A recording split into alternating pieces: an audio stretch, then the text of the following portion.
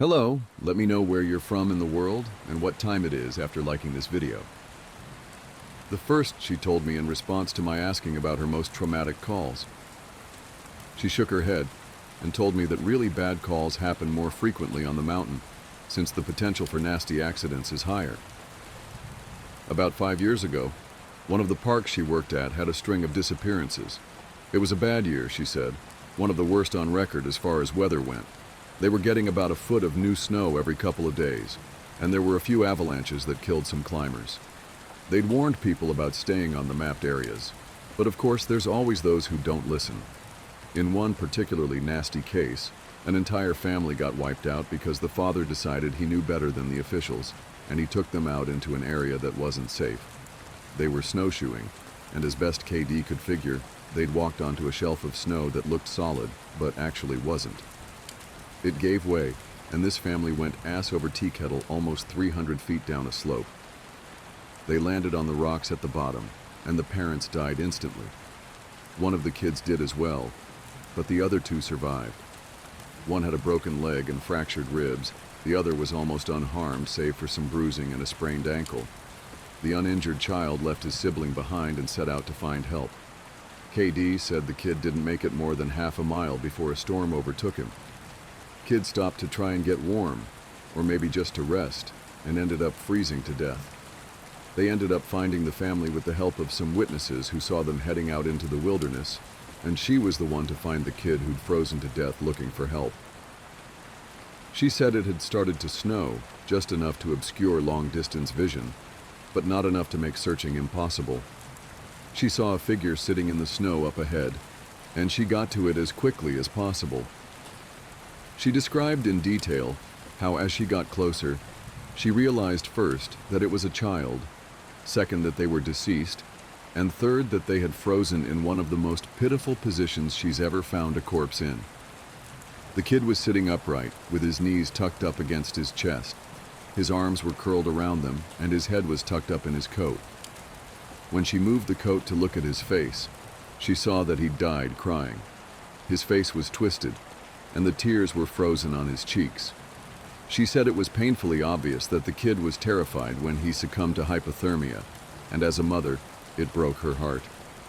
She told me, repeatedly, that she hopes the father is burning in hell as we speak. The other traumatic story she told me that stood out in my mind was one that happened when she was a rookie. Her team got a report of an experienced climber who hadn't come home the previous day. His wife was convinced that something bad had happened because he'd never failed to come home on time. They went out looking for him and had to climb what sounded like some very technically challenging parts of the mountain. They got to a relatively flat area, and KD started seeing blood in the snow. She followed the trail, and as she went, she started seeing little bits of tissue. She wasn't sure exactly what body part it had come from, but the farther she followed it, the more there was. She follows this blood and tissue trail to a sheltered area under a cliff face, and she finds the climber. She said there was so much blood, more than she'd ever seen before. He was lying face down, one arm stretched in front of him, as if he'd died crawling. She looks closer and sees that he's been partially disemboweled, which is where the tissue she'd seen had come from. The guy has an ice pick tucked into a hip holster, and it's covered in blood. Of course, they'll never be sure exactly what happened, but she said, as best she can figure, this is what went down. The guy had been attempting to climb up to the next area and had been using his ice axe to ascend. He'd probably hit a loose patch and had fallen. On the way down, or possibly when he landed, he'd gotten impaled by the axe, and it had disemboweled him. He drug himself along, tearing pieces of himself out as he went, and had died under the cliff face. She isn't terribly bothered by gore, but I guess a few of the guys who came to help her remove the body threw up when they turned him over, and a good portion of his intestines spilled out. I mentioned to her that I was interested in hearing about any experiences she had with people completely disappearing. Her eyes light up, and she leans in close to me. "Want to hear a real doozy?" she asks. She tells me about how, when she first started, there was a case that got a lot of attention in the media. A family had been out berry picking in an area of the forest very close to the entrance of the park. They had 2 little boys, both under the age of 5. and at some point during the day, one of them vanishes. There's an absolutely massive search, and they find absolutely nothing. It's another of those cases where it's like, the kid was never there in the first place. The dogs just sit down and don't pick up on anything. No trace of the kid is found. The search goes on for about 2 months, but is eventually called off. Fast forward to 6 months later.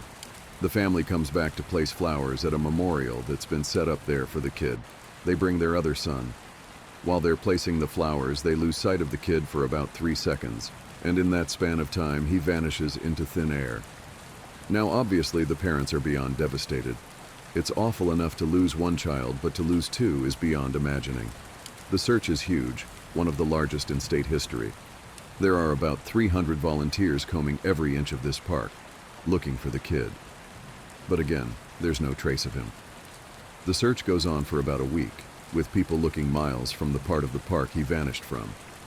And then, almost 2 weeks later, a volunteer almost 15 miles from the designated search area radios in that he's found the kid. They assume that the kid was dead, but the volunteer says he's not only alive, he's in good shape. KD and her team go out to recover the kid, and when they get there, she can't believe that this is the kid that's been missing.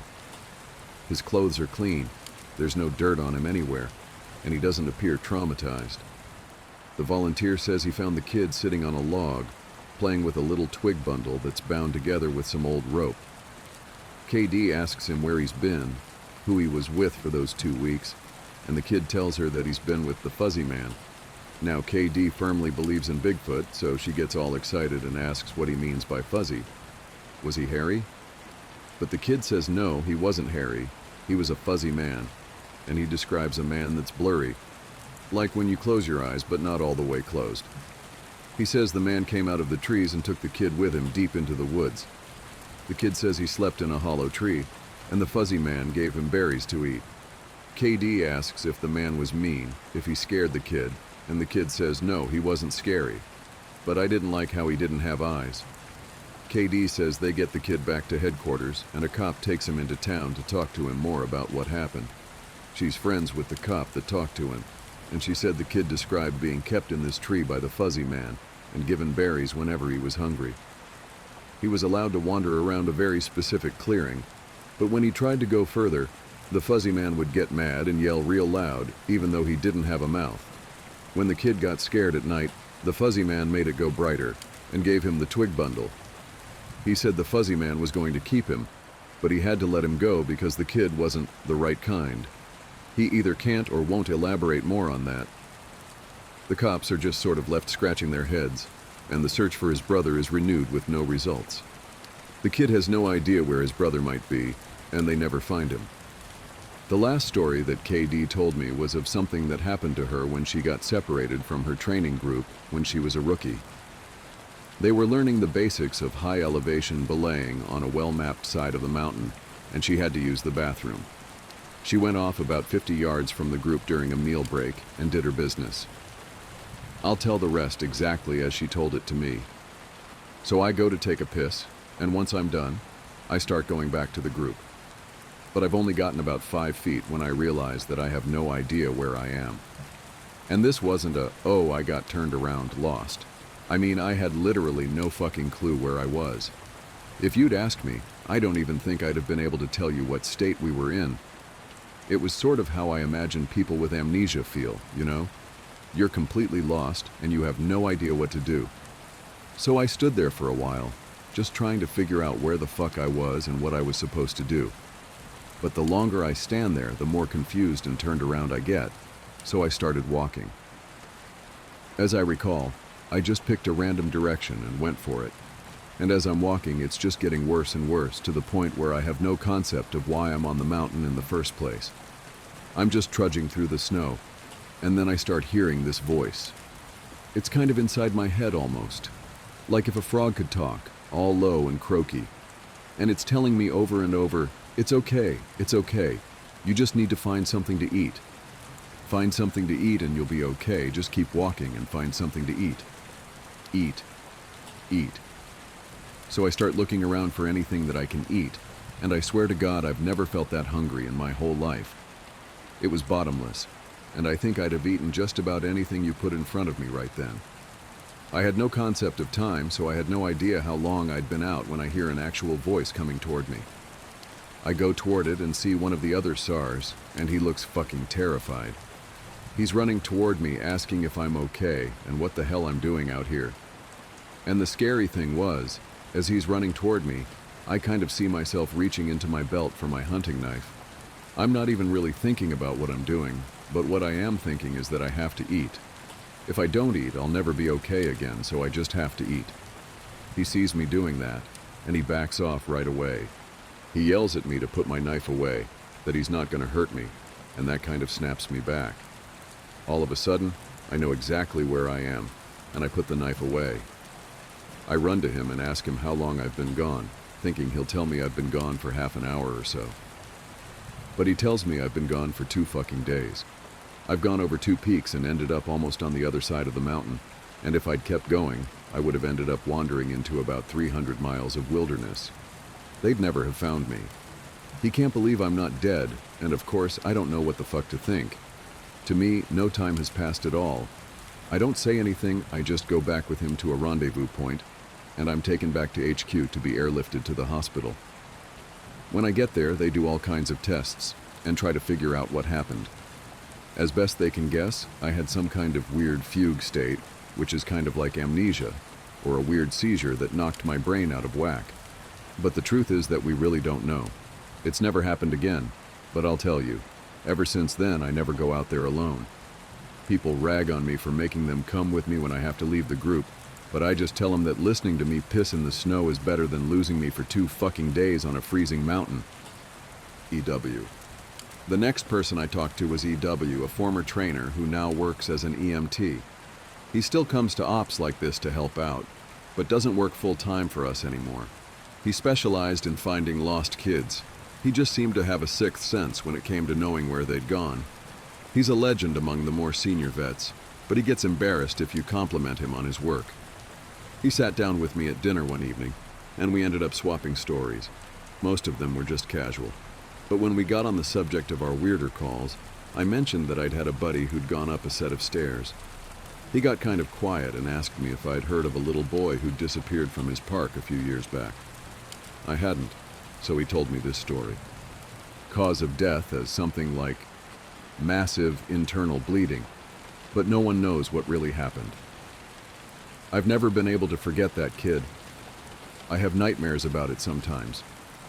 I don't let my kids go into the woods alone, and when we go together, I never let them out of my sight. I used to love it out here, but that case and a couple others just sort of ruined it for me.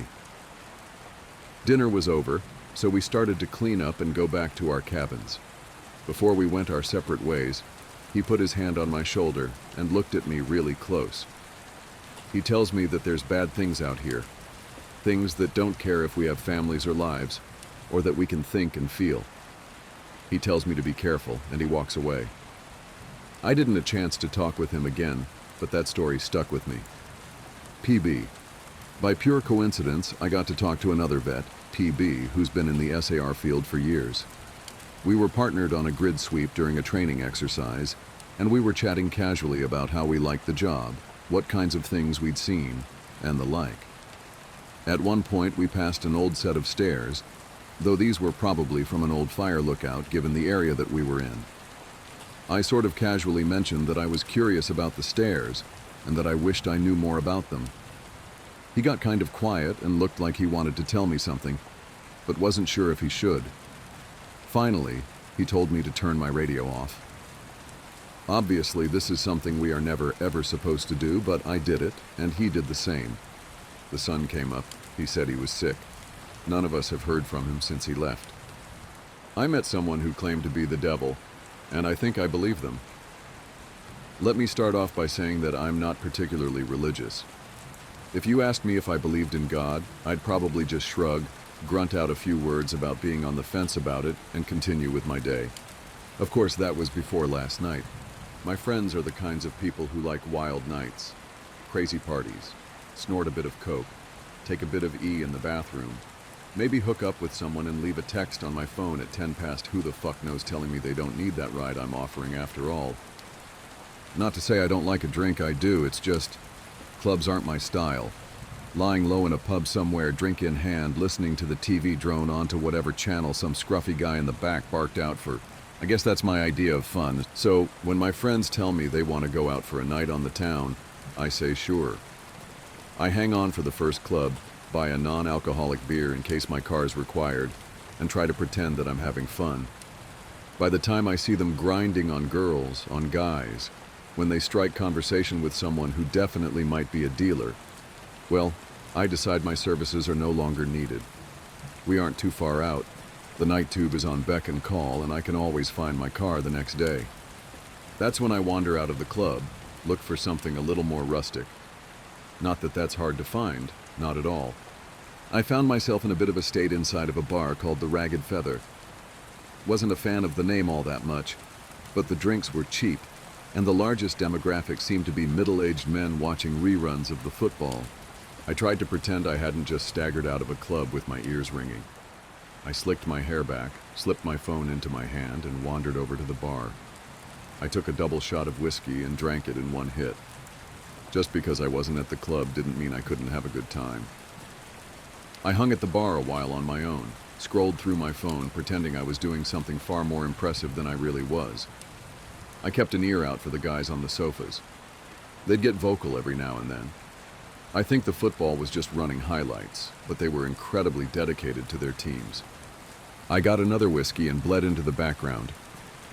Of course, stragglers from clubs are commonplace.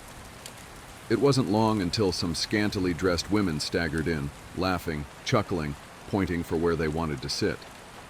I saw a guy walk in with his friend slung over his shoulder. Catatonic, most likely. He threw his friend onto one of the leather sofas, ingrained with beer and smokes, and demanded 2 pints of water and all the peanuts the bar had in stock. The bartenders seemed bitterly amused. Some of the girls were taking selfies, Snapchatting their friends who were still at the club. They were ordering shots, gearing themselves up for the next leg of their night. A couple blokes wandered in with curries and takeout trays. I saw someone eat a Big Mac on the outside seating through the window. This was a night for the young and inebriated, and my mind was just dulled enough by the whiskey to enjoy the characters I could watch peaceably without interacting with. That is, until someone slipped into the seat next to me. Do I look like a girl with daddy issues? She was of average height, although that wasn't apparent immediately due to the fact that she was leaning her arms heavily against the bar. She was slim, with short and astoundingly bright red hair.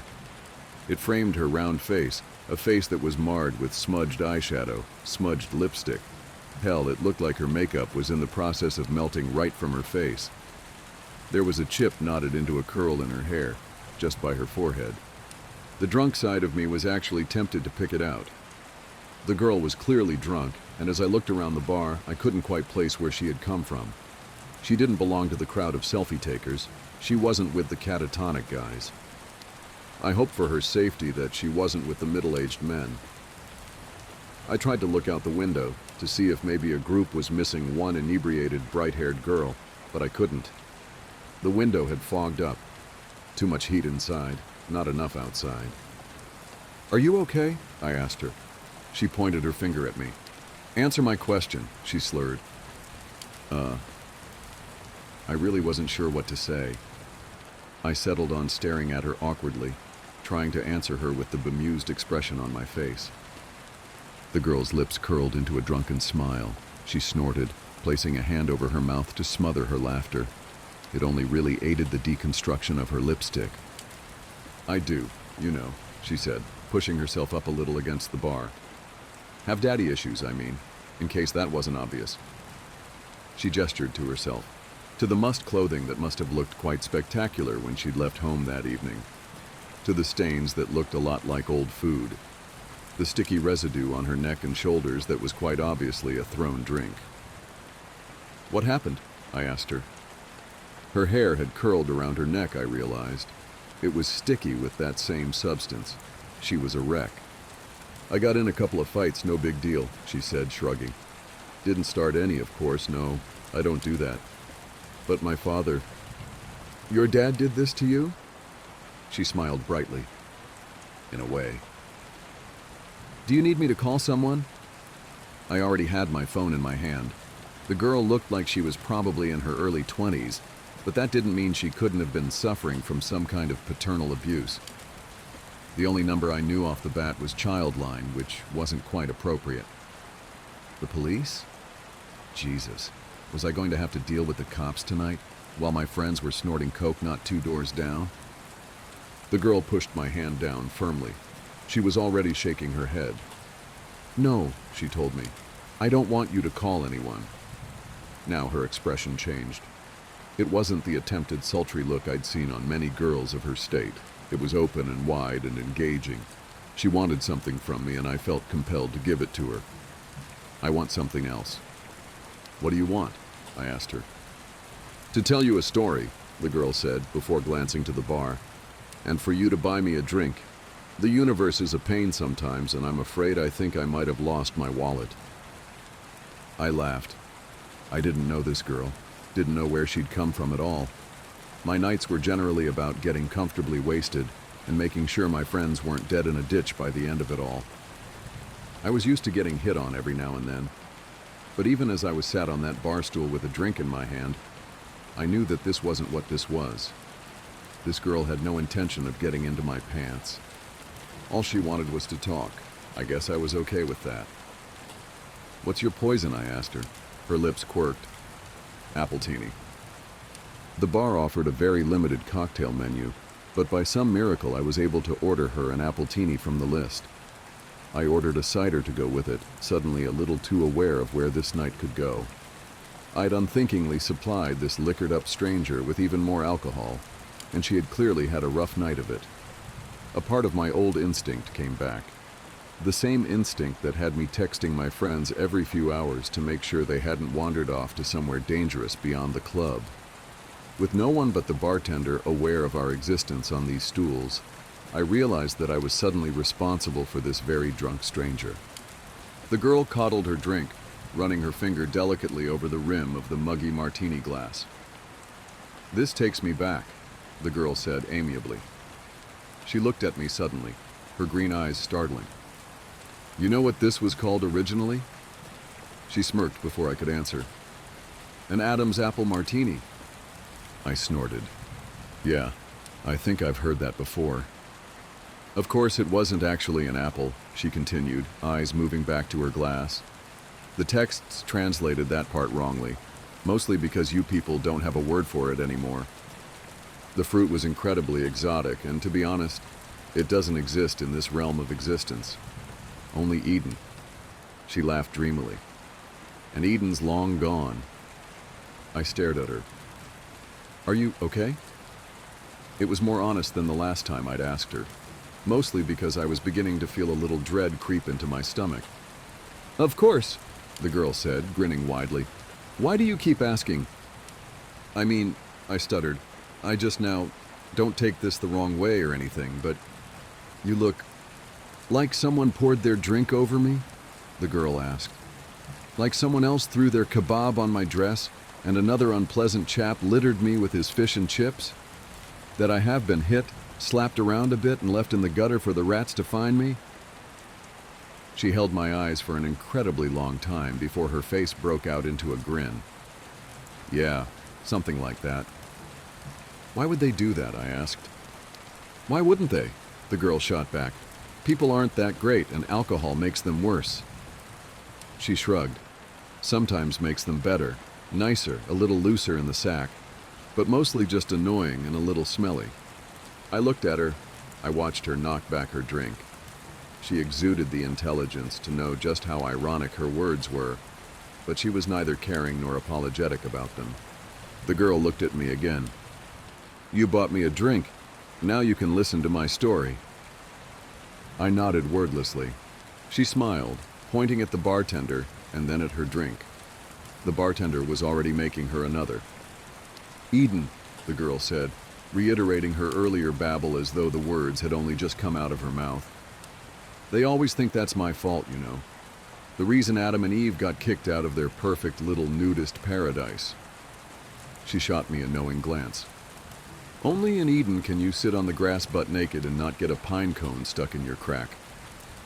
I blinked. "I'm sorry," I said. "I'm not following." "Sorry," the girl said. "My story won't make any sense without a proper introduction." She reached out her hand. "Hello, my name's Lucifer." She winked. "But you can call me Lucy." There's an uncomfortable heat that stretches through your veins when you first go into fight or flight mode. Adrenaline pounds through your blood, and all you want to do is get up and go. It overrides everything else. A lot of things made sense when the girl told me her name. For starters, that she was crazy. She had to be. She looked like she'd been attacked on 4 separate occasions in one night, and up until that moment, I hadn't known how that could be possible. Behind the melty makeup and dirty clothes, she was rather attractive, and her attitude hadn't come off as catty or rude. If she'd been going around telling people she was the devil, though, that gets a reaction out of people. I suddenly felt myself looking at her wrist, down towards her ankles. Did she have some kind of cuff on from one of those mental institutions? Had she broken out of hospital after a nasty bump on the head? Was any of this even happening at all? I really would have to call the cops. "I know what you're thinking," the girl, Lucy, said. "You're thinking that I'm crazy, that you need to get out of here. Maybe you even think I'm aggressive."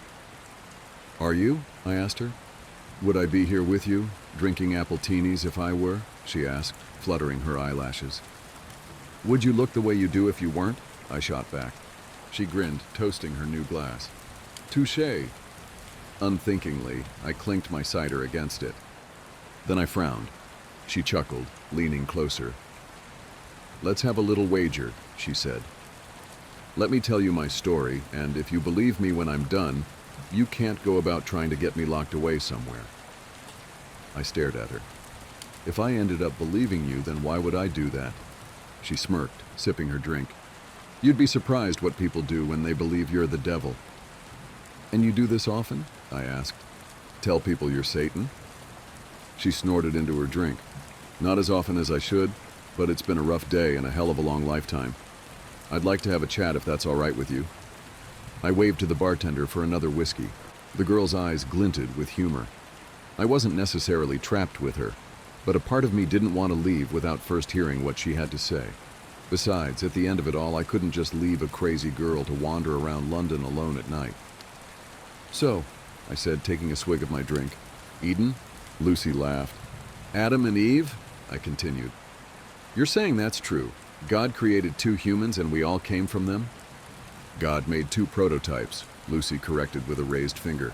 "My father created angels as his toy soldiers, but he had failed to make anything like himself. After us, it was his next big project, and he spent every waking hour of existence slaving over his 2 prototypes. He gave them a perfect utopia to live inside of, but he wanted to test them. He wanted to know whether they had free will." "And did they?" Lucy's face soured. My father could never bring himself to go that far. He tempted them with the idea of knowledge beyond their understanding, and told them exactly what they could do to claim it as their own.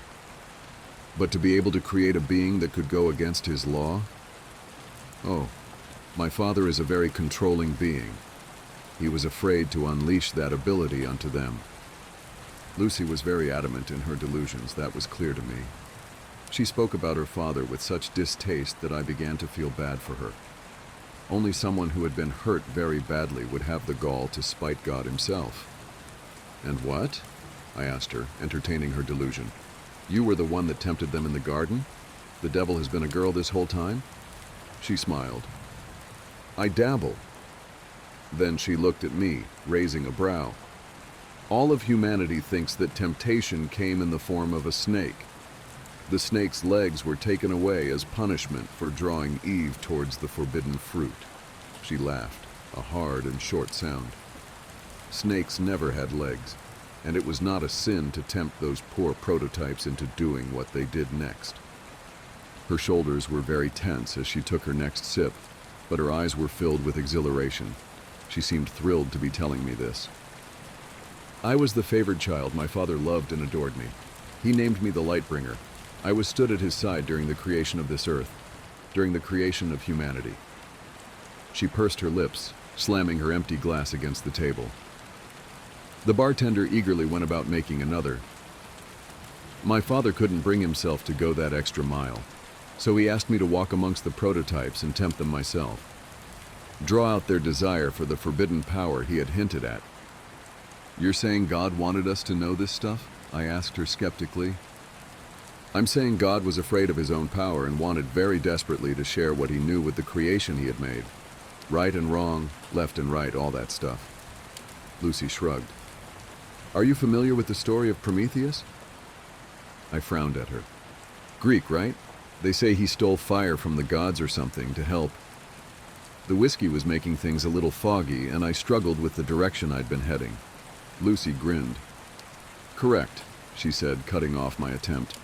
"Prometheus stole fire from the gods to ensure that humanity progressed. You'll find that every culture has an idea about where humans got their ability to evolve, to move forward, to create. God was the creator, and he wanted to give that ability to his prototypes. I gave them that ability by tempting Eve to eat the fruit." She shrugged impassively. "Now the world sees me as the ultimate evil." "If what you're saying is true," I said slowly, "then God must be just like us." Lucy's lips thinned into a feral smile. "My father is very egocentric. He may have planned to create you in his image, but in the end, all he managed was to mold your minds into his.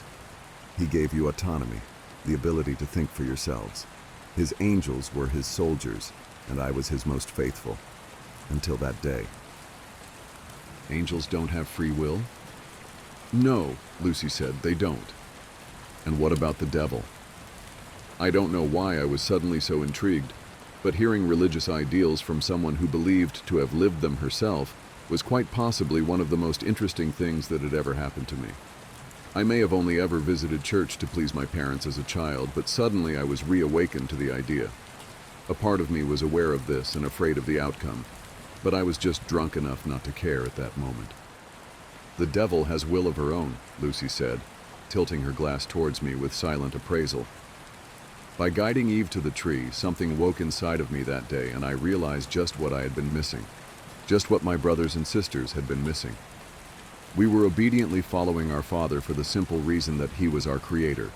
But once I had been given free will, I realized just how pompous and self-entitled he had become. In a lonely, passion-filled moment, he had decided to create his little human prototypes, only to very quickly realize what giving them their free will would mean. "He wouldn't be able to control them," I said. Lucy nodded. "Exactly. And after, he realized quicker still that he could no longer control me." "So he sent you to hell." Lucy nearly choked on her drink. She smiled around her glass. "Let's not get ahead of ourselves." I sobered a little, straightening in my seat. The people in the bar were suddenly so quiet around me, and I no longer cared what they had to say, or the characters that they portrayed. The only character I cared for was Lucy. I tried to explain to my siblings what had happened in Eden, and what had happened to me by default, but they wouldn't listen to me. They didn't understand free will. How could they?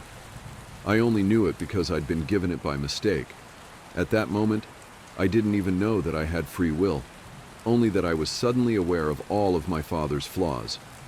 My siblings couldn't see those flaws, and so they thought I had suddenly turned cruel and was abandoning our father by exposing him as a sham for the ruler we all thought him to be. Lucy sighed heavily. Adam and Eve and all the creations that followed were booted out of my father's perfect little utopia. Now they had his knowledge. My father was terrified of what he had done. And after what had happened to me, I could recognize his terror and understand the loneliness he had felt that had guided him into using me in the first place. Lucy's eyes were heavy-lidded. Her sadness was almost palpable. I thought that he would want to spend even more time with me than before. After all, we were more alike than any of his other children. But he became distant, quiet. He played around with his little humans every once in a while, but mostly he condemned them. He blamed them for his weakness. She smiled weakly. He blamed me. Lucy's story was turning more and more into that of a child with a distant, somewhat abusive father. I had known many kids with a background like hers, and now I was beginning to fear just how much of her story was rooted in truth. I'd heard that it was easier to sink into fantasy when you had been abused, and I wondered if that was the reason for her story, for her desperation to share it with me, a complete and total stranger. I respected her wager. Whether or not I liked it, I felt compelled to let her tell me her whole story before I tried to judge or unravel it. I sat quietly, letting her come around as she played with the last of her drink. "It became clear," Lucy said after a long moment's pause, "that I no longer belonged where I was. I couldn't follow my father's plan because I could see that he no longer had one. My siblings refused to see reason, and so, eventually, I was met by many of them, headed by my father. He told me all that I feared. He told me that I no longer belonged where I was. I wasn't an angel anymore. I was no longer his light bringer, his Lucifer. I was a mutation of his will. And so he extracted me from grace, and I fell." A long silence stretched between us, only interrupted when the bartender poured us 2 new drinks. Lucy drank hers reflectively. I didn't touch mine. "I am afraid," Lucy said quietly, "that this is the part that generally makes people want to punch me in the face." "Why?" I asked. "Because your dad threw you out?" I paused, trying to abide to her metaphor. "That he put you in hell?" Lucy laughed sadly. "Ah, humans. My father gave you his way of thinking, and look at you." She shook her head.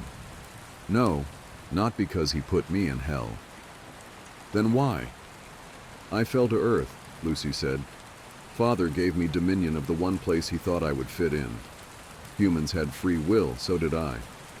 What is the saying? A match made in heaven?" She snorted dismally. "Of course, that's not quite right, is it? When I fell, I was faced with a humanity that was so different from my father's little prototypes." Her tone had changed. There was an aggression behind her words that began to unsettle me all over again. "I saw emperors and kings, governments and churches. I saw corporations who claimed to be rulers, presidents and big fat dictators. And I watched. I watched as humanity fought and lost, and finally, just finally, they gave up altogether. They were no longer able to rise up to all the greed and control set upon them.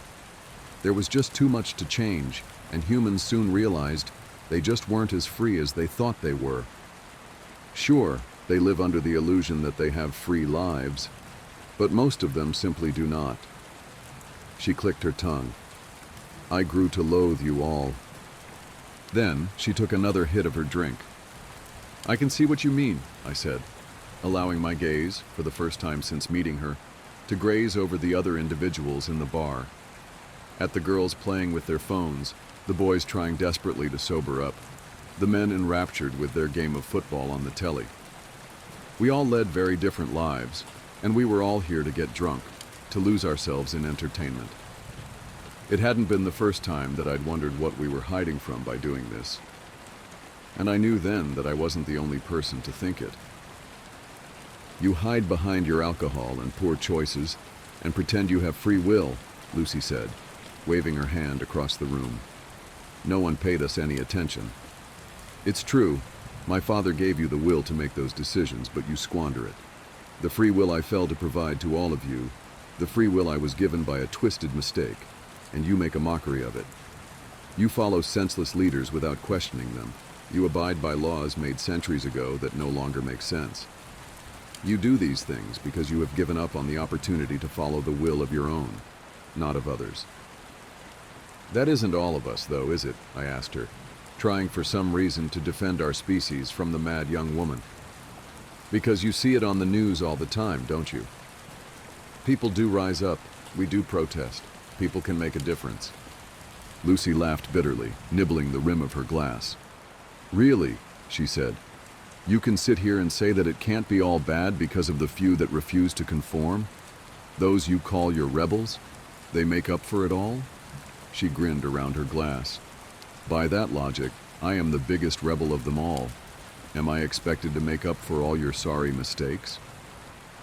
"By your logic," I said, "you should be punishing it, right? If that's what this metaphor is all about." I laughed. I couldn't help myself. I took a sip of my drink. Is this whole story just so you can tell me that you think we're all going to hell? If so, I think I can see why people want to punch you. Lucy didn't say a word. Simply, she watched me. It felt unnerving to have someone like her watching me like that, with an intelligence that went beyond anything I'd come across at gone midnight in a seedy bar. The drunkenness in her eyes was no longer present. Her face wasn't flushed like before, and even her makeup couldn't represent the mess I'd seen when she'd first appeared on the stool by my side. It was like I was looking at someone else entirely, and I was afraid. Let's review what you've said, Lucy said slowly, articulately. She wasn't slurring. Had she been slurring before? You think I'm going to tell you that humanity is going to hell because you refuse to use the gift I gave you. Her nails curled into the bar. My father may have been the one to guide me, but I paid for his mistakes. I am the one responsible for your will in the eyes of your species, but that was never true. You are responsible for what you do here, not me. She pursed her lips, tapping the bar as a bartender filled her drink again. Tell me, do you remember my mentioning hell at any point during my story, or was that just you? I opened my mouth to answer, but something faltered. My lips trembled and I slammed them shut. Lucy smiled, taking a sip. Thought not. She looked away, eyes scanning the room lazily. What I did say is something that is indeed mentioned in your scriptures. My father gave me dominion of earth, a place filled with free will that goes to waste. Her lip twisted. Humans sin all the time. Not because of me, not because of evil or my dominion over this place. Fact is, I don't lift a finger. I don't, because I don't see the point. You make terrible decisions and follow mindless leaders. You do bad things, and you make a mess of your earth. Lucy's eyes lit up. Do you know how much suffering is happening all over the planet right now? How many people are dying of illnesses that could have easily been cured, but aren't, because of the selfishness of humanity? Do you know how many children are being abused, raped, forced into marriage? How many people have been forced to become soldiers in meaningless wars? How many humans have killed for ideals they don't believe in? I stayed very quiet. There was nothing I could say. Lucy's words were unbearably honest, and every sentence sliced into me like a blade. I felt cold and sick and terrified. War, famine, pestilence, death, these things are all present, and they have nothing to do with me or to do with any deity. They are all here because of you, not because of your free will, but your inability to use it. Lucy smiled at me, a grin so cold and unnatural that I felt like I should run all over again. But I stayed where I was, frozen to my very core, because I wanted to hear what she had to say, because I needed to. And here's the kicker, Lucy said, because this is the part that actually enrages people enough to kick me. She winked. Hell isn't what happens after you die. Hell is right here, right now. Somewhere through the many scriptures, a few words got crossed over and people started thinking that hell was a punishment after you die. Fact is, hell is earth. My earth. God gave this place to me to do with it what I will, and I refuse to do anything. What are you saying? I asked, because I was suddenly very desperate. Exactly what you think, Lucy said, toasting her glass. I didn't reciprocate, and she laughed, a light and airy sound. I had so many plans for your species. I wanted for us to rejoice in our free will together, to create a place that was free from the cruelty and power my father exuded over the angels, his firstborns. I wanted to make a real utopia. Unfortunately, you humans just don't want that. She shrugged. My father sent me down here thinking I had become one of you.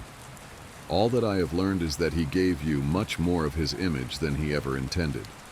Stop, I said. This isn't funny anymore. Of course it isn't funny, Lucy said, grinning even wider to prove her sick irony. Humans punish themselves by sitting by and doing nothing. They have made their own hell, and you know what's worse? What's ultimately worse? Some of you are so blind to it that you think your life is heavenly.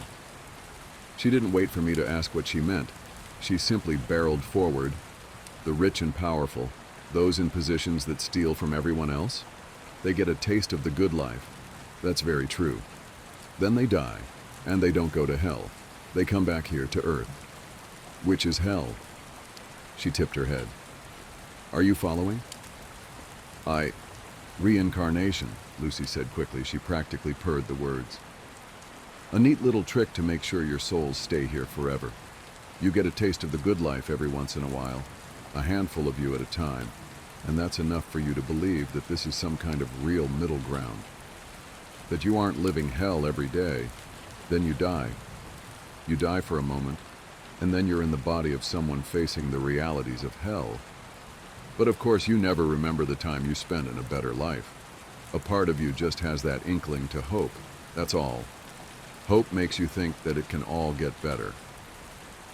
She slammed her drink so hard against the counter that it shattered. I didn't do anything, not even when flecks of glass littered my hands.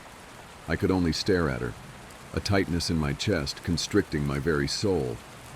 No one else in this bar mattered in this moment, but of course that was what she had been saying this whole time, hadn't she? None of them noticed the scene. They were caught up in their own realities, their own hells. The bartender didn't clean the mess.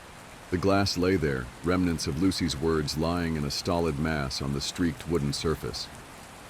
It never gets better, Lucy spat. You are stuck in a loop, and, until you do something about it, you will never be free. None of you. And I won't do a thing to stop it. How? I asked. I don't know when I started seeing the girl in front of me as more than a girl, but with a weakness threatening to pull me apart, I stared at the bright-haired thing in front of me, and I saw something more than a human in her early 20s. I saw more than a girl suffering abuse from her father. I saw a fallen angel. I saw a being with scars buried so deep that they existed beyond this realm of seeing entirely. I saw something that I would never be able to write down in words, no matter how long I lived. How do we change this? I begged. But Lucy didn't answer me. I didn't blame her for that. Blame gets thrown around so often, and I knew then that she was sick of that, sick of being blamed for our mistakes. So I changed tactics. Why me? It was an honest question, and I think somewhere deep down, Lucifer respected that honesty. Which is why she said, when you first saw me, you were afraid for my safety. When I told you I was the devil, you wanted to lock me away, but still, you did so because you were afraid for me and not for yourself. You didn't wish to harm me, not even when I told you who I was and what I could be capable of for changing your sorry lives. You are a good person, but I am afraid that means nothing when you don't have the will to do anything with it. She smiled at me sympathetically. The devil, showing sympathy for the human that sat across from her at the bar. It was surreal, and for a few heavy moments I truly thought I must be dead. There was no other way to explain what I was seeing, who I was speaking with, what I had just heard. What am I supposed to do? Lucy reached out to me. She placed a hand on my shoulder. Her hand was cold and warm at the same time, and I felt my blood boil where her fingers scraped my skin. And I knew. Sharing a story like this isn't easy. Hell, it might be the hardest thing I've ever done. Good thing there's no such thing as hell then, right? The fact of the matter is simple. The world is a mess because we refuse to change anything. The devil herself walks among us, and she desperately wants to make our lives better. But she won't. She won't, because we won't. We have to prove our will to her before she is willing to do anything herself. We have to be good to each other to help us all to be free. Of course, Lucifer told me one last thing before she left that bar. One thing that will stick with me until this body is nothing but rot in the dirt. You can tell as many people as you want, but take a good look at me. I have told 5 other humans this night the same things I have told you, and this was their reaction. They have hurt me, burned me, thrown their food and drink at me. Humans are afraid of their free will, and they find it so much easier to hurt than to own up for their own inadequacies. You will only be free when you stop seeing yourself in the same way my father sees himself. So that's what I'll leave you with. Lucifer won her wager that night, and I let her walk out the door. and I beg you to do the same. If the devil approaches you one night, listen to what she has to say, and listen to what I have been able to tell you of our meeting. The devil is real and she doesn't want to torture us. No, we do that just fine on our own. Eat my heart. I wish I could give a more romantic starting point, but I just don't have one. I didn't do bad in school. No Einstein, but I got by and kept my head down. I kept that up after getting into college, pursuing a major in English. Dealing with kids seemed like a nightmare, but teaching was something I thought I enjoyed. From the few times my friends asked for help with essays and explanations of one of the 1,000 poems we were expected to learn, I didn't have a mom at home, but I wasn't under any circumstances abandoned. My dad filled up both roles, tried his absolute hardest, and I'll always love my dad. He was a baker but got promoted over time and runs his own bakery. His bakery is how I met Scott. I was helping out with moving the pretzels from the storage room in the back to the front. Partially because of the pretzels being bought, mostly because of me stealing them and eating them. When he first came in, I took one glance, looked back at the pretzels, looked back at him, and saw him looking at me, and walked back to the storage room still holding a whole bag full of pretzels. My dad gave me the worst side eye I've received to date and gave me an all-knowing smirk stating, "I know you're trying to hide it, but I can see you blushing." From there, I only remember jumps in moments. From him becoming a regular, to asking to hang out, from friends to best friends. I wish the feelings went away for some pathetic reason. I wish I could have stayed his friend because I know how much easier it is to be forgiven when love isn't in the equation. I tried for so long to not think about him, but I couldn't. He was the foundation keeping my head up, and he was the only thing in my mind. I loved the way he fixed his middle part in the wind. I loved the way he laughed and how clean his teeth looked. I loved the way he smelled and how his hands looked. I loved the way he talked, the way he wouldn't let people be rude without reason but would try understanding every side. Every time I looked into his eyes, I saw a heavy heart with a soft inside, and I wanted it all to myself. Every other boy and girl that looked his way ignited a hatred in me, like some unforgiven sin they've committed in my eyes. And I do not forgive. I do not forget. By day the feelings were sweet and quiet. By night they turned loud and violent. Thoughts of him looking at me and telling me that he isn't comfortable around me. Thoughts of him seeing me the way I saw myself. I don't know what I was more scared of. Him saying he'll never love me, or him saying he loves me too. Then from those to worse. How I'd react if he died. How I'd hurt and hate myself. What I'd do if he fell in love with somebody else. He wasn't ever mine, but I wanted it more than I wanted anything else in this world. We stayed friends for 2 whole years until I ruined everything. One cold November night, I had came over to his house in just a t-shirt again. I was doing that quite a lot, actually. If he suspected anything, he never had the heart to say anything. I just loved wearing his clothes, his smell, his dead skin particles against mine, something that belonged to him covering me and keeping me warm. I belonged to him. He wasn't mine, but I was his. We had this obsession over Fight Club. Where he enjoyed the psychological aspects, I just loved Brad Pitt and Norton. There wasn't anything special about the night. I just got drunk and made a mistake. Something came up in the movie, some scene where the two are making soap. He said we should try. I don't know what I was thinking, but I crawled over to him and kissed him. He didn't say anything, but his body language said enough. The dead motion, the stillness, the mix of shock and horror in his eyes. I sobered up quickly after that. I stood up and left, still wearing his hoodie. I don't know if he looked at me on the way out. I didn't turn around. I didn't deserve to know. We didn't text again for a very long time. I cried in his hoodie till the color drained out of it, till the color drained out of my eyes. My dyed hair, my painted nails. I cried till I couldn't cry anymore. I'd like to say I got over him, but it would be a lie. I kept on with life, but the ambition I had died off. Being an English teacher turned into working full-time at my dad's. The personality I had liked about myself slowly dwindled and shrank until I wasn't that person anymore. The memory of that person was in the pictures of me and Scott I had saved as my lock screen, Scott's clothes I hadn't thrown out. I didn't turn to drinking or drugs or anything drastic. I just got on. Life felt dull, and I knew there was no point of destroying myself. My dad deserved better. Yesterday marked 2 years of me and Scott not talking. I helped my dad cook some cinnamon buns, which I was more than happy to do. Cinnamon was a new favorite snack I had enjoyed. He said to go take a break since the shop didn't need extra hands until around 1 p.m. to where people would usually pop in for their breaks. We owned a building with 3 floors and had the bottom floor dedicated as a bakery, and the other 2 were our living quarters. So I went upstairs and made a cup of tea in our staff room, which was really just our living room and kitchen. I turned on the TV and looked for something to watch for the 30 minutes I had, but couldn't find anything appealing. I turned off the TV, took a long sip from my cup of tea, and checked my phone. Scott had messaged me. "Hey," classic. I tried to hold back the urge to write a paragraph back. I kept writing words and deleting them and writing and deleting. Scott sent another message before I responded. "I assumed you'd text SMTN a little sooner, but I got bored of waiting." Guilt bit down into me. I could have written something. I should have. The love I held never fully dissipated. It couldn't. Dating just felt like I was cheating on him. Sex just felt empty. Nothing could ever break what I felt, but that night hit me in a way I could never recover from.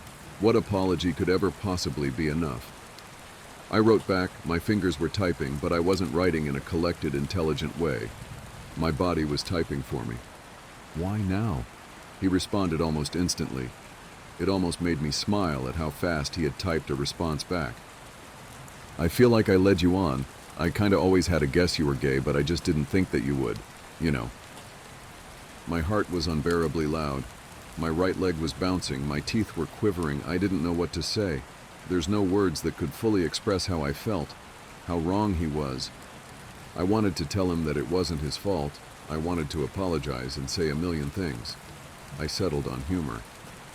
My fault falling in love with somebody who dips chicken into maple syrup. After I pressed send, I got terrified. What if he didn't find it funny? What if his humor changed? What if this and that and this and that? He responded with a shitty gif of a crying, laughing emoji with the caption ROFL. Nobody said that anymore or used that gif. He's such a loser. Low blow coming from somebody who drinks Bloody Marys. Jokes became catching up became talking, and talking turned serious quicker than I was comfortable with. He wouldn't bring up anything recent that happened in his life, only asking about me and trying to expand things as much as he could. From spiked seltzer to bottles of painkillers, nothing had gotten exciting. I never got addicted, but talking to him made me realize I'm technically sober from drinking, since I hadn't drank in over a year. Then almost out of nowhere, after him laughing about my cinnamon obsession, I mentioned I wasn't actively trying to be sober, just hadn't had anyone to drink with. He responded with a message I really missed seeing. "Want to come over? I've got some Coke and some Smirnoff." Within a minute of reading the message, I asked my dad to skip work. After a heavy apology and a promise to do all the cleaning myself when I returned, I left towards the apartment Scott said he was staying in. I knew it was just friends as we could ever be, but my heart was racing. I was wearing the gray hoodie I had taken on the night I kissed him. I held my phone like a baby and kept checking down to make sure the message was real and that I hadn't misread it. It hadn't snowed, but all the local nature was covered in frost. It was still bright, but due to November, it would be pitch black in a matter of 3 to 4 hours. The sun wasn't visible. The glow gleamed through the clouds and shined onto all of the town beneath. Rain was drizzling down with an apparent high risk of heavy rain, but at the time I thought my weather app was over-exaggerating. If I waited 20 minutes, I could have had the bus bring me over, but it was only a 15-minute run, and I wasn't patient to wait any longer than I had to. When I got to the block, my first thought was how horrible the building looked. On Google Maps, it looked like a relatively clean, gray-painted building. Ruins of some kind of apartment block begging for revival or a deep cleaning. The building looked all wrong, in every sense of the word. The graffiti was everywhere, but none of it was coherent. Odd sentences that made no sense. Strange drawings and strange glyphs. The concrete had some kind of outer coat that was peeling off. What wasn't falling apart was covered in vines. It stood out heavy in comparison to the two brightly painted yellow apartments on its left and right side.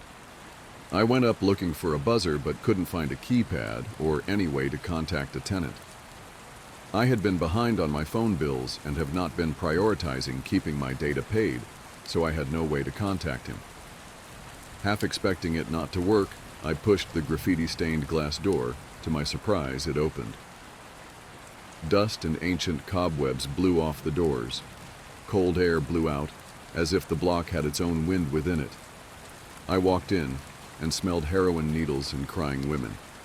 Some kind of place tainted in heavy memories and violence. This couldn't have been right. I turned back and began to walk outside, but was greeted with heavy rain. I could have left. I was raised here. I'm adjusted to rain. Nothing was truly stopping me, but I knew this was the right place. I went onto Google Maps and traced each road and followed to the gray apartment sandwiched between two colorful ones back home. I was too confident to go home. I turned on my phone planning to see if I can still access maps without Wi-Fi, but got greeted with the last message from Scott. A new one had appeared. I love you. I glanced over it and saw it, but didn't fully process it at the moment. I checked back down and read each word letter. By. Letter. My heart ignited and I dropped my phone in a panic. It hit the concrete hard and I saw pieces of glass shatter and bounce away. I crouched down and picked up my phone. It went from a small crack to a huge one. Half my screen was a neon green and the bottom half a neon pink with white sectioned lines like cuts. Only the middle was visible, only the last text he had sent me. I knew he didn't. I got scared. What if he was doing something awful to himself? What if he just wanted to text his old friend goodbye? What if this was his goodbye? My mind snapped in a panic. What room was he in? I couldn't check my phone and I couldn't check each room in this block. Think, conversation. Laughing about eating habits, inviting me over, telling me the address. BTW, I'm in room 14, it's on the top floor, but don't take the elevator, it's on its last leg. 14. I shoved my phone into my pocket and went towards the stairs. The building didn't have any of its natural light, so I used the broken screen of my phone to light the way. There was a yellow stained rug on the floor of the stairs that followed me all the way up, each step squishing some kind of unknown fluid into the fabric of my runners. I wasn't paying attention to smaller details, but I could imagine maggots on the floor crawling to the decaying, rotting body of Scott. Dying alone next to the phone waiting for me, I sped up. His name was stuck in my throat between panting breaths. I let him out, screaming and pleading and begging, but I got up to the last floor. I stopped for a second to pant and then looked up at where his door was. My heart sank into my guts. His door was covered in some kind of green moving vines, some form of green tendrils moving, swirling, almost breathing. The ends were caressing where the number of his door was. 14. I charged into the apartment and tried breaking through the door but failed to break it down. The tendrils reacted and shrunk, tightening against the door. I followed the tendrils with my eyes and realized they led into the room. No, they were coming from the room. Scott? I whimpered. Scott, what the fuck is this? Are you okay? The tendrils remained unchanged. I took 4 steps back, counting each one, and charged back into the door, slamming against it with my shoulders. I took more steps and rammed over and over and over and over and over and over and over until the wood reached a breaking point, and I ended up crashing right through the door into the apartment. I coughed. My lungs and shoulders felt like they were burning. I luckily didn't get any splinters or land on anything sharp. In fact, my landing was weirdly soft. I put my hands under me and pushed myself up to see the apartment. It was overgrown, writhing green vines shifting and moving lively, covering each possible surface of the floors and the walls. Some areas led into masses of contorted greenery, which had gorgeous red mushrooms growing out of them. The only light illuminating the room was a scarce yellow coming from the right to where I assumed the bathroom to be. I walked forward trying to avoid the vines and went into the bathroom. There wasn't any of the bathroom left. From the floors and ceiling to the doorway and walls, everything was covered. Not an inch of tiles or plaster was visible. Pulsating, swirling, shifting, and breathing vines moved across each other like snakes fighting over any ounce of color that wasn't green. The living tendrils swirled, and I picked a single one and followed it from its end all the way over to where I realized all the vines were coming from a huge cluster of them in a particular shape, a bathtub. I wanted to run and scream and cry more than anything, but I couldn't. Something overtook me. I looked down to my feet and saw one of the ends of the vines had wrapped themselves around my foot. It wasn't a strong sensation like it was forced. It was warm, inviting. I took a step forward and the vine let go, moving under my foot and making space onto the floor for me to move without hurting the vines. The moment I got close to the tub, the vines shifted and moved and opened up a viewing window so I could see the contents hidden within. I collapsed onto the floor beside and grabbed onto the vines. They held me back. He wasn't groaning. He didn't have that much left in him. His skin was plastic, faded, yellow, shining. It looked wrong. Vines contracting and shifting around his exposed ribcage. He only had one organ left. No lungs, no liver, no stomach, no intestine. Just a massive bloated heart. It was shining orange with a bleak white hue at the bottom. It was beating and barely contained in its wooden ribcage. I rubbed the vines, realizing the pulsating of the vines matched Scott's heartbeat. I held the edge of the tub, feeling weak. A vine slowly moving and wrapped itself around my hand. It didn't speak to me in the general sense, more so I felt the meaning.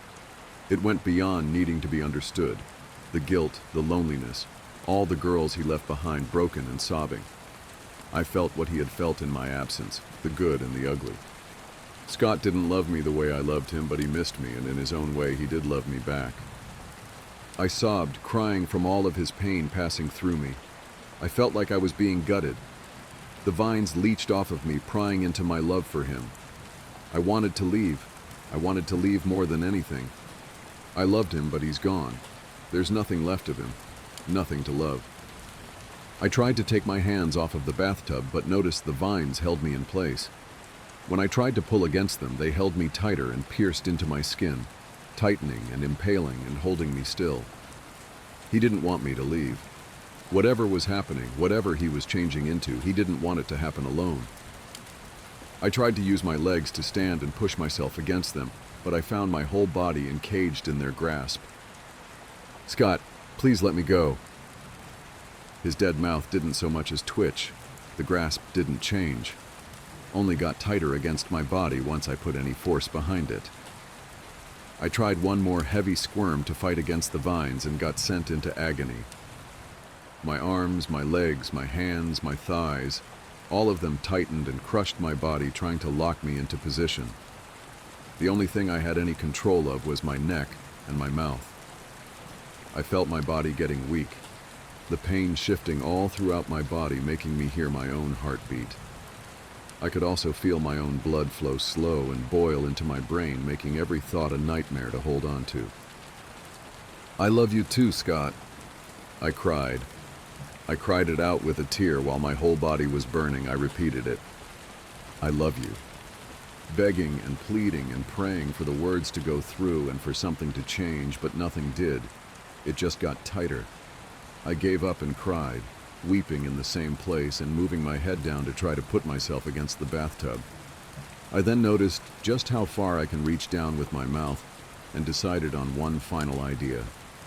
As quickly as I could, I moved my head down and bit down at the vines around my right hand. The bite made my entire right arm burn as if I was gnawing through my own flesh, but I pursued. I bit deeper and deeper, seeing blood leaking from the vines. I chewed and spit and chewed and spit and chewed and spit until I had a weak enough section to tear my hand out of. As I got one limb free, all the others got worse, but I had my strength, and I knew if I didn't fight now, I might never get the chance to fight again. I pulled on my left hand and moved it as close as I could to my mouth. I got it and pulled and dragged it into my mouth and gnawed. With both my hands free, I tried to rip the vines off my legs, but had no such luck. The more I pulled, the worse it got. I couldn't rip the vines off of me. What should I do? What can I do? I looked over at Scott's body. I noticed a small glimmer on his cheek that had fallen from his eye. Scott had been crying. He can't control this, but he's conscious. I know he would have wanted me to. I know he didn't want to be trapped there, in a personal cage. I grabbed onto the wooden ribs, keeping the strange, beating heart in his chest, and tore them. They were fragile, wet, weak. They broke off easily. I broke 3 more, giving myself enough space to reach into the chest and grab. It didn't feel fleshy or wet, anything you'd associate a beating heart with. It was almost rubber, some kind of smooth silicone texture that was soft and squishy. I put my hand underneath it and felt it beat and instantly pulled my hand away. The curiosity which had become Scott's heart had shocked me in some way. I looked at my hand and saw tiny specks of green injected into spots around my right hand that burned. I did my best to ignore them and wrapped my hand around the heart. The vines that still had a grip on me began tightening more and more, and I felt like I had seconds before my bones snapped. I couldn't wait anymore. I couldn't take that risk. In between tears, I grabbed, I squeezed, and I pulled. The heart had attached itself into threads of flesh that wouldn't let go quite as easily as I wanted. I slowly pulled the heart closer in the direction of my head, avoiding the pain each beat sent from my hand down my wrist, down my entire body. After one blind moment, it tore. The vines had instantly let go, and I collapsed onto the floor behind me. His heart had lost the pulse and color that made is so magical and strange. Replacing the rubber was an outer layer that had petrified upon losing contact to Scott's body. It was hard, almost wooden, but not quite. It had jagged edges and dents, and along the middle it had a rough part that circled around it. It resembled a really big peach pit. It was a seed. I cradled it, figuring it was harmless now.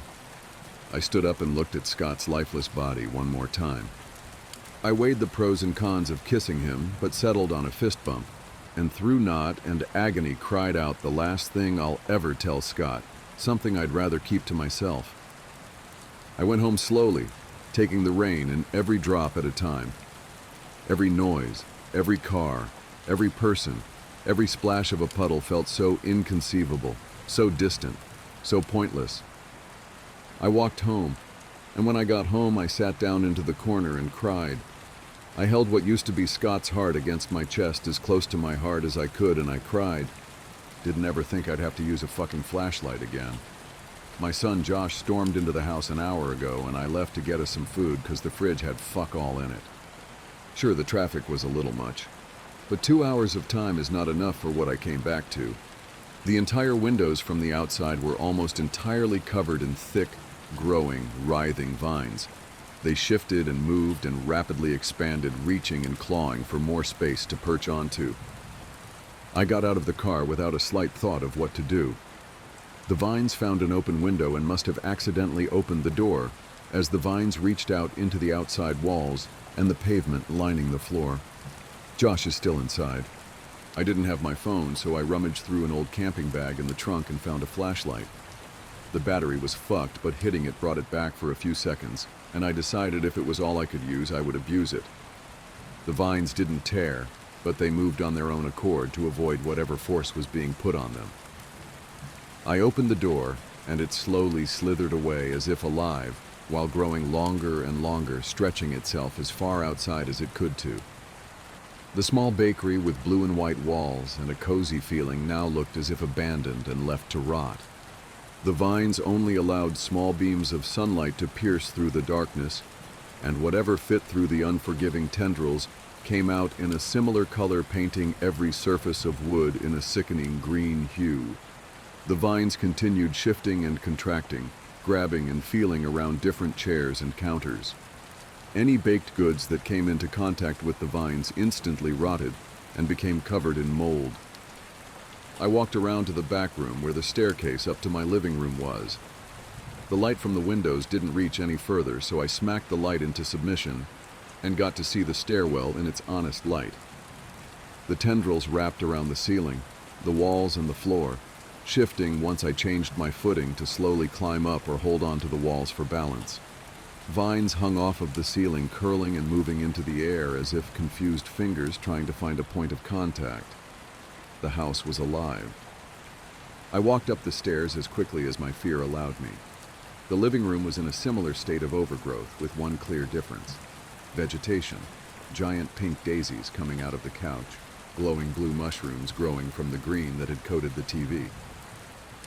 The vines seemed to be growing out of the stairs that led to the third floor, which led to Josh and I's bedrooms. The vines on the stairs here were thicker. They wouldn't move.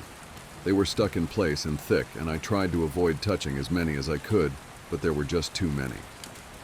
Once I finally made it to my son's room, I opened the door, but the flashlight ran out of charge. I smacked it over and over, but the battery must have fully fried on the way up. "Josh?" I called out for my son, but no words came back to me.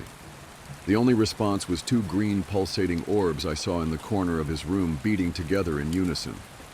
Eat my heart. I wish I could give a more romantic starting point, but I just don't have one. I didn't do bad in school. No Einstein, but I got by and kept my head down. I kept that up after getting into college, pursuing a major in English. Dealing with kids seemed like a nightmare, but teaching was something I thought I enjoyed. From the few times my friends asked for help with essays and explanations of one of the 1,000 poems we were expected to learn. I didn't have a mom at home, but I wasn't under any circumstances abandoned. My dad filled up both roles, tried his absolute hardest, and I'll always love my dad. He was a baker but got promoted over time and runs his own bakery. His bakery is how I met Scott. I was helping out with moving the pretzels from the storage room in the back to the front. Partially because of the pretzels being bought, mostly because of me stealing them and eating them. When he first came in, I took one glance, looked back at the pretzels, looked back at him, and saw him looking at me, and walked back to the storage room still holding a whole bag full of pretzels. My dad gave me the worst side eye I've received to date and gave me an all-knowing smirk stating, "I know you're trying to hide it, but I can see you blushing." From there, I only remember jumps in moments. From him becoming a regular, to asking to hang out. From friends to best friends. I wish the feelings went away for some pathetic reason. I wish I could have stayed his friend, because I know how much easier it is to be forgiven when love isn't in the equation. I tried for so long to not think about him, but I couldn't. He was the foundation keeping my head up, and he was the only thing in my mind. I loved the way he fixed his middle part in the wind. I loved the way he laughed and how clean his teeth looked. I loved the way he smelled and how his hands looked. I loved the way he talked, the way he wouldn't let people be rude without reason but would try understanding every side. Every time I looked into his eyes, I saw a heavy heart with a soft inside, and I wanted it all to myself. Every other boy and girl that looked his way ignited a hatred in me, like some unforgiven sin they've committed in my eyes. And I do not forgive. I do not forget. By day, the feelings were sweet and quiet. By night, they turned loud and violent. Thoughts of him looking at me and telling me that he isn't comfortable around me. Thoughts of him seeing me the way I saw myself. I don't know what I was more scared of. Him saying he'll never love me, or him saying he loves me too. Then from those to worse. How I'd react if he died. How I'd hurt and hate myself. What I'd do if he fell in love with somebody else. He wasn't ever mine, but I wanted it more than I wanted anything else in this world. We stayed friends for 2 whole years until I ruined everything. One cold November night, I had came over to his house in just a t-shirt again. I was doing that quite a lot, actually. If he suspected anything, he never had the heart to say anything. I just loved wearing his clothes, his smell, his dead skin particles against mine. Something that belonged to him covering me and keeping me warm. I belonged to him. He wasn't mine, but I was his. We had this obsession over Fight Club. Where he enjoyed the psychological aspects, I just loved Brad Pitt and Norton. There wasn't anything special about the night. I just got drunk and made a mistake. Something came up in the movie. Some scene where the two are making soap. He said we should try. I don't know what I was thinking, but I crawled over to him and kissed him. He didn't say anything, but his body language said enough. The dead motion, the stillness, the mix of shock and horror in his eyes. I sobered up quickly after that. I stood up and left, still wearing his hoodie. I don't know if he looked at me on the way out. I didn't turn around. I didn't deserve to know. We didn't text again for a very long time. I cried in his hoodie till the color drained out of it, till the color drained out of my eyes. My dyed hair, my painted nails, I cried till I couldn't cry anymore. I'd like to say I got over him, but it would be a lie. I kept on with life, but the ambition I had died off. Being an English teacher turned into working full-time at my dad's. The personality I had liked about myself slowly dwindled and shrank until I wasn't that person anymore. The memory of that person was in the pictures of me and Scott I had saved as my lock screen.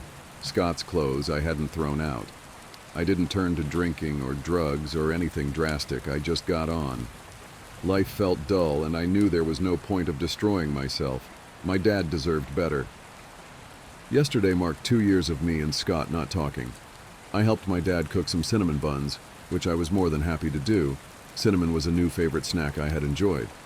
He said to go take a break since the shop didn't need extra hands until around 1 p.m. to where people would usually pop in for their breaks. We owned a building with 3 floors and had the bottom floor dedicated as a bakery, and the other 2 were our living quarters. So I went upstairs and made a cup of tea in our staff room, which was really just our living room and kitchen. I turned on the TV and looked for something to watch for the 30 minutes I had, but couldn't find anything appealing.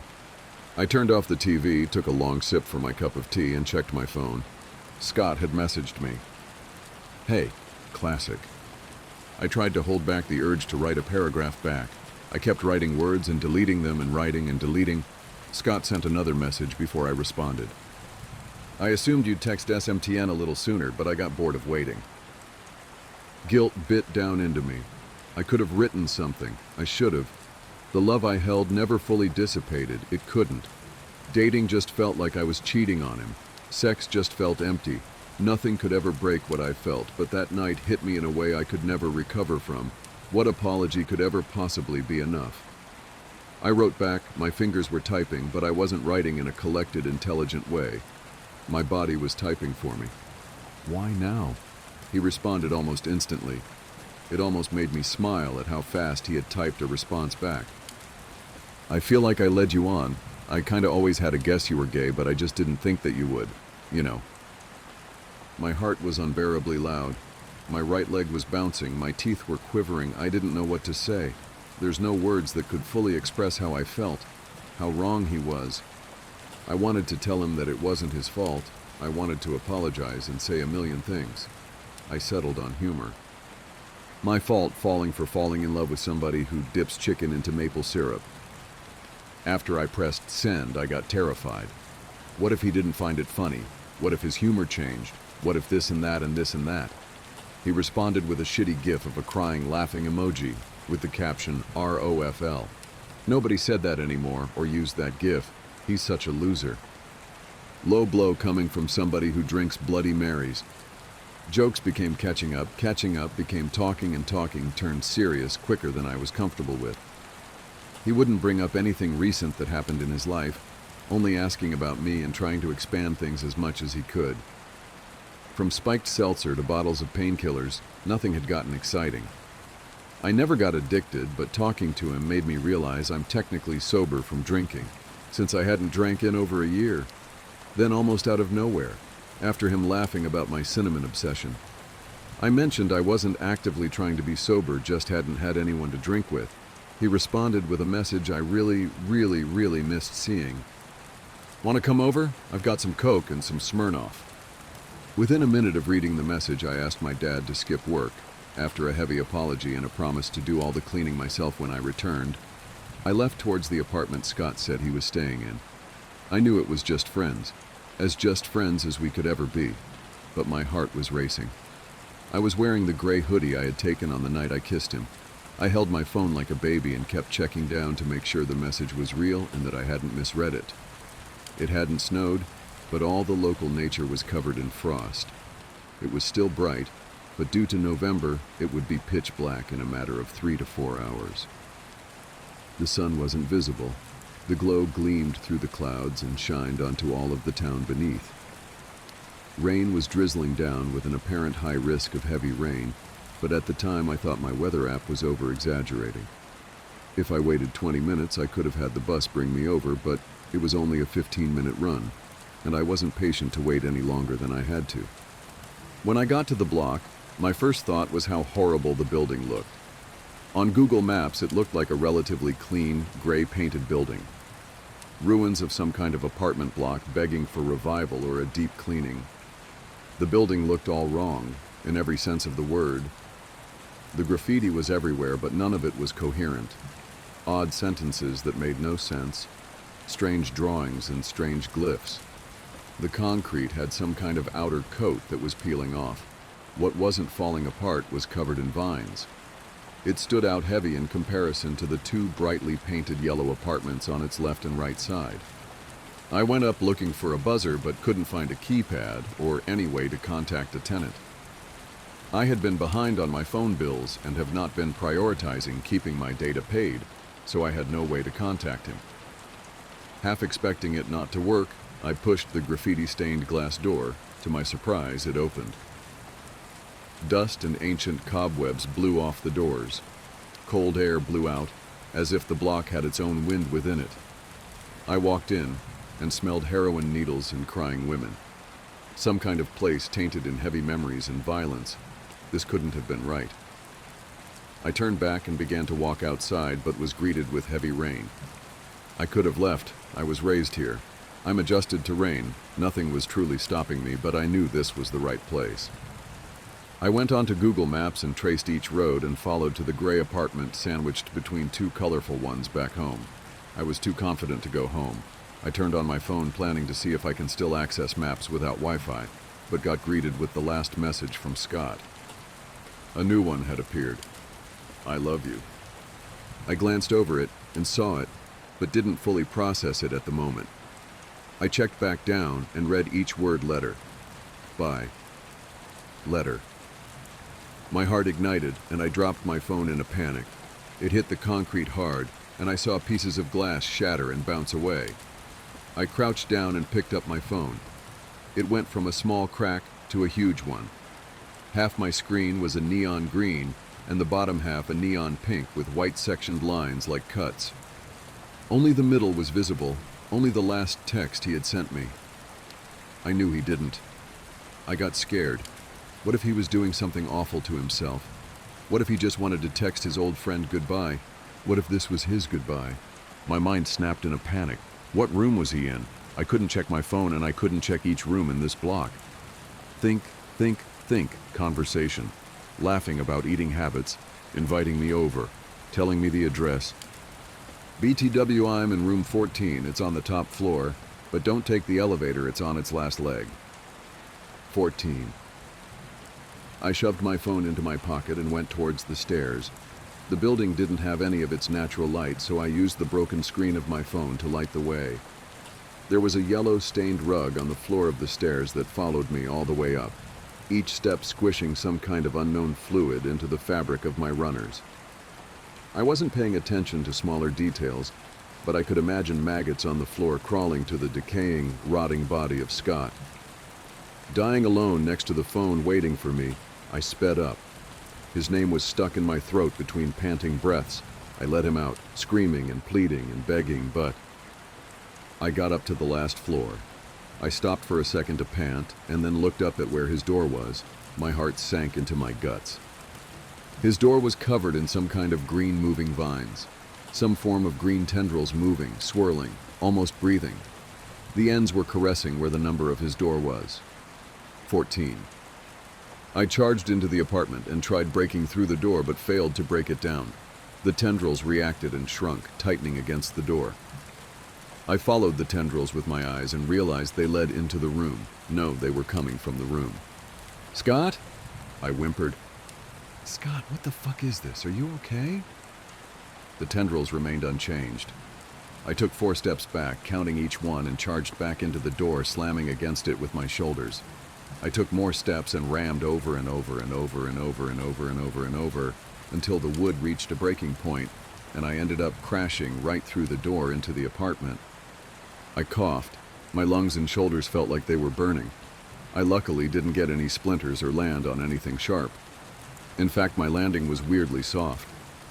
I put my hands under me and pushed myself up to see the apartment. It was overgrown, writhing green vines shifting and moving lively, covering each possible surface of the floors and the walls. Some areas led into masses of contorted greenery, which had gorgeous red mushrooms growing out of them. The only light illuminating the room was a scarce yellow coming from the right to where I assumed the bathroom to be. I walked forward, trying to avoid the vines, and went into the bathroom. There wasn't any of the bathroom left. From the floors and ceiling to the doorway and walls, everything was covered. Not an inch of tiles or plaster was visible. Pulsating, swirling, shifting, and breathing vines moved across each other, like snakes fighting over any ounce of color that wasn't green. The living tendrils swirled, and I picked a single one and followed it from its end all the way over to where I realized all the vines were coming from a huge cluster of them in a particular shape. A bathtub. I wanted to run and scream and cry more than anything, but I couldn't. Something overtook me. I looked down to my feet and saw one of the ends of the vines had wrapped themselves around my foot. It wasn't a strong sensation like it was forced. It was warm, inviting. I took a step forward and the vine let go, moving under my foot and making space onto the floor for me to move without hurting the vines. The moment I got close to the tub, the vines shifted and moved and opened up a viewing window so I could see the contents hidden within. I collapsed onto the floor beside and grabbed onto the vines. They held me back. He wasn't groaning. He didn't have that much left in him. His skin was plastic, faded, yellow, shining. It looked wrong. Vines contracting and shifting around his exposed ribcage. He only had one organ left. No lungs, no liver, no stomach, no intestine. Just a massive bloated heart. It was shining orange with a bleak white hue at the bottom. It was beating and barely contained in its wooden ribcage. I rubbed the vines, realizing the pulsating of the vines matched Scott's heartbeat. I held the edge of the tub, feeling weak. A vine slowly moving and wrapped itself around my hand. It didn't speak to me in the general sense, more so I felt the meaning. It went beyond needing to be understood. The guilt, the loneliness, all the girls he left behind broken and sobbing. I felt what he had felt in my absence, the good and the ugly. Scott didn't love me the way I loved him, but he missed me, and in his own way he did love me back. I sobbed, crying from all of his pain passing through me. I felt like I was being gutted. The vines leached off of me, prying into my love for him. I wanted to leave. I wanted to leave more than anything. I loved him, but he's gone. There's nothing left of him. Nothing to love. I tried to take my hands off of the bathtub, but noticed the vines held me in place. When I tried to pull against them, they held me tighter and pierced into my skin, tightening and impaling and holding me still. He didn't want me to leave.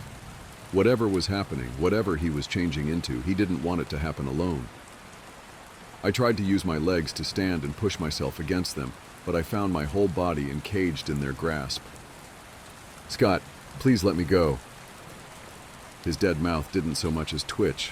The grasp didn't change. Only got tighter against my body once I put any force behind it. I tried one more heavy squirm to fight against the vines and got sent into agony.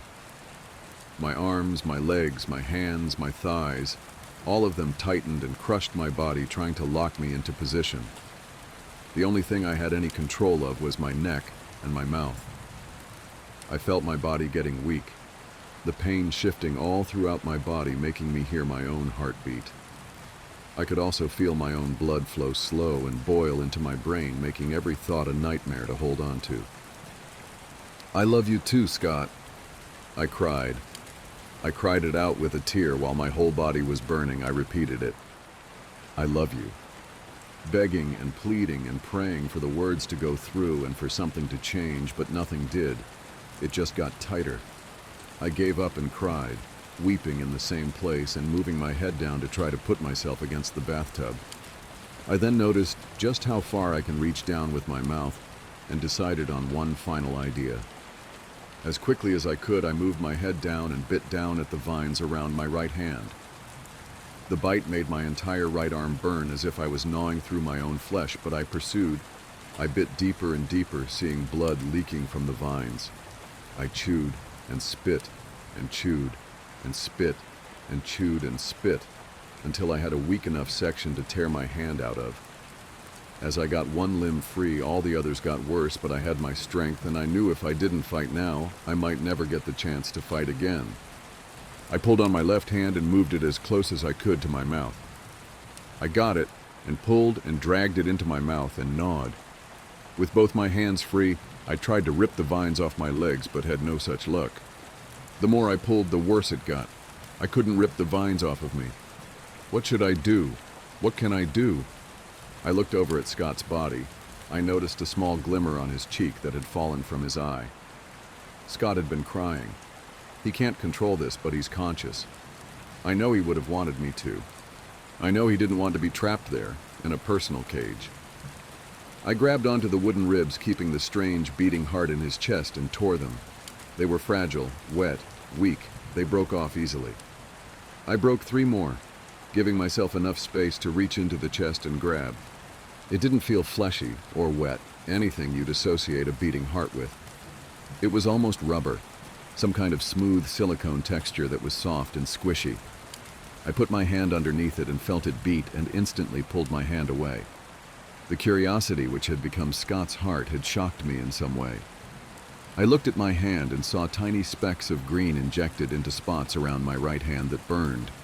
I did my best to ignore them and wrapped my hand around the heart. The vines that still had a grip on me began tightening more and more, and I felt like I had seconds before my bones snapped. I couldn't wait anymore. I couldn't take that risk. In between tears, I grabbed, I squeezed, and I pulled. The heart had attached itself into threads of flesh that wouldn't let go quite as easily as I wanted. I slowly pulled the heart closer in the direction of my head, avoiding the pain each beat sent from my hand down my wrist, down my entire body. After one blind moment, it tore. The vines had instantly let go, and I collapsed onto the floor behind me. His heart had lost the pulse and color that made is so magical and strange. Replacing the rubber was an outer layer that had petrified upon losing contact to Scott's body. It was hard, almost wooden, but not quite. It had jagged edges and dents, and along the middle it had a rough part that circled around it. It resembled a really big peach pit. It was a seed. I cradled it, figuring it was harmless now. I stood up and looked at Scott's lifeless body one more time.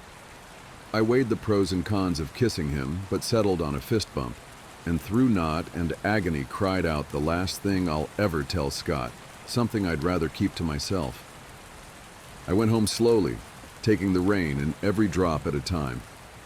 Every noise, every car, every person, every splash of a puddle felt so inconceivable, so distant, so pointless. I walked home, and when I got home I sat down into the corner and cried. I held what used to be Scott's heart against my chest as close to my heart as I could, and I cried. Didn't ever think I'd have to use a fucking flashlight again.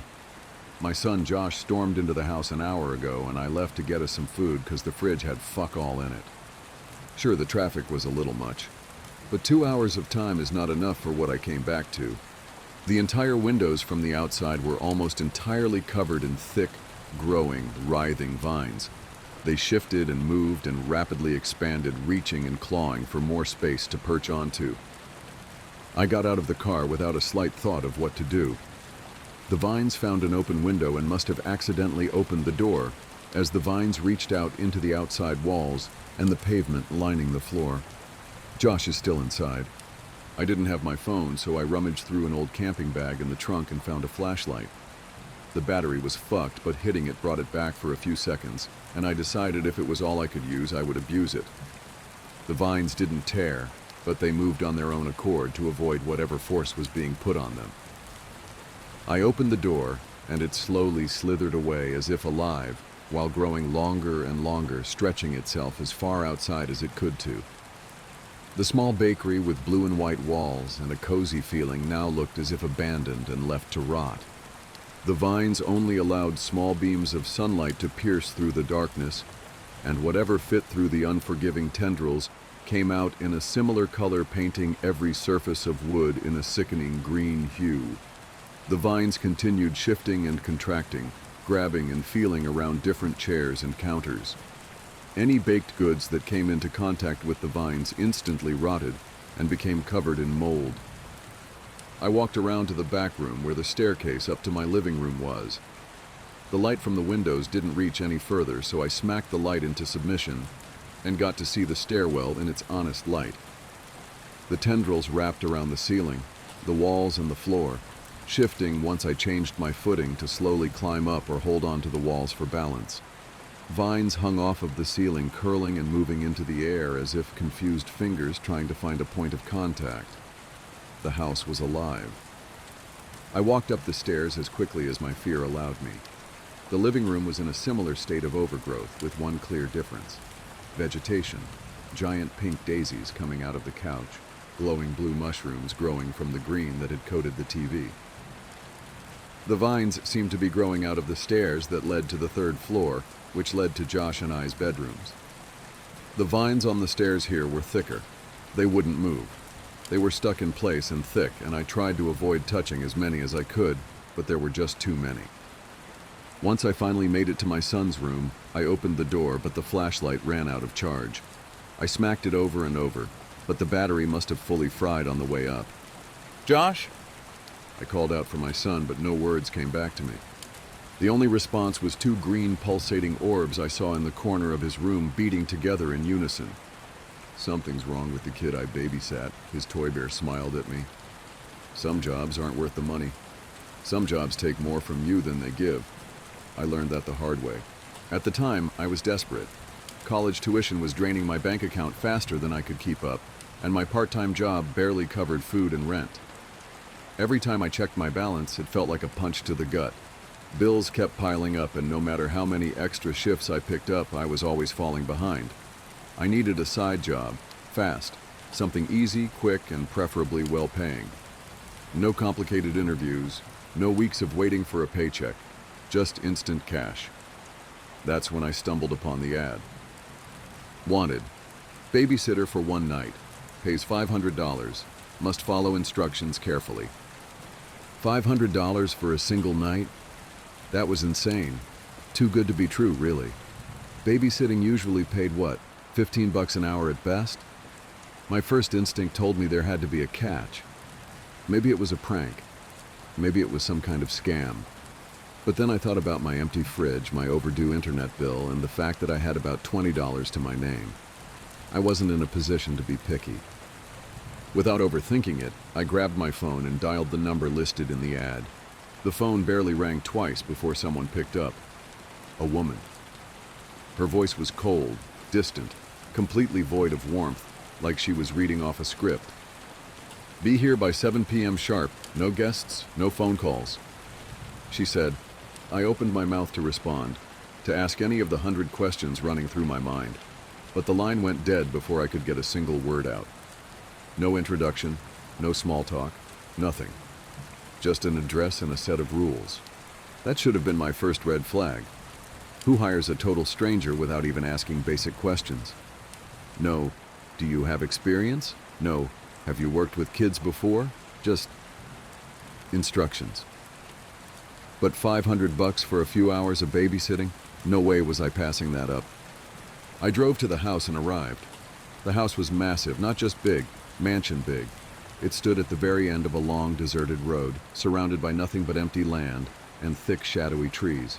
No neighbors, no streetlights, just a cracked, lonely pavement leading up to an eerie, towering house. A single porch light flickered weakly, barely illuminating the front door. The whole place looked straight out of one of those horror movies I usually avoided. Something about it made me hesitate. The silence, the stillness, the way the windows loomed like dark, empty eyes. I took a breath, shaking off the creeping unease, and walked up the steps. My knuckles barely brushed against the wood when the door creaked open, like someone had been standing behind it, waiting for me. A man stood in the doorway.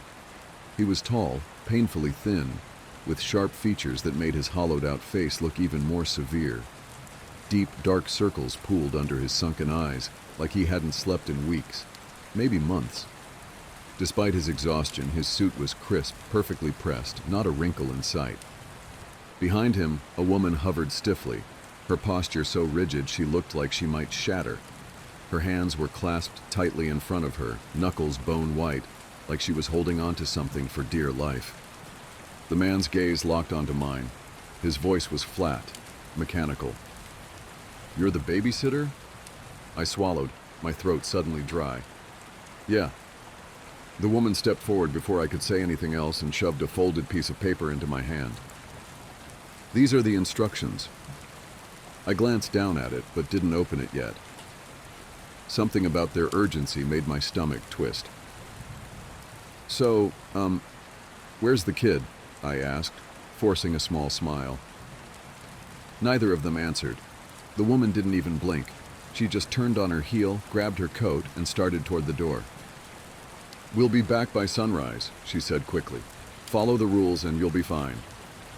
And then, before I could ask anything else, they were gone. The door shut behind them with a quiet but firm click. I stood there for a long moment, gripping the piece of paper in my hand, my unease growing by the second. Why had they left so quickly? Why did this whole thing feel wrong? Finally, I looked down at the list. The paper was old, slightly crumpled, and covered in tight, neat handwriting, each letter carefully formed, as if someone had taken painstaking effort to make sure every word was clear. It wasn't printed, no official babysitting instructions, just a handwritten list. It wasn't rushed or scribbled. It was deliberate, like whoever wrote it needed me to understand. My eyes skimmed over the rules, my stomach twisting with each one. Rule number 1, put Timmy to bed by 8:30 p.m. If he asks for a bedtime story, only read from the green book on his shelf. Do not read any other book aloud. Okay, strict, but fine. Maybe it was a sentimental book or something. Rule number 2, lock all doors and windows before 9 p.m. If you hear scratching at the back door, do not investigate. I blinked. What? That was weird. Why would there be scratching? A raccoon? A stray cat? Rule number 3, do not answer the phone after 11 p.m. My pulse quickened. Why? Who would be calling? And why would I need to ignore it? Rule number 4, if Timmy tells you someone is outside his window, do not look. Tell him, "Go to sleep, Timmy. Do not say anything else." Okay. Number that was officially creepy. Rule number 5, if you hear footsteps upstairs while Timmy is asleep, ignore them. Whatever you do, do not go upstairs. A lump formed in my throat. Footsteps? But there shouldn't be anyone else in the house. Rule number 6, at 11:33 p.m., the kitchen door will open on its own. Do not close it. Do not look inside. Let it remain open until 11:42 p.m. My hands felt clammy. I wiped them on my jeans. Rule number 7, if you hear a child giggling from the second floor, ignore it. The boy you are babysitting is asleep. I swallowed hard. My eyes darted back to the top of the list, rereading every rule, hoping maybe I had misunderstood something. But the words were still there, clear as day. Rule number 8, if you wake up on the couch and don't remember falling asleep, leave the house immediately. Do not look back. I let out a nervous laugh, a dry, humorless sound. This had to be a joke, right? A prank? Maybe the parents were just messing with me. Some weird rich people humor I didn't understand. Then I heard a voice. "Are you my new babysitter?" I jumped, my heart slamming into my ribs as I spun around. A little boy stood at the bottom of the staircase, staring at me with wide, tired eyes. He couldn't have been older than 6. His blonde hair was messy, sticking up in different directions like he'd been tossing and turning in bed. He wore pajamas, soft blue ones covered in tiny stars. I forced a smile, trying to steady my breathing. "Yeah, you must be Timmy." He nodded. "Did my mom give you the rules?" he asked. Something about the way he asked sent a chill up my spine. His tone wasn't casual or curious. It was serious. My stomach twisted. Yeah. His expression darkened. His small fingers tightened on the banister. "You have to follow them." I stared at him, unable to respond. His voice was quiet, but there was a weight behind it, something heavy, something that made my skin crawl. I shook off the unease, forcing myself to focus. It was just a kid, just a weird set of rules. Nothing was going to happen. I led Timmy upstairs, my footsteps echoing in the quiet house. His room was small and tidy, with a little twin bed and a row of stuffed animals lined up against the wall. Everything was neatly arranged, like it hadn't been touched in a while. As I pulled the blanket over him, he whispered, "Don't forget to lock the doors and windows." I nodded quickly, not wanting to show my discomfort. "I won't. Get some sleep, okay?" He didn't answer. He studied my face for a moment, like he was trying to decide if he could trust me. Then finally just turned over, hugging a stuffed bear to his chest, and he closed his eyes. As soon as his breathing evened out, I left the room and made my way through the house, double-checking every door, every window. The locks clicked into place one by one, until I was sure everything was secure. I had just finished locking the back door when I heard it. A faint scratching. I froze. The sound was soft but deliberate.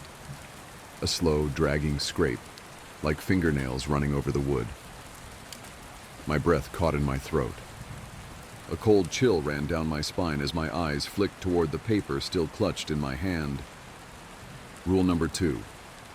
If you hear scratching at the back door, do not investigate. My throat tightened. Every instinct screamed at me to look, to check, just to make sure it wasn't, I don't know, a tree branch or an animal. But something deep inside me knew better. I squeezed my eyes shut, my pulse hammering in my ears. Just walk away. Ignore it. It's nothing. Slowly, I forced my legs to move, stepping away from the door. The scratching continued behind me, steady and patient, as if whatever was out there knew I was listening. Minutes passed. The scratching continued, slow and rhythmic, until finally, it stopped. I let out a shaky breath. I spent the next hour glued to my phone, scrolling through social media mindlessly, trying to drown out the silence.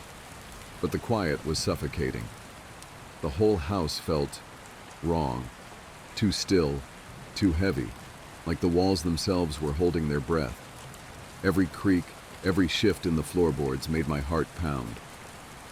I forced myself to check the clock. Then at exactly 11 p.m., the house phone rang. I froze. I jolted so hard my phone nearly slipped from my hands. The old landline sat on the wall near the kitchen. Its shrill, piercing ring shattered the silence, echoing through the dimly lit living room, sharp and unrelenting. My breath hitched. Rule number 3. Do not answer the phone after 11 p.m. I turned my head slowly, my gaze landing on the old-fashioned phone sitting on the small table across the room. I stared at it, my pulse pounding in my ears. The ringing didn't stop. It just kept going, over and over, like whoever was on the other end wasn't going to give up. The ringing was insistent, demanding, like it knew I was here. It rang again, and again, and again. I turned my back to it, gripping my phone in my hands, trying to ignore it. Just a few more seconds, and it would stop. Each ring made my stomach clench tighter. My fingers twitched. My breathing came fast and shallow. What would happen if I answered? Who would be on the other end? I squeezed my hands into fists, my nails digging into my palms. Ignore it. Just ignore it. Seconds dragged on like hours. Finally, after what felt like an eternity, the ringing cut off. Silence. I let out a slow breath, forcing myself to relax. But just as my shoulders sagged, "Miss?" My stomach plummeted. I spun around so fast my vision blurred. Timmy stood at the bottom of the staircase. His small hands gripped the railing tightly, his knuckles white, his eyes wide with fear. His face was pale, his lower lip trembling. When he spoke again, his voice was barely above a whisper. "There's someone outside my window." My blood ran cold. Rule number 4 flashed in my mind. If Timmy tells you someone is outside his window, do not look. Tell him, "Go to sleep, Timmy." Do not say anything else. I swallowed hard, forcing myself to keep my voice steady. It's okay, Timmy. Go to sleep. Timmy didn't move right away. His small fingers gripped the banister, knuckles turning pale. His lip quivered as he shifted on his feet. But he's staring at me. A chill spread through my body, icy and slow. My instincts screamed at me to run upstairs, to check, to look, but I knew I couldn't. The rules were clear. I forced a weak smile, even though my hands were shaking. Go to sleep, Timmy. His wide eyes flicked toward the hallway, and for a second I thought he was going to argue. His little body trembled, a quiet fear radiating from him like static electricity. But then slowly he nodded. Without another word, he turned and padded back toward his room. He climbed into bed, pulling the covers up to his chin. Then, Timmy asked suddenly, "Are you scared?" My breath caught. I turned my head slowly, my heart hammering in my ears. Timmy was still sitting upright in bed. He shouldn't have been. I had just tucked him in, just watched him lay down. But there he was, sitting silently, watching me. His pale face seemed even paler under the dim glow of his nightlight. He was small for his age, fragile looking, with dark circles under his eyes. I forced out a short, nervous chuckle. Of what? Timmy didn't blink. He didn't answer. Instead, in a quiet, almost pleading voice, he whispered, "Don't close the kitchen door." A cold, twisting fear coiled in my stomach. I pressed my lips together and nodded. Okay. I left his room and shut the door behind me, firm but gentle, careful not to make a sound. I could still feel his gaze, burning into my back. I didn't check the window. I couldn't check the window. My legs carried me downstairs on autopilot, though every step felt heavier, harder to take. I tried to shake off the nerves, tried to convince myself this was all in my head. I was trying to calm the wild pounding in my chest, just make it through the night. The rules were just weird rules, right? The parents were strict, maybe paranoid. Maybe they had a reason for all of this. Maybe I was just overthinking. I settled onto the couch, wrapping a blanket around myself, my hands clenched tight in the fabric. I glanced at the clock, 11:32 p.m. My stomach twisted. My fingers gripped the blanket tighter. And then, 11:33 p.m. A long, low creak echoed through the house. My body went rigid. The kitchen door swung open. I didn't move. I didn't even breathe. A deep, suffocating darkness seeped out from the doorway, too dark, stretching like ink bleeding into the air. The doorway itself looked wrong somehow, like it was pulling further away, stretching longer than it should have been. I squeezed my eyes shut. Don't look inside. Let it remain open until 11:42 p.m. I fumbled for my phone with shaking fingers. The screen glowed in the darkness. 7 minutes left. That was all. 7 minutes. Just wait. Just sit still. Then, from the darkness, I heard breathing. Not mine. Not Timmy's. Something else. It was deep and slow, a wet, rasping inhale, followed by an even slower exhale. I pressed my back against the couch, my nails digging into my palms. My whole body was tense, every muscle locked in place. The breathing got louder, closer, so close I could almost feel it against my skin. A shudder crawled up my spine. My phone screen flickered. 11:41 p.m. Almost there, just one more minute. The breath hitched, like it was shifting, moving. The clock finally struck 11:42 p.m. The sound stopped. I opened my eyes and looked. The kitchen door was closed. My chest heaved as I sucked in a shaky breath. My lungs burned, like I'd been holding it in for too long. My fingers, still clenched into fists, slowly unfurled, the movement stiff and reluctant. When I glanced down, my palms were marked with deep, crescent-shaped indentations where my nails had dug in too deep. A sharp sting ran through them, but I barely registered the pain. It was over, for now. I checked the time again, 11:43 p.m. The house was silent, but not in a peaceful way. It wasn't the kind of quiet that brought relief. It was the kind that pressed down on you, thick and suffocating, like something unseen was still there, lurking just beyond sight, watching, waiting. I stayed on the couch, refusing to move. My body was still coiled tight, my muscles aching from the tension. I tried to focus on my breathing, to slow my racing pulse, to convince myself that everything was fine. But my heart barely had time to slow before I heard a child's giggle. The sound came from upstairs. I went completely still. My eyes darted to the baby monitor on the coffee table. The small screen showed Timmy's bed. He was there, asleep, not moving. The giggling got louder. It wasn't him. My throat tightened. Rule number 6. If you hear a child giggling from the second floor, ignore it. The boy you are babysitting is asleep. I clenched my hands into fists, nails biting into my skin. Ignore it. Just ignore it. The giggling stopped. For a moment, the house was silent again. Then, from behind the couch, a whisper came. "You're no fun." A cold rush of terror flooded my veins. I didn't move. I didn't breathe.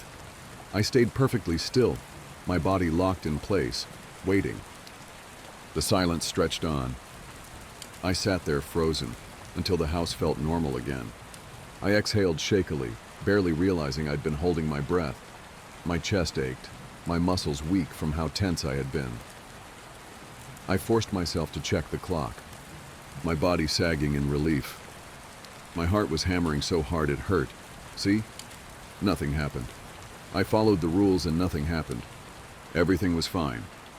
And then I heard soft footsteps. Upstairs. I went rigid. I was on the couch. Timmy was asleep in his room. I had checked. I had seen him. But I could hear them. Slow, deliberate, measured steps pressing against the wooden floor above me, moving with an eerie patience. I gripped the armrest, my fingers digging into the fabric. Rule number 5. If you hear footsteps upstairs while Timmy is asleep, ignore them. Do not go upstairs. I squeezed my eyes shut, breathing through my nose. Ignore it. It's just noise. Just a house settling. I clamped a hand over my mouth, choking back the instinct to scream. Ignore it. Just ignore it. I squeezed my eyes shut, pressing my back harder into the couch, as if that would somehow shield me from whatever was up there. My whole body trembled, a cold sweat slicking my skin. The footsteps didn't stop. They moved again, slow, deliberate, pacing, back and forth, just above me. My mind raced. Who or what was up there? Number. It didn't matter. I wasn't going to find out. A floorboard creaked. The steps were moving. Down the hall. Toward Timmy's room. A sharp, icy panic tore through my chest. I wanted to run, to throw open his door and grab him, but I couldn't. The rules. Follow the rules. Then I heard a whisper. "Miss, why didn't you listen?" A shudder rippled through me. My vision blurred. My chest ached, like the air was too thick, too heavy. My fingers trembled as I rubbed my eyes. My breath came in short, ragged gasps. I kept my eyes shut tight, forcing myself to block out the sound. Don't react. Don't acknowledge it. Seconds dragged into minutes, each one stretching unbearably long. And then, the footsteps stopped. Silence. Darkness swallowed me whole.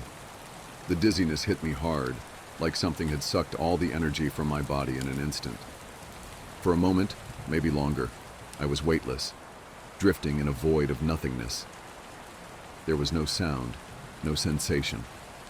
Just an endless, suffocating emptiness. My mind felt disconnected from my body, like I was floating in a dream, or maybe a nightmare. My head swam, my limbs felt weak, and then I collapsed. The world faded to black. I don't remember dreaming. I don't remember anything at all. I must have dozed off because the next thing I knew, I was waking up. In Timmy's bed. My entire body turned to ice. The sheets beneath me were soft. The air smelled faintly of dust and something stale. Wrong. I bolted upright, my pulse slamming against my ribs. No, no, no. Rule number 7. If you wake up somewhere other than the couch, immediately leave the house without looking behind you. I sat up, frozen, my breath coming in sharp, panicked gulps. The air around me felt thick, heavy, pressing down on my shoulders. I couldn't hear anything, no wind, no cars outside, just a deep, swallowing silence.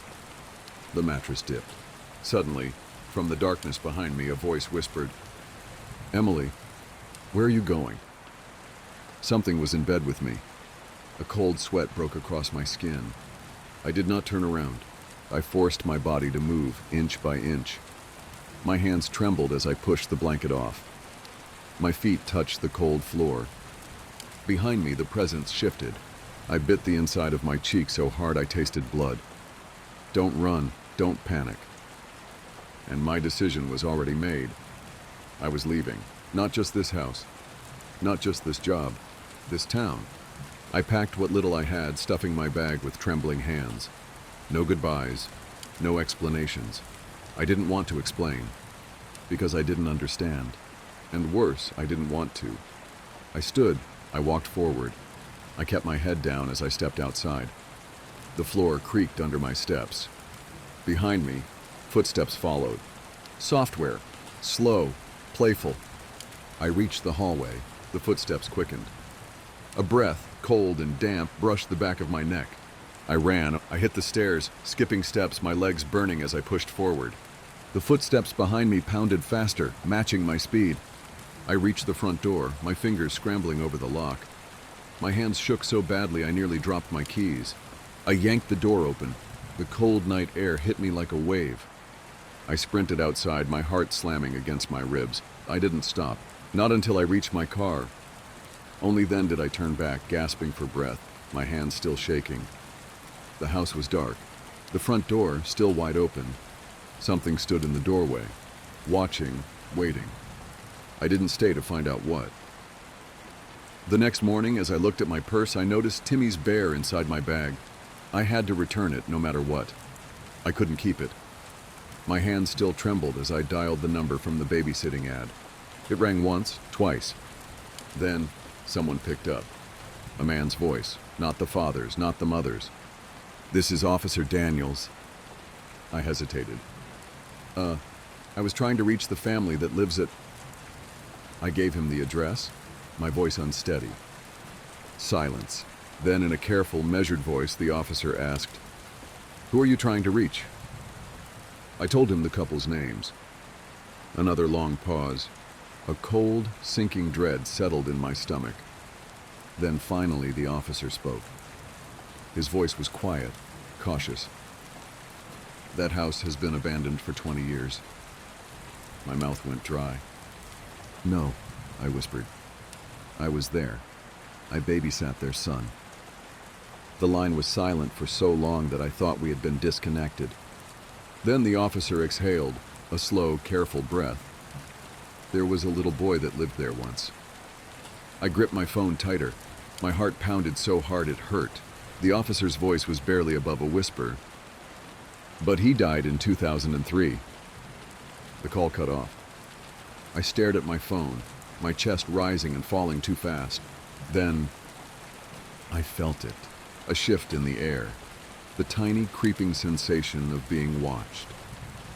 Slowly, stiffly, I turned my head. I looked at the bear. It wasn't the same anymore. Then I swear, I saw it smiling at me. There's a gig app that pays disturbingly well. Stay away from it at all costs. You won't find the app in any of the app stores, and even a Google search doesn't turn up results. To download it, you need to scan the QR referral code of someone who's already using the app.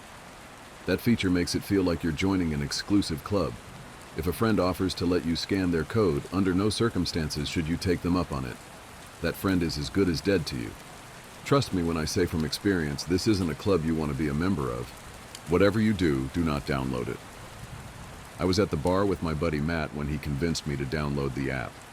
We're both broke with a ton of student loans, so aside from the occasional $2 pint night at our local dive, drinking anything other than store-bought booze was a rarity for us. But Matt had said a celebration was in order and that he was paying, which was enough to get me off of my couch for happy hour. He milked the situation, refusing to tell me exactly what we were celebrating until we were a few beers in. Sick of waiting for an explanation, I guessed it was a new job, and Matt gave a mischievous grin. "It's way better than that," he said. "It's an app called Tisk Task." I rolled my eyes. We'd both tried every gig app out there. When I'd get sick of switching between Uber and Lyft and washing sorority girls' puke out of the back seat of my car, I'd drive for DoorDash for a few weeks until the smell of fast food started to make me nauseous. After that, I'd hustle for gigs on Fiverr or pick up odd jobs on TaskRabbit. Then the cycle would start over again. Most days, my circumstances felt inescapable.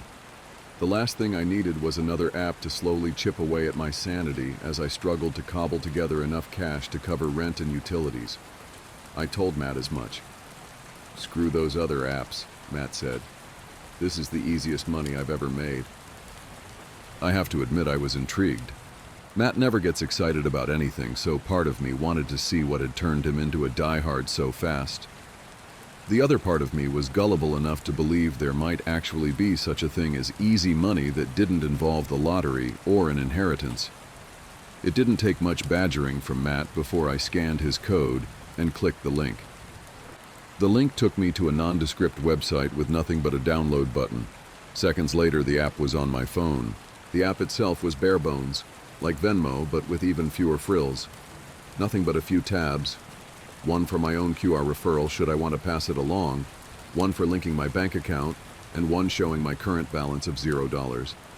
In the middle of the otherwise mostly blank screen were the words, "You have no new tasks." Before I could accuse Matt of tricking me into downloading malware, he cut me off.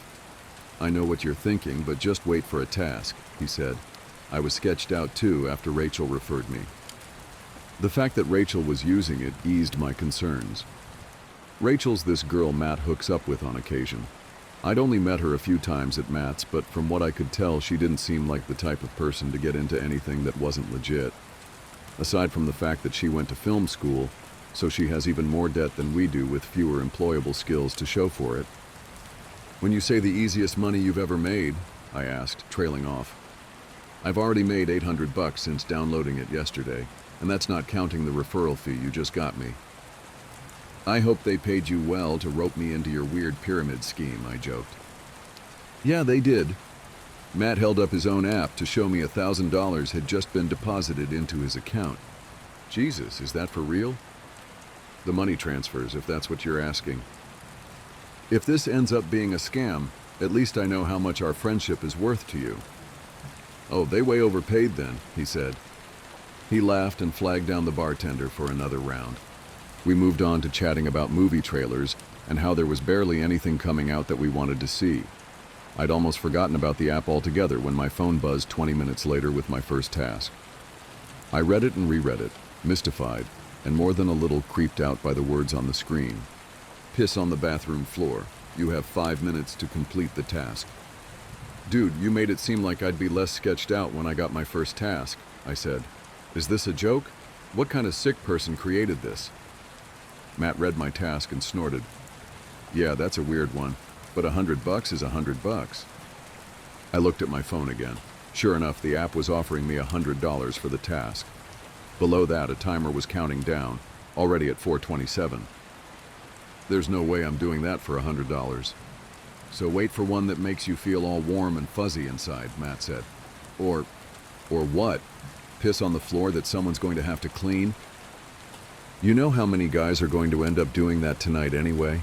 At least you'd get paid for it." "It's a dick move. People are dicks all the time." "Have you gotten one like this?" "The first one I got was knocking over a display stand at Publix." "And you did it?" "For $50, hell yeah, I did. It was no big deal. I apologized and went on with my day." "How are you not more creeped out by this whole thing? How does it even know where we are or that you've completed the task?" "The same way every app does, by spying on you, using location sharing to see who you're with. I mean, how does Instagram know to show me ads for tampons every time I hang out with you?" "You're an asshole," Matt shrugged. "Who is even paying for this? Like, it doesn't make sense. All the other gig apps are connecting workers with clients and taking a cut." There's no upside to this for anyone but the people who do the tasks. My money's on Zuck, or some other billionaire. Think about it. They're bored of all the luck stuff. They've got more money than anyone could spend in a lifetime. What else are they going to use it for but to laugh at all the dumb shit people will do if you pay them? Yeah, I'm not really interested in being part of someone's messed up social experiment. I checked my phone again. The timer was down to a little over 2 minutes. I scanned the app for a decline button but didn't see one. How do I decline the task? I asked. No clue, I haven't declined one. Since there wasn't an option to decline, I decided to test the app. If someone wanted to mess with me, I'd mess with them right back. I went to the bathroom but didn't do anything. Just waited a minute, washed my hands, and returned to the bar. I checked my phone just as the timer ran out. A frowny face appeared on screen. Then the app went black. Matt's phone buzzed a few seconds later. He checked it and laughed. What? Did you get a task? What is it? Matt smirked at me before holding out his phone for me to read. I barely had time to register the words, "slap your friend," before I felt Matt's hand connect with my face. The smack jolted me off balance, and I jumped up to keep from falling over. What the fuck? I could feel everyone staring at us. I couldn't tell if my cheek was burning from the slap or the embarrassment. Matt held up his hands in apology. I'm sorry, dude, but $200 was too good to pass up. Having seen the exchange, the bartender made his way over with an annoyed look. I think that's enough for you two, the bartender said. All good, Matt replied. We'll just close out. The bartender shook his head and went to the register to ring Matt up. Matt's phone buzzed again as the bartender returned with the check. Matt checked it and winced. Then he took a big swig of beer and spit it like a fountain all over the bartender. The bartender turned red as security stormed over and grabbed Matt by the back of his shirt, dragging him towards the door. Sorry, Matt said. It was just a joke. Hope it was funny because you're 86th. Sign the tab and tip him good, Matt called back to me as security shoved him outside. I picked up the pen to sign the tab when my phone buzzed on the bar top. I saw the alert from Tisk Task and told myself not to check it, but my curiosity got the better of me. I clicked it. The task read, do not leave a tip. Write FUCKYOU instead. Every alarm bell in my head was going off. This went well beyond location sharing and listening in on conversations. I looked around the bar, sure I'd find someone in here watching us, pulling the strings to see how far we could be pushed. But I didn't see anyone who didn't seem to be here for a normal bar outing. And the way everyone was side-eyeing me like I was an exhibit in a freak show suggested they were not in on whatever was happening. I looked back at my phone. $250 to write fuck you instead of leaving a tip. I felt my face flush with shame as I wrote the words, but I had to know if this was for real or not. I was positive I'd walk outside to find Matt had been screwing with me, somehow faking the alerts. I turned the receipt face down and scurried out before anyone could read what I'd written. By the time I stepped outside, the app was alerting me that I was now $250 richer. In the midst of so many emotions and my desire to get away, at the time it didn't cross my mind that out of all the sketchy aspects of the app, I just encountered the biggest red flag of all. That slap from Matt wasn't a random task, it was a warning. Not following orders had consequences. Matt wanted to go somewhere else and keep celebrating our good luck, as he called it. But once the adrenaline faded, I felt hungover and on edge, so I went home. The whole thing felt wrong on multiple levels, so I decided not to go on the app for a while. Still, I needed some proof that the whole thing wasn't a hoax, so I transferred the money to my bank, and sure enough, it showed up. As easy as the money had been, I had a knot in my stomach about it, though I struggled to articulate why. Part of it was being watched, all the unanswered questions about who was behind the app and why anyone would create it. But I think something about it also felt manipulative, like I was just a puppet in some messed up game I didn't understand. But I can't deny I had felt an immediate rush, along with whatever pang of guilt came from stiffing the bartender.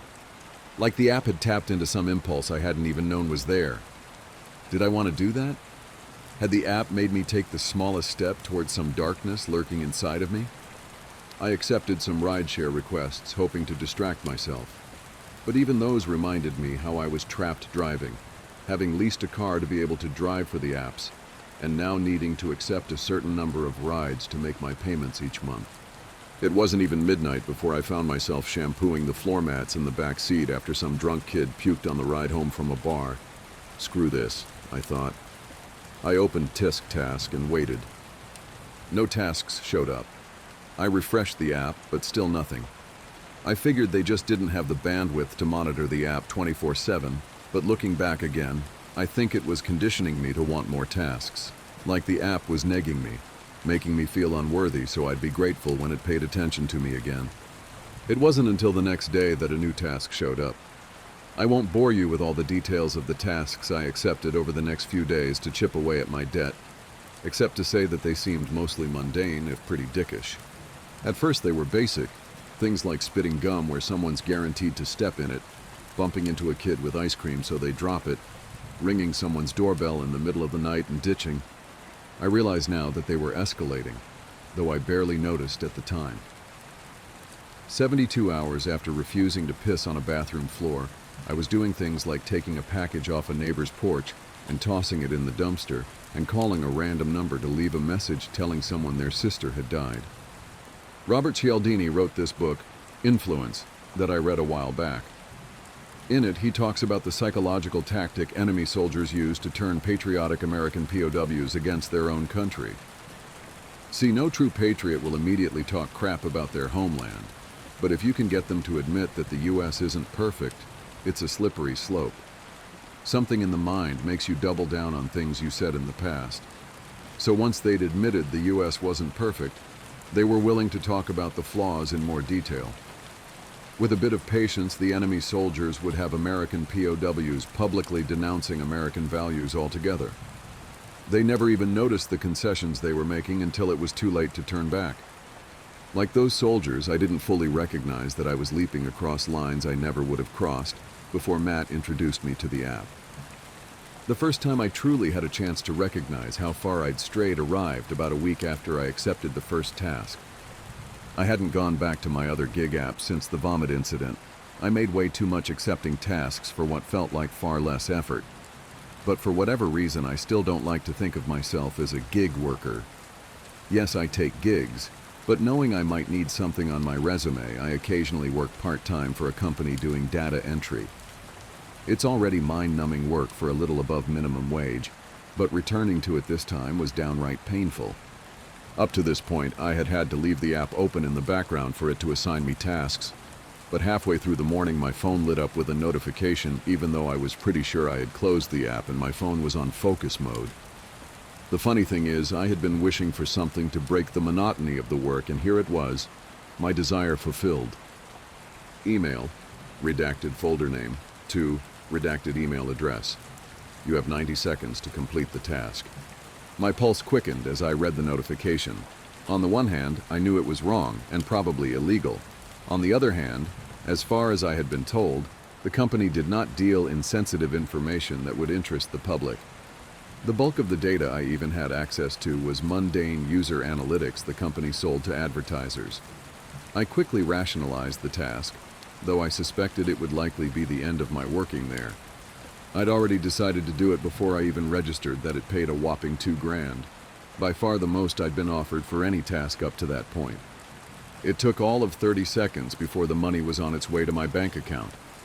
I got a huge hit of adrenaline, something I'd started to crave lately. My head buzzing, I focused as much as I could until lunch. Upon my return, I wasn't remotely fazed to learn my supervisor wanted to see me in her office. She was shockingly nice about the entire thing.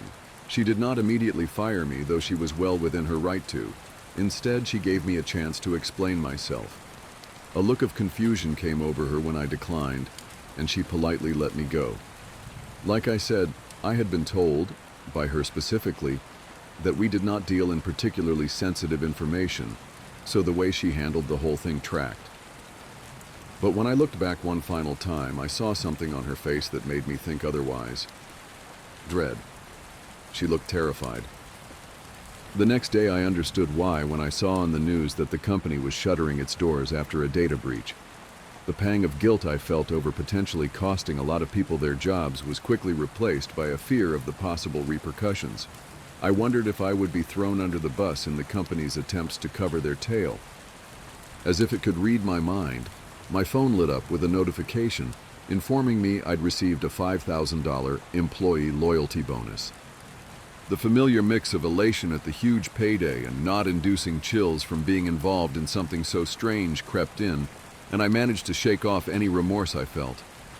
I fell into the now routine act of rationalizing away what I had done. Whereas before I'd told myself no one was really getting hurt by my actions, this time I focused on the fact that clearly the company had been doing something shady, or else a seemingly innocuous folder wouldn't have been enough to bring them down. Fuck them for doing something that put me in this position in the first place, I thought. It wasn't the first time I had gotten angry that week. Getting angry anytime guilt or shame started to creep in over a task had become a pattern for me. Like a lot of you reading this, I did what I was supposed to do. I went to college. I studied something useful. But the jobs in what I studied were mostly in bigger cities, far away from family circumstances that required me to be close to home. And even if I could have moved, the entry-level pay wouldn't have covered the cost of living before I took my loans into account. It didn't matter what I did or where I went. Life was shaping up to be one big hamster wheel. Everywhere around me, I heard folks complaining about how hard it was to find good workers who care about the job, who are loyal. Well, what did they think was going to happen when they filled our heads with dreams of cushy office jobs and home ownership, loaded us up on debt, and then offered us one fucking way to pay it off? By staring at a register or a screen doing absolute bullshit for $15 an hour, if we're lucky, for 10 to 12 hours a day. We were sold a bill of goods. The American dream is dead and gone, but the older generations are still doling out advice based on their experience of a steady paycheck and a reasonable mortgage. And on the flip side, every time we open a fucking app, some rich influencer is saying that if we follow our passion, we'll find more freedom and success than we ever thought possible. But both sides are speaking from a place of having already found success. And every single one of them is positive the only thing that factors into that success is good old hard work. So of course most of us end up juggling multiple gigs, trapped in the hustle economy. At least that way we have some semblance of control over our lives. Sure, we have crippling student loans that our best hope of paying off is the government stepping in to forgive. And yeah, buying even an outhouse is a pipe dream. But at least we get to clock in and clock out as we want, quit when we get bored, give rides or deliver food, YOLO what little we have into crypto, or curate our own social feeds on the off chance fortune might rain down on us and lift us out of the endless grind. I'm not proud of how little I hesitated accepting these tasks. It legitimately felt like, for the first time, I had a way out of the rat race, so what if I had to be a dick to do it? Jeff Bezos wouldn't even let his employees take a proper bathroom break, and look where he ended up. Not long after I thought I had perfected the art of justifying my actions, I got the task that finally changed my mind. The day before I downloaded the app, I had made plans for the following weekend with a woman I'd matched with on Hinge. I'd been anxious about the date when I committed to it, worried we'd be limited to the cheapest margaritas I could afford along with complimentary chips and salsa. Telling my dates I'd had a late lunch and wasn't hungry enough for dinner had become my go-to move on the dating scene. But that night was different, because I could finally afford to go somewhere nice. I texted her back to let her know we were still on and told her where to meet me. We met up at a spot local foodies love and hit it off immediately. When I say it was the best date I've ever been on, I'm not exaggerating. We bonded over the things we had in common, laughed our asses off ribbing each other about the things we disagreed on, and kept the tapas and fancy cocktails flowing for 2 hours before things went south. When my date announced she needed to use the restroom, I felt my phone buzz in my pocket. As she was walking away, I checked the task I'd just been assigned. Tell the woman in red to hurry up and get it over with. I looked around the restaurant and saw a woman in a red coat sitting alone a few tables over. She was lost in thought, running a finger around the rim of her martini glass. I checked my phone again and frowned in confusion. Get what over with? I didn't consider the question for long enough. I had gotten greedy. I happily ignored all the details about the woman that might have stopped me from going over there. It didn't seem like it could possibly be that big a deal. But the payout alone should have been enough of a red flag. If I'd received $7,000 in total to destroy a company, how innocent could a task worth $10,000 have been? I got up and walked over. I was already speaking before the woman even realized I was there. "Hurry up and get it over with," I said. I registered shock on her face as my words sunk in, but she didn't say a word. I didn't say anything else, just returned to my seat. "What was that about?" my date asked, having seen the exchange as she came back from the bathroom. "Oh, nothing," I said, staring at my phone expectantly. "Don't worry about it." I grinned as my phone alerted me that I was $10,000 richer. "What should we order next?" But my date wasn't looking at me. She was staring in horror as the woman in red left the restaurant in tears. We didn't have a view of the street outside, but we could clearly hear the screech of tires and the screams of patrons close enough to the window to see the woman in red walk into oncoming traffic. My date didn't look at me again until she was giving the police her statement. By the time the cops had quit asking me questions about what I said to the woman in red and decided I wasn't involved in her death, my date was long gone.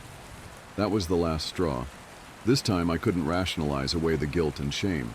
This app was evil. There was no more pretending that wasn't the case. Whether there were flesh and blood employees behind it or some sinister presence, I didn't know. But the evil nature of it was undeniable. I went home and deleted the app. I sent Matt a string of texts asking him what he'd gotten me into. I called him several times, but each time it went straight to voicemail. I wished my roommates weren't out of town, as I was desperate to talk to someone, anyone, about what had happened. Instead, I could only smoke and drink myself into an oblivion as I waited for a reply from Matt, finally falling asleep around 4 a.m. I woke at 9 a.m. to frantic banging on the door. It was Matt, eyes bloodshot with dark crescent moons carved into his lower lids. Before I could lay into him, he had pushed his way inside and started closing the blinds. "I fucked up, man," he said. "I fucking fucked up. I shouldn't have gotten you involved." "No shit, dude. I had to delete the app." "You can't delete it." "What?" "It keeps coming back. You have to get rid of your phone. And even then, I'm not sure." I checked my phone, and sure enough, it was front and center. I deleted it again and watched it disappear.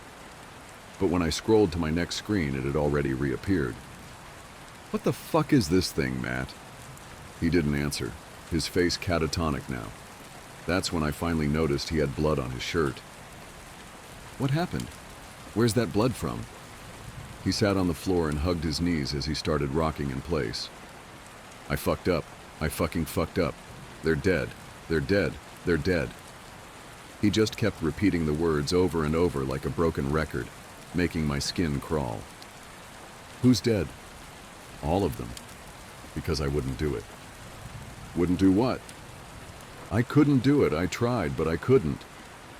"Whatever it is, we'll go to the police and get it straightened out. We'll tell them about the app," I said.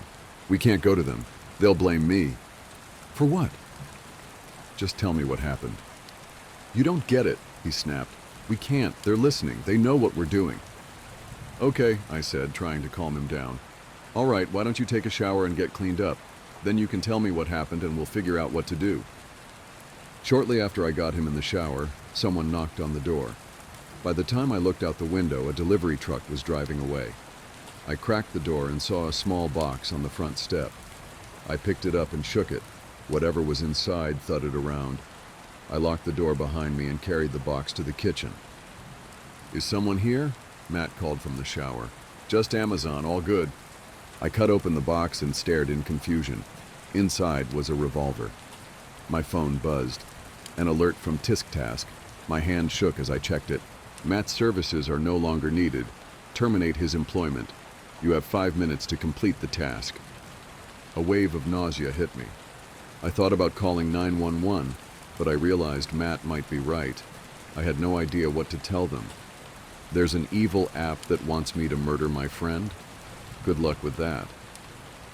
I decided to call Rachel. She was the only other person I knew of who was involved with this thing. Maybe she'd have some information or know what to do.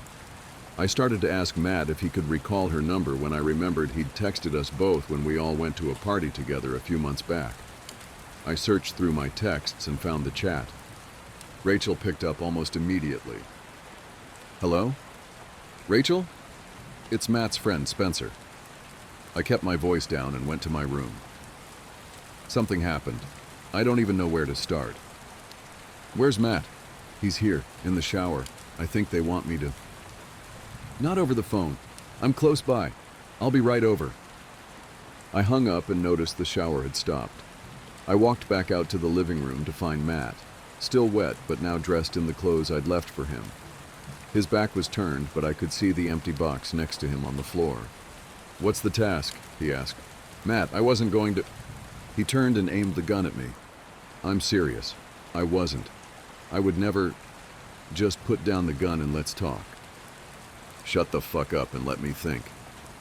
With his free hand, he clutched his head, his face scrunching up as he held back a sob. He took a deep breath and let it out. "I'm sorry, man." He gripped the gun tighter. His finger moved to the trigger. A car door slammed outside and got his attention. He hesitated as he turned to look. I jumped in his direction and tackled him. The gun skidded across the floor. He thrashed at me as I held him down. "Stop," I said. "I'm not trying to hurt you." The fight went out of him and he quit struggling. "I'm going to stand up now," I told him. "Are you going to be calm?" He nodded. I stood and moved to the window, peering through the blinds to see Rachel walking up the front steps. "It's just Rachel," I told him. "The three of us are going to figure this out together, okay?" Matt didn't say anything, but he sat up. I unlocked the door and had it halfway open when a sickening realization hit me. Rachel had never been to my place before, and I didn't give her my address. I was already slamming the door when she raised her own gun and fired.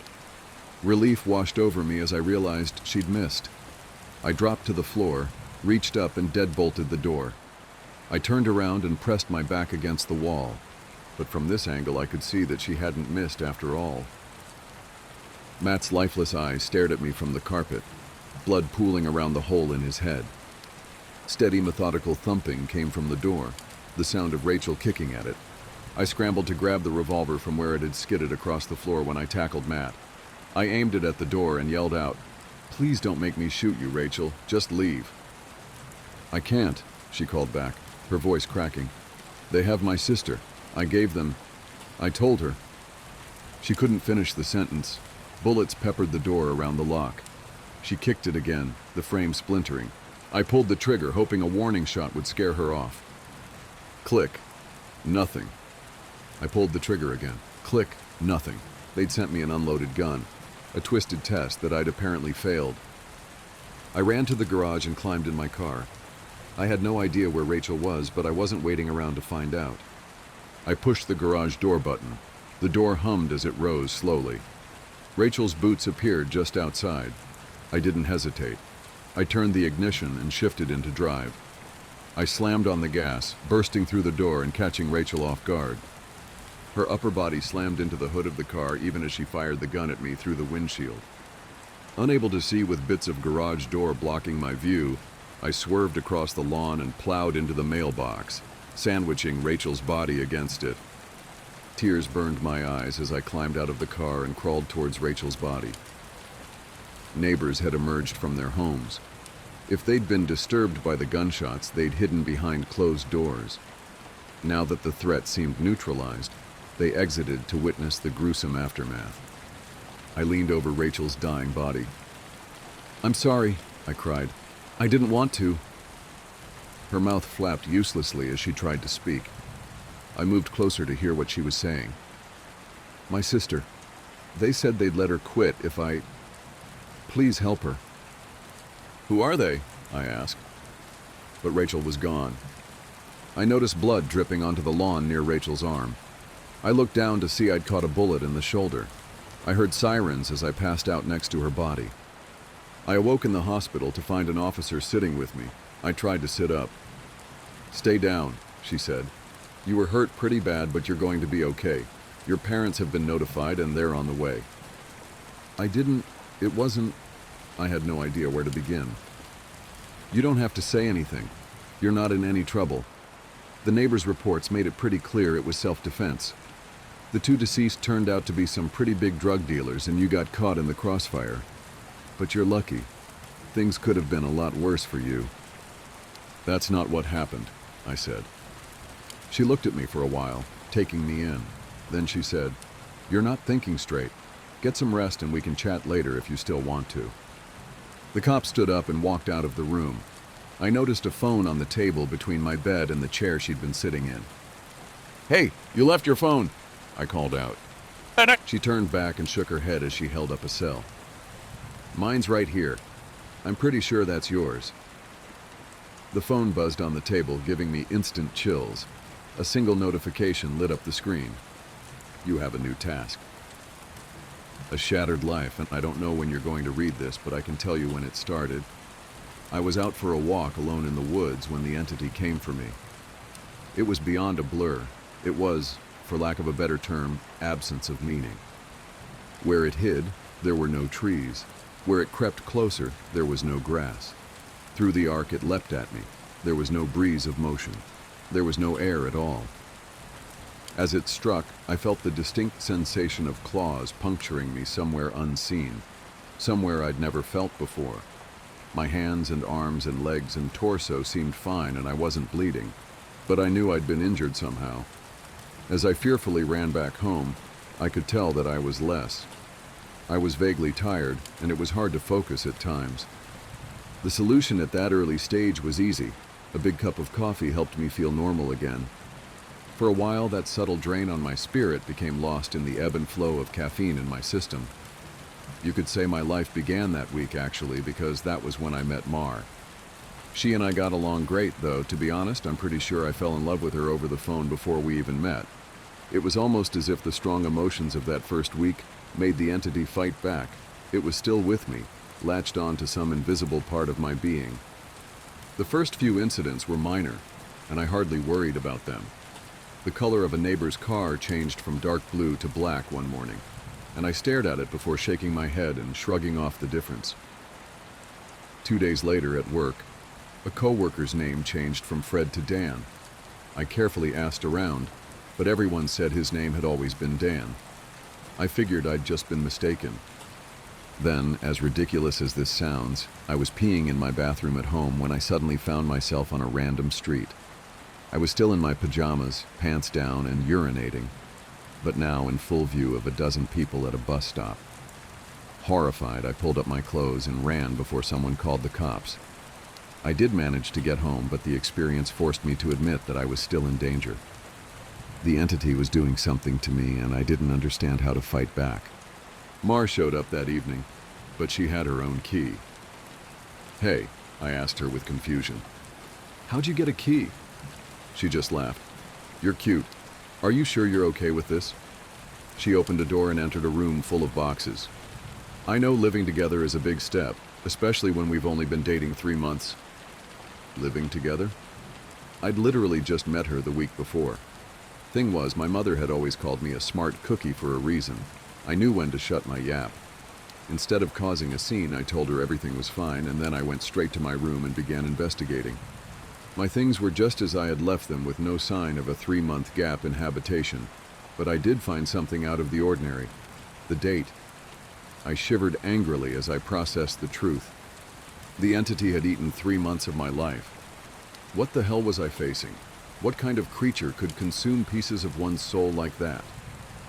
I'd missed the most exciting part of a new relationship, and I would never understand any shared stories or in-jokes from that period. Something absurdly precious had been taken from me, and I was furious. That fury helped suppress the entity. I never imbibed alcohol. I drank coffee religiously. I checked the date every time I woke up. For 3 years, I managed to live each day while observing nothing more than minor alterations. A social fact here and there, someone's job, how many kids they had, that sort of thing. The layout of nearby streets, the time my favorite television show aired, that kind of thing. Always, those changes reminded me the creature still had its claws sunk into my spirit. Not once in 3 years did I ever let myself zone out. One day, I grew careless. I let myself get really into the season finale of my favorite show. It was gripping, a fantastic story. Right at the height of the action, a young boy came up to my lounger and shook my arm. Surprised, I asked, "Who are you? How did you get in here?" He laughed and smiled brightly. "Silly daddy." My heart sank in my chest. I knew immediately what had happened. After a few masked questions, I discovered that he was 2 years old and that he was my son. The agony and heartache filling my chest was nearly unbearable. Not only had I missed the birth of my son, I would never see or know the first years of his life.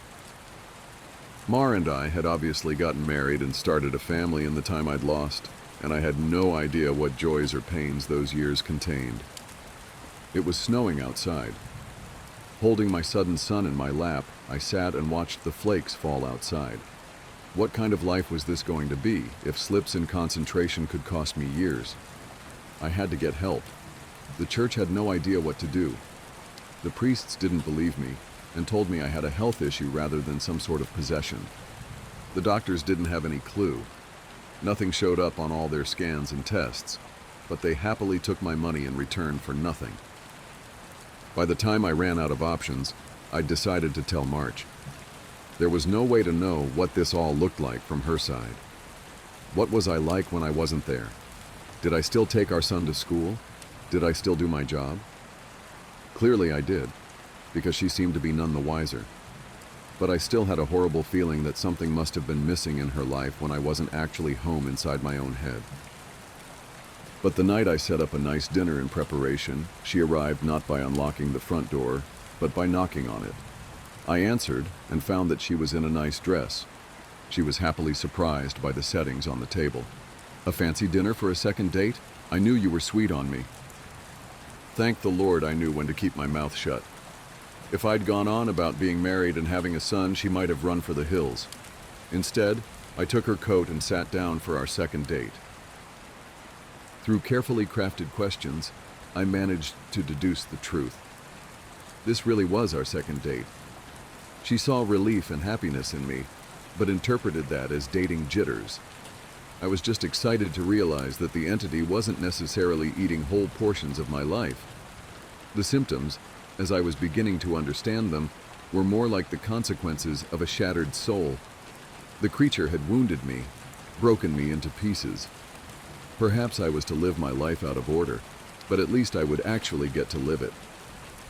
And so it went for a few years, from my perspective. While minor changes in politics or geography would happen daily, major shifts in my mental location only happened every couple months.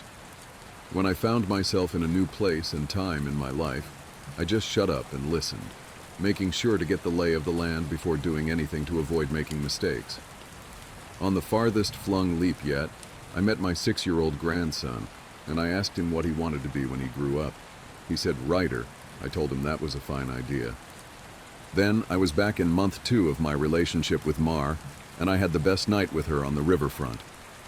When I say the best, I mean the best. Knowing how special she would become to me, I asked her to move in.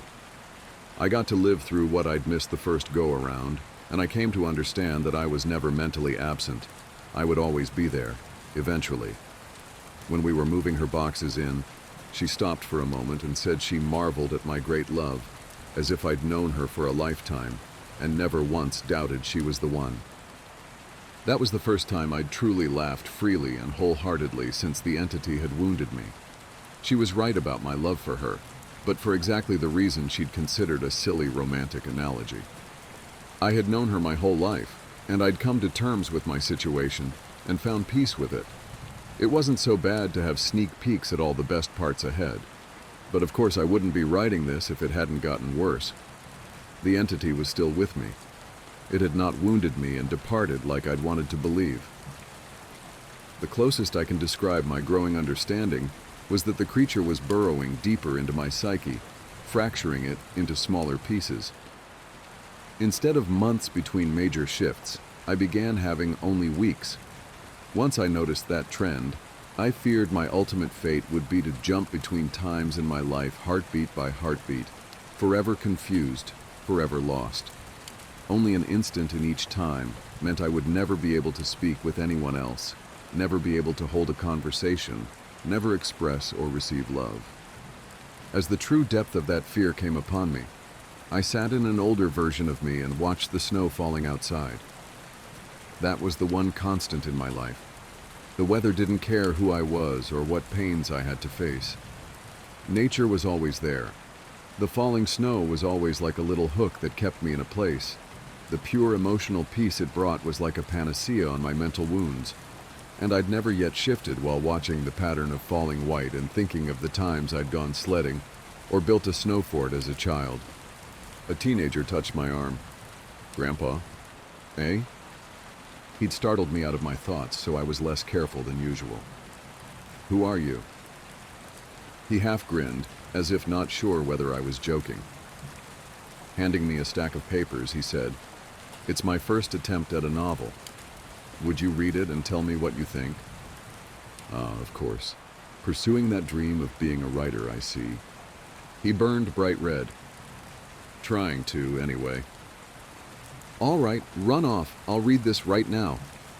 The words were blurry, and annoyed, I looked for glasses I probably had for reading. Being old was terrible, and I wanted to leap back into a younger year, but not before I read his book. I found my glasses in a sweater pocket and began leafing through. Mar puttered in and out of the living room, still beautiful, but I had to focus. I didn't know how much time I would have there. It seemed that we had relatives over. Was it Christmas? A pair of adults and a couple kids I didn't recognize tromped through the hallway, and I saw my son, now adult, walk by with his wife on the way out the door. As a group, the extended family began sledding outside. Finally, I finished reading the story, and I called out for my grandson.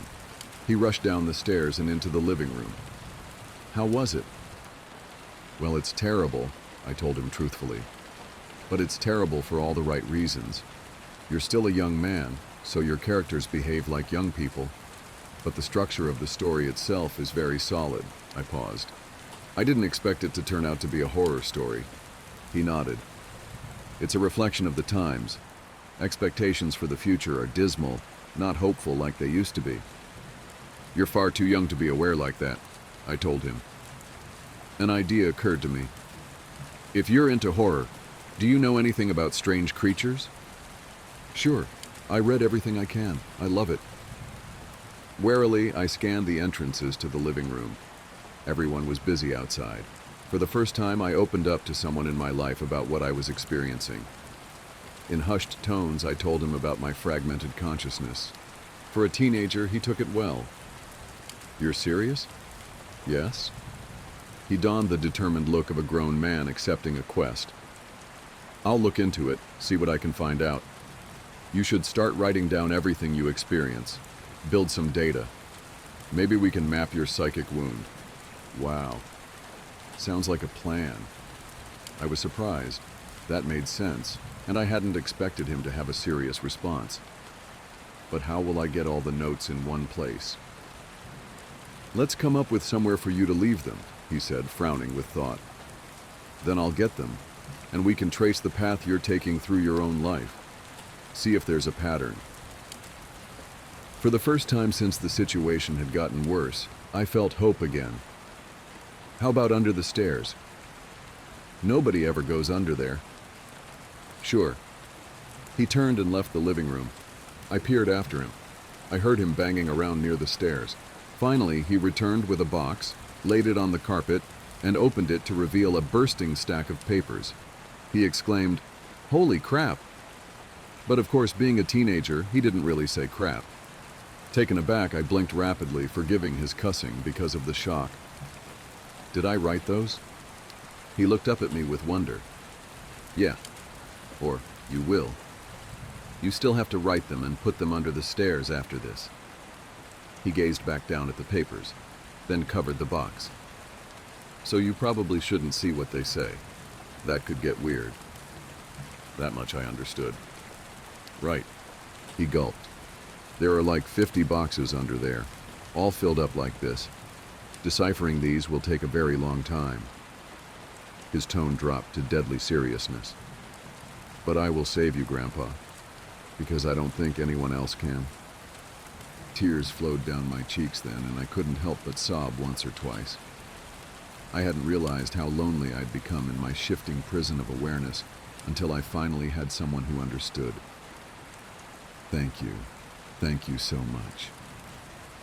And then I was young again, and at work on a random Tuesday. Once the sadness and relief faded, anger and determination replaced them. After I finished my work, I grabbed some paper and began writing. While the weeks shifted around me, while those weeks became days and then hours, I wrote every single spare moment about when and where I thought I was. I put them under the stairs out of order. My first box was actually the 30th, and my last box was the 1st. Once I had over 50 boxes written from my perspective, and once my shifting became a matter of minutes, I knew it was up to my grandson to take it from there. I put my head down and stopped looking. I couldn't stand the river of changing awareness any longer. Names and places and dates and jobs and colors and people were all wrong and different. I'd never been older. I sat watching the snow fall. A man of at least 30 that I vaguely recognized entered the room. Come on. I think I finally figured it out. I was so frail that moving was painful. Are you him? Are you my grandson? Yes. He took me to a room filled with strange equipment and sat me in a rubber chair facing a large mirror twice the height of a man. The pattern finally revealed itself. How long have you worked on this? I asked him aghast. Tell me you didn't miss your life like I'm missing mine. His expression was both stone cold and furiously resolute. It'll be worth it. He brought 2 thin metal rods close to my arm and then nodded at the mirror. Look, this shock is carefully calibrated. The electric zap from his device was startling, but not painful. In the mirror, I saw a rapid arcing light silhouette appear above my head and shoulder. The electricity moved through the creature like a wave, briefly revealing the terrible nature of what was happening to me.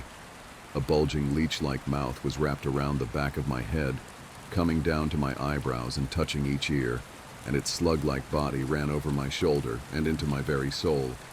It was a parasite, and it was feeding on my mind.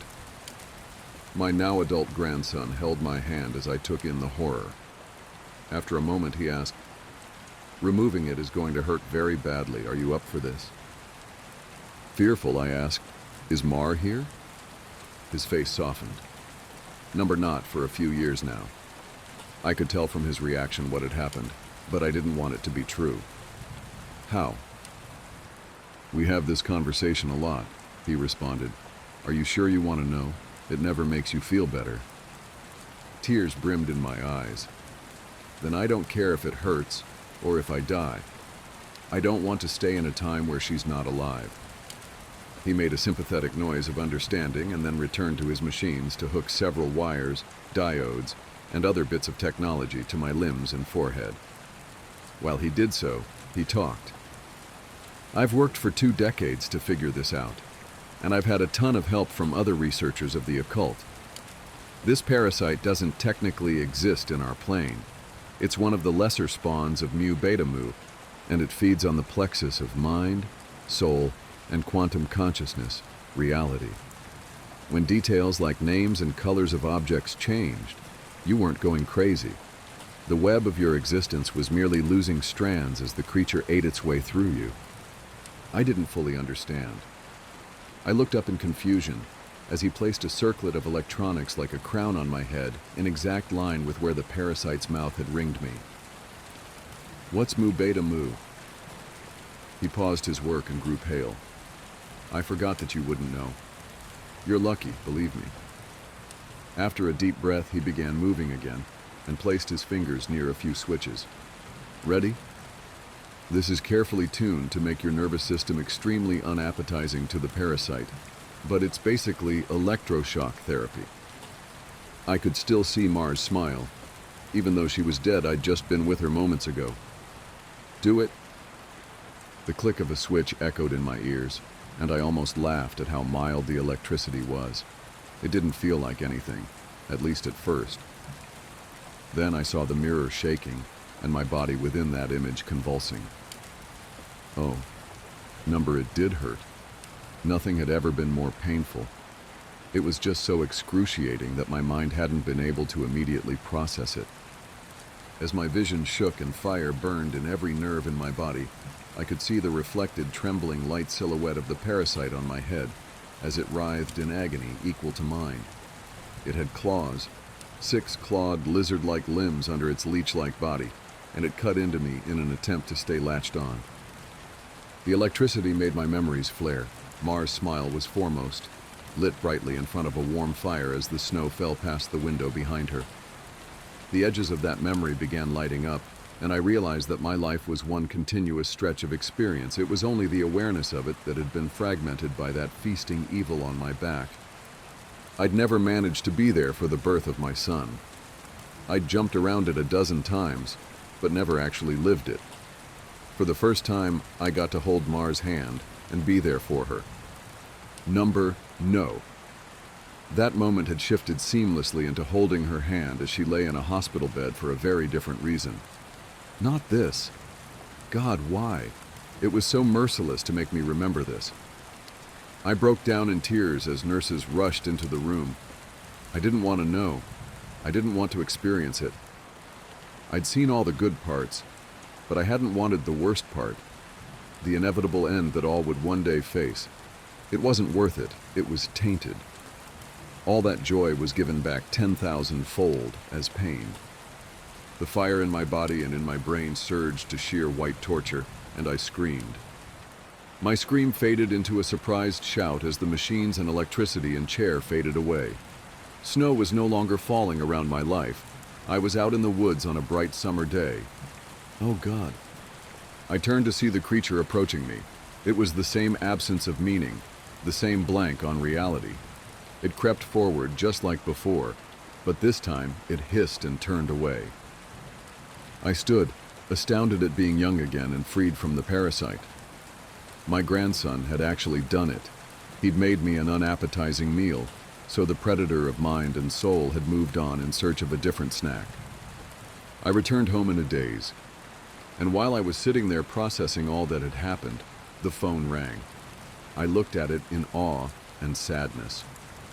I knew who it was. It was Marjorie, calling for the first time for some trivial reason she'd admit 30 years later was made up just to talk to me. But all I could see was her lying in that hospital bed dying. It was going to end in unspeakable pain and loneliness. I would become an old man, left to sit by myself in an empty house, his soulmate gone long before him. At the end of it all, the only thing I would have left, sitting and watching the falling snow. But now, thanks to my grandson, I would also have my memories. It would be a wild ride, no matter how it ended. On a sudden impulse, I picked up the phone. With a smile, I asked, "Hey, who's this?" Even though I already knew. Author's note. Together, my grandfather and I did set out to write the tale of his life. Unfortunately, his Alzheimer's disease progressed rapidly, and we were never able to finish. He's still alive, but I imagine that, mentally, he's in a better place than the nursing home. I like to think he's back in his younger days, living life and being happy, because the reality is much colder. It's snowing today. He loves the snow. When I visited him, he didn't recognize me, but he did smile as he sat looking out the window. The previous tenant of my new flat left a survival guide. Today I finally met her. I didn't get much sleep last night either. The lack of sleep is making me wonder whether all these things happening are in my mind or not. But I'm reminded every time I see that damn note that it's all real. I spent hours last night searching for anything I could about Prudence Hemmings. If she had lived in a big, creepy mansion, I imagine she would have been easy to find. But us folk who live in tower blocks aren't so well documented. No one cares about our lives, no matter how extraordinary. I found an article about missing person Lila Hemmings. It suggested that she went missing under the care of her grandmother while playing in the park opposite the flats early in the morning. Interviews with her parents stated that they had both disowned Prudence. Despite the many years that had passed since Lila's death/disappearance, her parents appeared to have remained unforgiving of Prue. There was no mention of her on either of their social media accounts, and she appeared to have no involvement with the children they had acquired since. Searches for the Hemmings family in the local area were equally dead ends. I looked at link after link, desperate to find something, but they all started to blur into one. until finally I saw something. An obituary for Bernard Bernie Hemmings, who had fallen from the tower block in unexplained circumstances after being diagnosed with dementia months before his death. I was surprised it hadn't made bigger news. It had only been about a year. There were no details of where to find them, but his wife Prudence and her sister Bridget were listed as contacts to find out details of the funeral. It's scary what you can do with the internet these days, but just with those phone numbers, I was able to put them into a reverse directory and find an address for Bridget and Tony Bishop, the sister and brother-in-law that Prudence was supposedly living with. About 4 a.m., I managed to get some sleep, not much though. I was back up and wide awake at around 7 a.m., planning my route and working out my day. I saw a post on social media from one of her relatives that Georgia was identified and is stable. This loosened the knot in my stomach that has been present since I found the note somewhat. At 8:50, I opened the door to my flat hoping to see Postman Ian. 4 minutes passed, and instead of the postman, an elderly gentleman made his way down the corridor. He had a walking stick and kind eyes. In his free arm, he carried a small plastic bag containing a newspaper and milk. He smiled and said, "Good morning," as he passed. I smiled back. He reminded me of my granddad. I imagined him pulling cola cubes from his pocket for his grandkids and shushing them when their parents weren't looking. A little further down the corridor, the old man stopped and turned. He looked me dead in the eyes with a sympathetic expression and spoke. "No post on a Sunday, if that's what you were waiting for." He smiled knowingly and turned to unlock a front door that until shut I couldn't see the number of. When I saw the door close and the number 48 boldly displayed above the peephole, I understood what Prudence had meant. Mr. Prentice did seem to be a lovely chap. I sat back in my flat and sighed, staring at the various tabs open on my laptop. At about 9:15, the knocking on the balcony door started. The window cleaner was back. I didn't feel half as terrified as I had the first time. If anything, I was just angry. It took every ounce of restraint I had in my tired body not to engage with him, if only to tell him to fuck off. His genuine seeming requests just irritated me. After about 20 minutes of being watched, the knocking started to give me a headache, so I grabbed a bag and left the flat. I decided there was no time like the present. If I was going to turn up on the bishop's doorstep looking for her sister because of the freaky flat she's left behind, then I had to get it over with. If the address was old, or the bishops weren't the people I was looking for, then I was going to look stupid whatever time of day I went. And I couldn't take the window cleaner's eyes anymore. There was something about them. They really do make you want to open that door. I looked at the lift as I entered the communal hallway and decided today I would take the stairs. I couldn't stand to be in a small box that my partner probably died very painfully in. My heart dropped into my stomach just at the sight of it. The stairs were as grotty as the lift. We'd taken them multiple times on move-in day, but I hadn't really taken it in the same way I could now. I thought about the rules and all the strange things happening in this building. I looked at the badly painted numbers on the walls as I reached each landing. Nothing in this building is simple. I looked at the numbers, 7, 6, 5, 5, 4, 3, 4, 2G. Maybe it was the sleep deprivation, but my legs were in agreement with my mind that I had definitely just descended more than 6 flights of stairs. They'd glitched. I looked at the dusty and poorly lit stairwell from the bottom. It seemed dark despite the sun pouring in from the glass panel in the main building doors. The note never mentioned glitchy stairs. Maybe I really was losing my mind. As I turned to exit the building, a woman walked in. She was in her late 30s to early 40s and had 2 small children in tow. 1 boy and 1 girl. I guessed that they were twins. They were both incredibly blonde with deep brown puppy dog looking eyes and couldn't have been any older than 6 to 7. They were as close to identical as it gets in twins of different genders. I'm not a fan of kids, but they were super cute. The lady had a short bob haircut that got longer at the front. It was uniform and dyed a perfectly even auburn color. I knew it was dyed because her roots were blonde like her kids. She looked as tired as I felt, but she pulled herself together when she saw me, running fingers through part of her hair that she must have missed however early she left this morning. "Hi, are you here visiting?" Who opened with, trying to make small talk. No, I just moved into flat 42 on the 7th floor. I was just leaving, actually. Whereabouts are you? I was desperate to go. I had feared myself up to see Prue, but I didn't want to be rude. I'm flat 26. My name's Terry. This is Eddie and Ellie. She gestured to the two small children hiding shyly behind her skirt. Welcome to the block. If you ever need anything, please feel free to give me a shout. My name is Katie, but people call me Kat too. That's really kind of you, thank you. I will... Hey, is there something wrong with the stairs? I stopped myself before going into detail. Nothing wrong. They just skip sometimes. She answered, shrugging. Well, I'd love to stop and chat, but I actually really need to get going. It was nice to meet you, Terry. I tried to work out what was wrong with the children as I stepped forward to walk away, still baffled by the stares. By the way, we have a residence committee. You should come to one of our meetings. They're every Tuesday in alternating flats. This Tuesday is at Molly Jefferson's place in flat 31. Come along. We'd love to have you, Terry suggested, waving me off. I walked out the doors after my encounter with Terry feeling sick. Every minute in this place made the note more real. Every word jumped off the page and into my life. Made it more likely that Jamie was really gone. I rode the bus from a stop not far from the flats. It felt like it took an eternity to reach the little suburban area I was looking for. A 5-minute walk away from the bus stop I got off at, and I was staring at a quaint little bungalow belonging to Bridget and Tony Bishop. I knocked on the door. The lady who opened it was unsteady on her feet. She was probably in her 70s, with wispy white hair neatly scraped back into a bun, 2 strands left hanging that just softened her wrinkled face.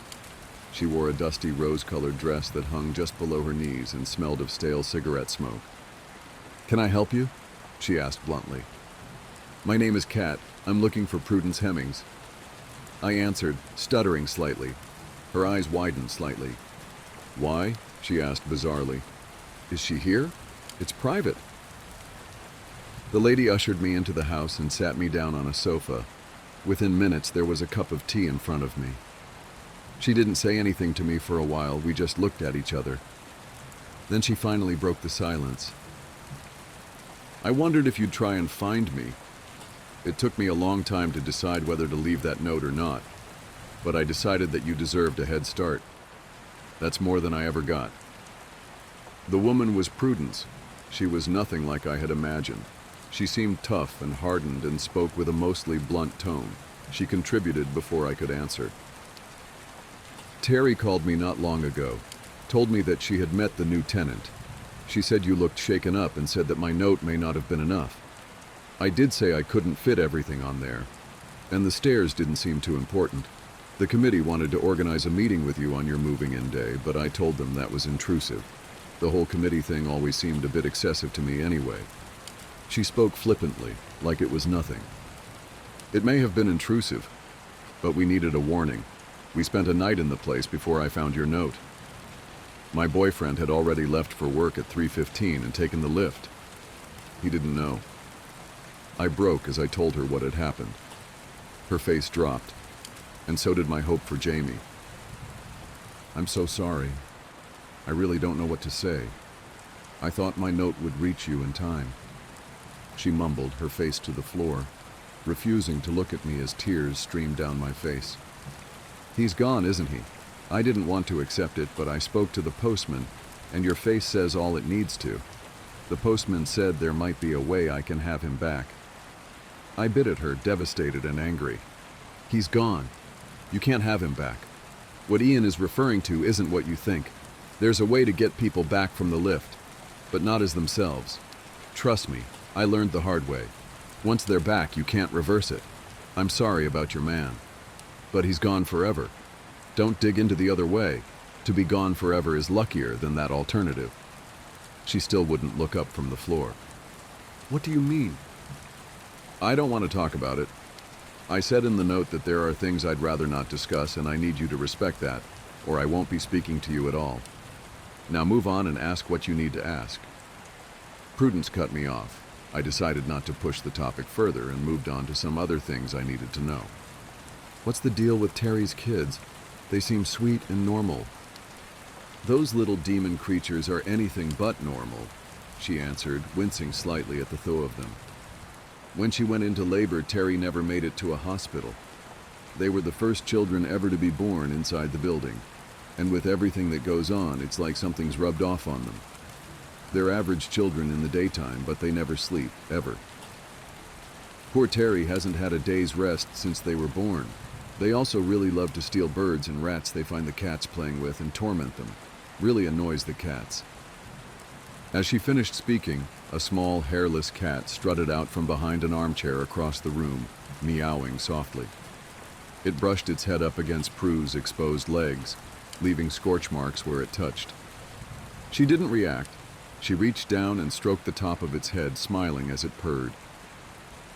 "And those?" I asked, eyes stuck to her now badly burned legs. She chuckled, pulled out a box and lit a cigarette, tapping the top layer of ash into a small silver dish in front of her. She offered me one, and I took it gladly. They've always been my good friends. I couldn't leave the building without bringing a part of home with me. This little guy is Damon. He's seen some things." She gushed, not taking her eyes off the cat. "But where did they come from? Why are they everywhere?" I asked, watching in disbelief as her burns subsided. It seemed impossible, but I looked at my arms where I had picked up the cat the night before, and there was no evidence it had ever happened. They didn't even appear sunburned. No one really knows. They started to appear after the fire, a few years after I'd moved in. It was rumored that they were the pets of the residents that burned, and that was why they had no fur. But I don't think that's true. I interrupted. "I met one of those neighbors last night. She said her name was Natalia. She almost killed my best friend. You're crazy if you think your note was enough of a warning," I ranted emotionally. "Look, girl, if I had made a song and dance about warning you, then you'd have thought me crazy and challenged the rules. You'd have been dead already. Be grateful you got anything. I didn't. I had to work it all out. Your generation are so spoiled." She tutted in frustration at me. I was angry, but she was probably right. An elderly lady telling me rat-like creatures would kill my boyfriend in a lift would probably have got some laughs from me a few days ago. I stayed quiet and waited for her to calm down. After a while she sighed and started again. "I think the cats are the neighbors that burned. They've never meant any harm, and they hiss and run from the imposters that roam the building. Besides, there's no way there were that many cats living on one floor. The imposter people don't even match up with the residents that died in the fire. None of them look like or claim to have the same name as the dead. They just claim to live in their flats. I've met Natalia before. She left a bad scar on Bernie's leg from an incident we had, nasty girl. Before the fire, there was CCTV, and there was a recording saved of about 15 people marching into the flats and up to that floor about half an hour before the fire started. It was the only evidence found. CCTV wasn't great in the 80s, so they were never identified. And the flames melted the relevant cameras, so nothing ever came of it. I think the people that entered that night are the ones that ask for sugar. I don't know any more than that, but if you avoid them, like I said, you don't need to know more. They hate the cats. I hope your friend survives, but I've seen what those people can do, so maybe she was better off dead." Prue carried on stroking Damon. I watched the skin of her fingers melt and twist as they made contact with him. "What happened to your husband?" I asked the question so fast I didn't have time to consider that this was a topic she had explicitly said she didn't want to discuss in the note, but I had to know. She scowled at me. "I said I didn't want to talk about that," she hissed. "I just lost the love of my life. I need some answers." I begged. "What happened to Bernie won't help you. I know you'd think any deaths in that building would be down to the quirks, but this wasn't. For the most part, anyway. Don't forget that we had lived there for 35 years. Bernie knew the rules. We knew how to take care of ourselves and have a happy life there. It was our home." "I don't doubt that's Mrs. Hemmings. I'm sorry," I interjected. "Bernie had dementia. It started about 6 months before he died, and he deteriorated very rapidly. Towards the end, he started wandering. The doctor said it was common, but in our position it was incredibly dangerous. More times than I can count, I pulled him away from the lift just in time. Along with wandering, he was forgetting the rules. He let that smug, awful window cleaner in 3 times. Thank Lord for the big metal pipe I kept by the balcony door. Chased him out a treat. Not that anything stops him from coming back. I'm sure you're already acquainted. After all the dangerous situations Bernie was in, by the end he made the smallest and most fatal of errors. He left a bowl of food out for Damon at 10 a.m. I was out shopping with Terry and a few of the girls from the committee, and when I came back I found one of those awful creatures. Prudence started to cry. I put my hand on her shoulder in an attempt to comfort her. After all, I truly knew how she felt. It was eating him. She sniffed and steadied herself to continue, moving my hand. I chased the creature away with the same metal pipe I had the window cleaner and pushed Bernie off the balcony. He was heavy, but I didn't want anyone to know what really killed him. Its teeth. She shivered. They made such an awful noise. It reminded me of Dash. Lila. I finished her sentence. I hadn't meant to. I was so invested in her story I couldn't help it. I gather you spoke with Ian then, she said, sounding resigned. I never meant to hurt that little girl. I loved her so much. Tears rolled down her wrinkled cheeks. Damon, who was now sat next to her on the sofa, shuffled closer as if to cuddle her. Haven't you ever been curious about getting her back? I asked, my mind turning back to the methods hinted at by both Prue and the postman. I miss Jamie so much.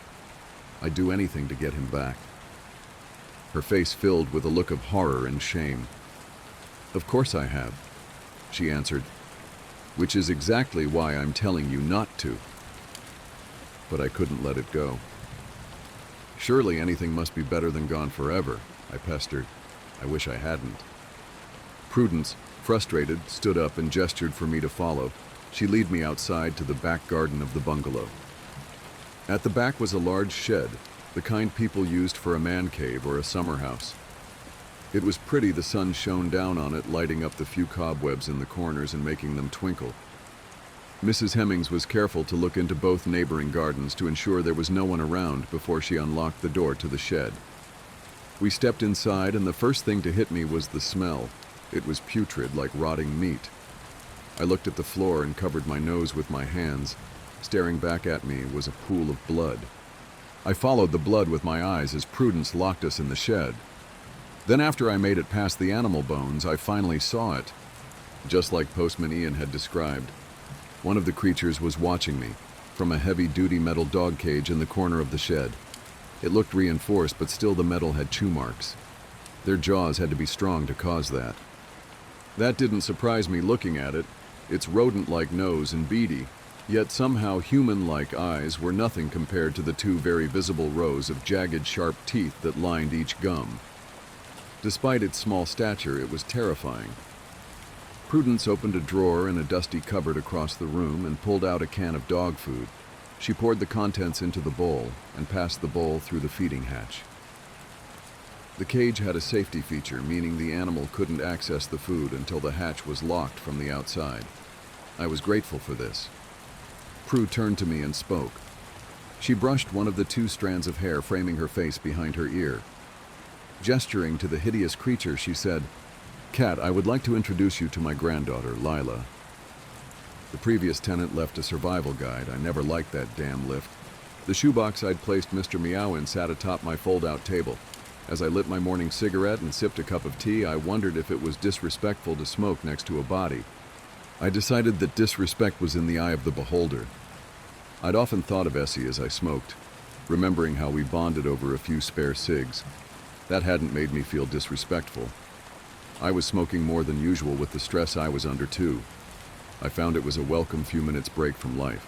I'd wanted to sit on my balcony that morning to try and get some light and escape from the claustrophobic feel of the flat. I knew that with my determination to find Derek, it might be the last I saw the sun, but the window cleaner was out there just howling and scratching at the door. To be honest, the flat felt so empty without Jamie, Mr. Meow, or even the vine, that for a moment I almost considered letting him in.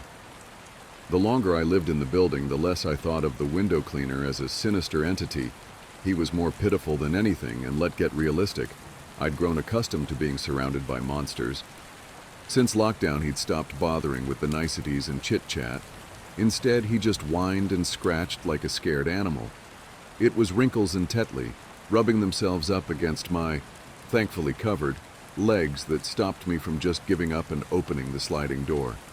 I spent hours in the flat that day, dwelling on everything, coming up with wild plans and theories in my mind. I texted Terry and asked her to check on Mr. Prentice for me. She asked what was going on, and I said that I would tell her when I could. It was weak, but she accepted my explanation, or lack of, as always, with no questions asked. I must have paced the length of the flat hundreds of times. None of the ideas that I had to help Derek seemed to develop into anything solid. It was frustrating, like trying to solve an impossible riddle. I analyzed every part of my interaction with Albert, trying to find hidden meanings amongst the words in my head. I wondered if he could communicate with the creatures, just like Derek had when he struck the deal over the lift. Maybe that's why he had come to my flat when Jamie finally escaped. It would make sense if they were communicating all along. Maybe he'd been the reason for Jamie's aggression towards the end. I knew that I wasn't going to find Derek without also finding Albert, so I decided that working to find the older of the brothers would be easier. Translating all my loose threads of thoughts into a plan didn't come easy. I tried to stop myself multiple times, worrying that I was going down the wrong route, but when it finally hit me, I knew that I had nothing better. Eventually, I settled on my next steps. I started after I had fed the kittens and washed up the bowls, after they'd fallen asleep on the sofa, after I'd had time to dwell in stress. After it got dark outside and no human residents were left in the dimly lit corridors, I had little faith in my plan and didn't want to risk anyone getting hurt as a byproduct. I made my way down the stairs, carrying the shoebox coffin in my arms and a small bag of the dust that Jamie had left behind in my pocket, shovel wedged in the gap between my arm and torso. "Good evening, Marcus." I greeted the man on floor 5 with less enthusiasm than usual. He responded the same way he always did, not at all. The boy in the mirror blew more raspberries, making moose horn antlers with his hands and giggling. I waved back and tried to understand how Albert could consider every single special resident evil. These beings had become my family over time. The outside of the building was empty again. A city that usually never slept was taking the nap of a lifetime. I felt peaceful in the garden with the breeze blowing my hair around. The park opposite was eerily mystical under the stars. It was warmer than it had been a few nights before when I'd first discovered the kittens and the grate. Even though it had only been a short time, that night felt a lifetime away. I fought the urge to sob as I dug the tiny grave amongst the shrubs I'd found them in, and for the first time since Essie's death, I was successful. My mind was so focused on my goals that I managed to pull myself together and not become a wreck. I wasn't sure I had any tears left. I made full speeches instead, first to Mr. Meow and then to Jamie, who I sprinkled on top of the buried shoebox, vowing that I would do something good in all this before covering them back up with dirt. I stood and stared at the patch of soil for a while. At one point I could have sworn I caught a glimpse of the metal grate, but it was gone in a blink, replaced by flat, gray concrete. Either Albert was teasing me, or I was going completely mad. I felt my heart start to pound through my chest as I re-entered the building. What I was preparing to do was dangerous, and potentially deadly, but it was better than never knowing if I could have done more. I didn't want to spend a lifetime imagining Derek trapped and alone. Every time my life is in crisis in this place, I seem to find myself outside the lift, and that night was no different. Even if everything in me was telling me to flee up the stairs and drop it, there I was, staring at the huge metal doors. It had killed friends, taken me to places no one else could see, and housed monsters that infected my nightmares. As my own heart continued to pound, I imagined that the lift could be considered the building's heart, carrying human life to every floor like we were the blood of the tower. My eyes flitted from the intimidating metal doors to the display on my phone. I was a few minutes early, and those few minutes felt like 1,000 years. I edged as close as I could to the button to call the lift, and as soon the numbers changed, I knew it was time to start. 1:11 a.m. I jabbed the button violently, took a deep breath, and reached into my pocket. It was hard to fight back the bile as I pulled out Mr. Meow's severed foot that I had carefully plucked from the shoebox earlier, but I managed and I threw it. It landed about 3 meters or so from the lift's entrance. I retreated and stood to the edge of the stairs, just out of sight, my entire body shaking as I waited for the rattling noise of the opening doors. The first part of my plan worked as well as I could have hoped, and soon, for the first time, I was faced with my boyfriend's killers.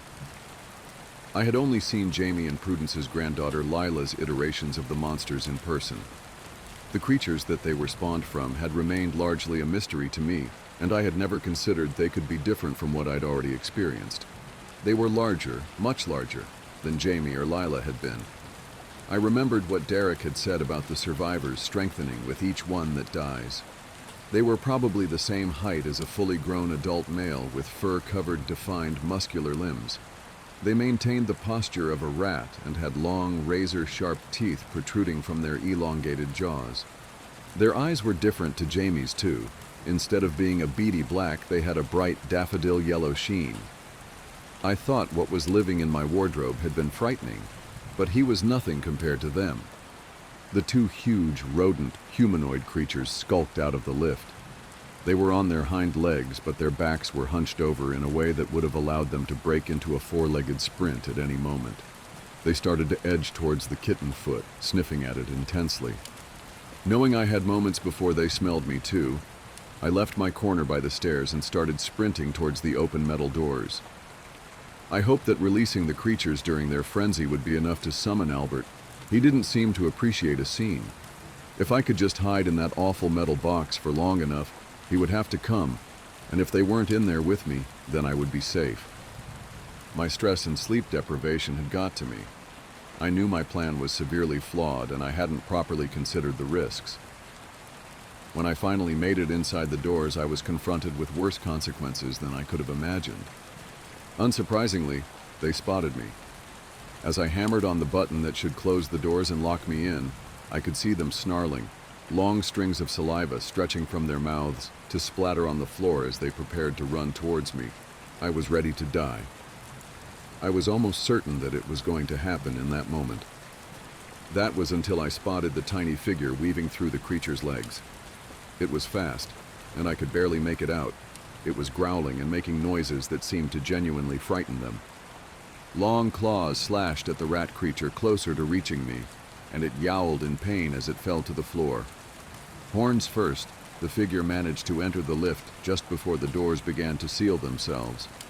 It hissed at the uninjured creature, keeping him backed away just enough for us to hear the thud of the metal doors closing. Most would be terrified of anything that could frighten off their worst nightmares in an instant, let alone being locked in a 4-inch by 4-inch space with them. But not me. As the figure became clear, I was both proud and devastated. "Ellie, what are you doing here? Your mom's going to kill us both." Terry's young daughter sat herself down cross-legged in the corner of the tiny room as I slid down one of the walls to the floor myself, hugging my knees. I broke into hysterical tears. I couldn't believe I'd put Ellie at risk. I knew about the twins' late-night escapes. She shuffled over next to me, her horns pinched a little as she nuzzled my shoulder, but I didn't care. "Don't cry, Cat. Did you see how scared of me those things were?" She was delighted. Her smile lit up, and if you could have seen anything in the deep black voids that replaced her eyes, you'd have seen childlike excitement. The creature outside scraped and hammered at the door, and I could still hear the pained screams of the one she'd impaled. For a small child, she had no idea of the impact she'd just made. It was hard to comprehend how a little girl could cause so much damage. "You shouldn't be out. Why aren't you at home? Is Eddie out too? Your mom will go looking. What if they get her?" I started ranting. Ellie's face dropped immediately. I usually would have felt awful, but I couldn't shake the thought of her whole family being killed because of me. Of the other people that might be in mortal danger. How could I be so fucking stupid? "Eddie's at home playing with his truck, and Mum fell asleep. I just wanted to come and explore, and I was playing on the stairs when I saw you. I've missed you, Cat. Are they going to eat Mum?" Her little voice cracked, and she started to sob. I wanted to be reassuring and tell her that they wouldn't, but I didn't want to lie. I started to understand the gravity of what I'd released. I was still confident that my original plan would bring Albert out of the basement. However, I wasn't so confident that Albert would just let Ellie go. He might see her as evil, like he saw everything else here. I had to do everything I could to protect her.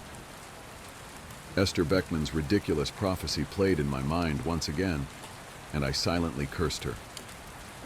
How many more friends are going to be in danger, Esther? Why would you be so fucking vague?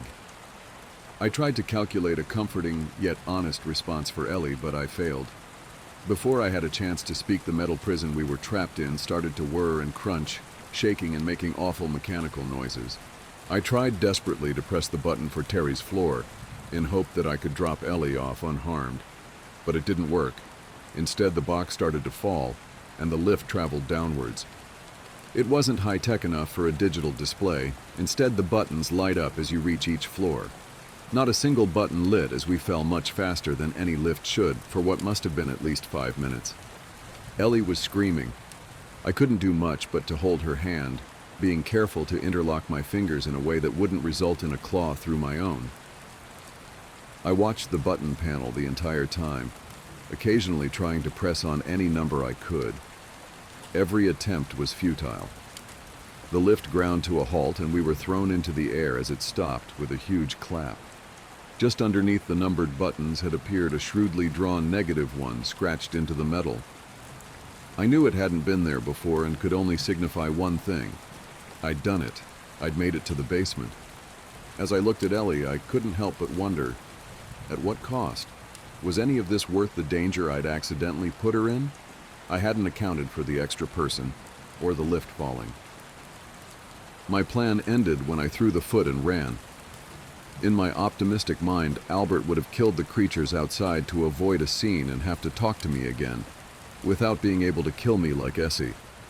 I knew, squeezing Ellie's hand, that I had misjudged the situation entirely. "Where are we?" she asked nervously. "I don't know for sure. I think this is the basement," I replied. "But the block doesn't have a basement." "I know."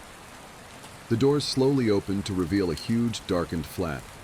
It was luxury, like an underground penthouse, but without a single window in sight, and it was largely empty, not a soul inside. I stood up from the floor of the lift, Ellie's hand still firmly gripped in mine, and tried to take in the surroundings. The lift had stopped directly in what seemed to be a living room. There was no hallway or corridor leading to a set of flats like when the lift usually stopped. In the room was a black velvet sofa, a few side tables, and an almost useless lamp, providing a dim glow in the corner. It lit up a few twinkling cobwebs and made it just about possible to see a huge, trailing pot plant sat on a table that matched perfectly with the vine that had wrapped itself around my foot and then my home. The lack of a nearby grate didn't bode well. Ellie started to cry. I couldn't see actual tears with the voids for eyes, but I could hear her soft whimpers. I searched my mind again for some comforting thoughts, but I couldn't find a single one. If I was right and Derek was trapped here, we were fucked. Attempts to jab the buttons were pointless. It was as if the lift had run out of battery. We couldn't even close the doors. I took a step into the room and Ellie followed. Before I could say a word, we heard the metal doors clap together, and by the time we turned around, the lift had been replaced by a blank wall. "Where the fuck are you?" I screamed, desperately hoping that Albert's smug face would just appear from the shadows. It didn't. All my plea did was terrify Ellie, who continued to grip my hand. It's awful to say, but I was partly grateful that she was there, if only so that I didn't have to be alone. "Who are you looking for?" she questioned. "Someone that can help us get home. I need to stay close to me all the time. Can you do that for me, please?" I hoped with my whole being that I could keep her safe. Ellie simply nodded in response, her horns bobbing in the dim glow. I took a few steps in the direction of the plant, reaching out to touch it and see if it was limp or alive, like the version in my flat had been. I was disappointed that it was the former. As I ventured further into the room, I noticed that the opposite wall wasn't nearly as blank as the one that had replaced the lift. Instead, indented in the wall were another set of metal doors, identical to the ones that had closed and vanished behind us. Next to the left side of the doors was a button with the words "Call Lift" carved into the metal above it. It gave me a great feeling of unease. Despite my unease, I saw no other exit to the room, and before I could even consider options, my tiny companion had pressed the button. Even demon kids love buttons. As the doors opened, relief washed over me to see that it was empty and not full of even more creatures. We took a step inside, and I found myself once again staring at the button panel. This time I wasn't searching for floor 9. In fact, I yearned for the days when that was my biggest problem. The panel was much like the one in the lift we'd got here in, except alarmingly, every number came with a minus symbol before it, and there was no sign of a G for the ground floor. It wasn't enough to wish for a daughter. I had to beg. There is a certain shop called Fleur in New York City where magical objects can be purchased, rented, stored, or utilized, but only if you have extraordinary means and the right connections. It isn't the sort of place you can simply walk into. Customers can only gain entrance through referral, and all visits are by appointment only. I'm what you might call nouveau riche. No Vanderbilts or Astors populate my family tree, but I've done well for myself, and in the end, money is money. I manage a few important funds, and many of my clients have powerful ties that go back to the days of New Amsterdam. It was one such client that made an introduction for me at Fleur. There was no email or even a phone call, simply a red envelope that arrived with a white card inside, listing my name, an address in Manhattan, and an 8 p.m. appointment. The calligraphy was elegant and precise. It was August, hot, and the sun was just setting behind the tall buildings to the west. I arrived promptly, as I always do, to find a 3-story building built of brown bricks. 2 Grecian columns bordered a white door a few steps above street level, but the place was otherwise unpretentious, ordinary even. I knocked once and heard footsteps shuffling slowly toward the door, which soon opened to reveal a woman in her 50s dressed plainly in jeans and a loose-fitting white shirt. "You must be Tara," she said. "I'm Inga, the proprietress. Please follow me." I took a step inside, carefully closing the door behind me. Inside, the house was cozy and clean. I'd expected a crowded maze packed with objects. Instead, we passed an ordinary sitting room with threadbare couches and a kitchen with basic appliances and outdated tile countertops. "It's not what I expected," I said, knowing the words were rude even as they left my mouth. "When I was younger, I was vain," said Inga. She had a bit of a Midwest accent that made me want to discount anything she said. "I had plenty of tools at my disposal, and I'd show up at that door glammed up to make men drool and women jealous. In the end, it brought me more trouble than joy. I should have listened to my father. He ran this place for decades before he handed me the keys. He always said it's best to hide in plain sight. Now I see the wisdom in that." For a moment, something in the periphery of my vision flickered, and in Inga's place I glanced a much taller, thinner woman in a glittering evening gown. Her red hair shimmered like it had been woven with strands of tinsel and fell halfway down her back. Black and green tattoos snaked down her arms. The inks moved slowly beneath her skin. As I followed her into an austere office, the flicker went away, and I saw the plain version of her again, smiling at me as if we now shared a secret. "So," she said, "I'm aware of your situation. I sympathize." "Do you have children?" I asked, and she shook her head. "I've never wanted them," she said. "It complicates this line of work. Certain clients see fit to threaten your family's safety if they can't get what they want. Things get quite ugly." She said this with an air of someone who'd crossed many dangerous people and come out on top. I thought it best not to inquire further. "I've tried all the normal methods," I said. "Hormones, IUI, IVF. I was trying not to betray any emotion, but I felt my chest constricting. I'd hate myself if I cried in front of this stranger. I just thought if maybe you had some kind of ointment, maybe, or a charm. Jesus, I can't believe I'm saying this out loud." She held out a hand, gesturing for me to do the same. Then she took hold of my wrist and spit in my open palm. I tried to draw it back, but her grip was far stronger than it should have been. She rubbed her thumb in small circles all around my skin until the spit was spread evenly. Then, finally, she released me and slowly nodded. "Unfortunately, none of the usual methods will work in your case," she said. "There's something blocking you." "Blocking me?" I tried not to sound too unduly skeptical. "Like a diaphragm?" I wanted to add, but I bit my tongue. Yes, something powerful that even I can't quite see. Now I rolled my eyes. Of course. My bullshit meter was going into hyperdrive. I could almost sense that sales pitch coming. Of course I had a 1 in a million problem that would require a very expensive solution, right? Sounds like you can't help me then, I said, standing. No, she said. You can help yourself, but only if you want it badly enough. I hesitated for a moment. I could always try the IVF again.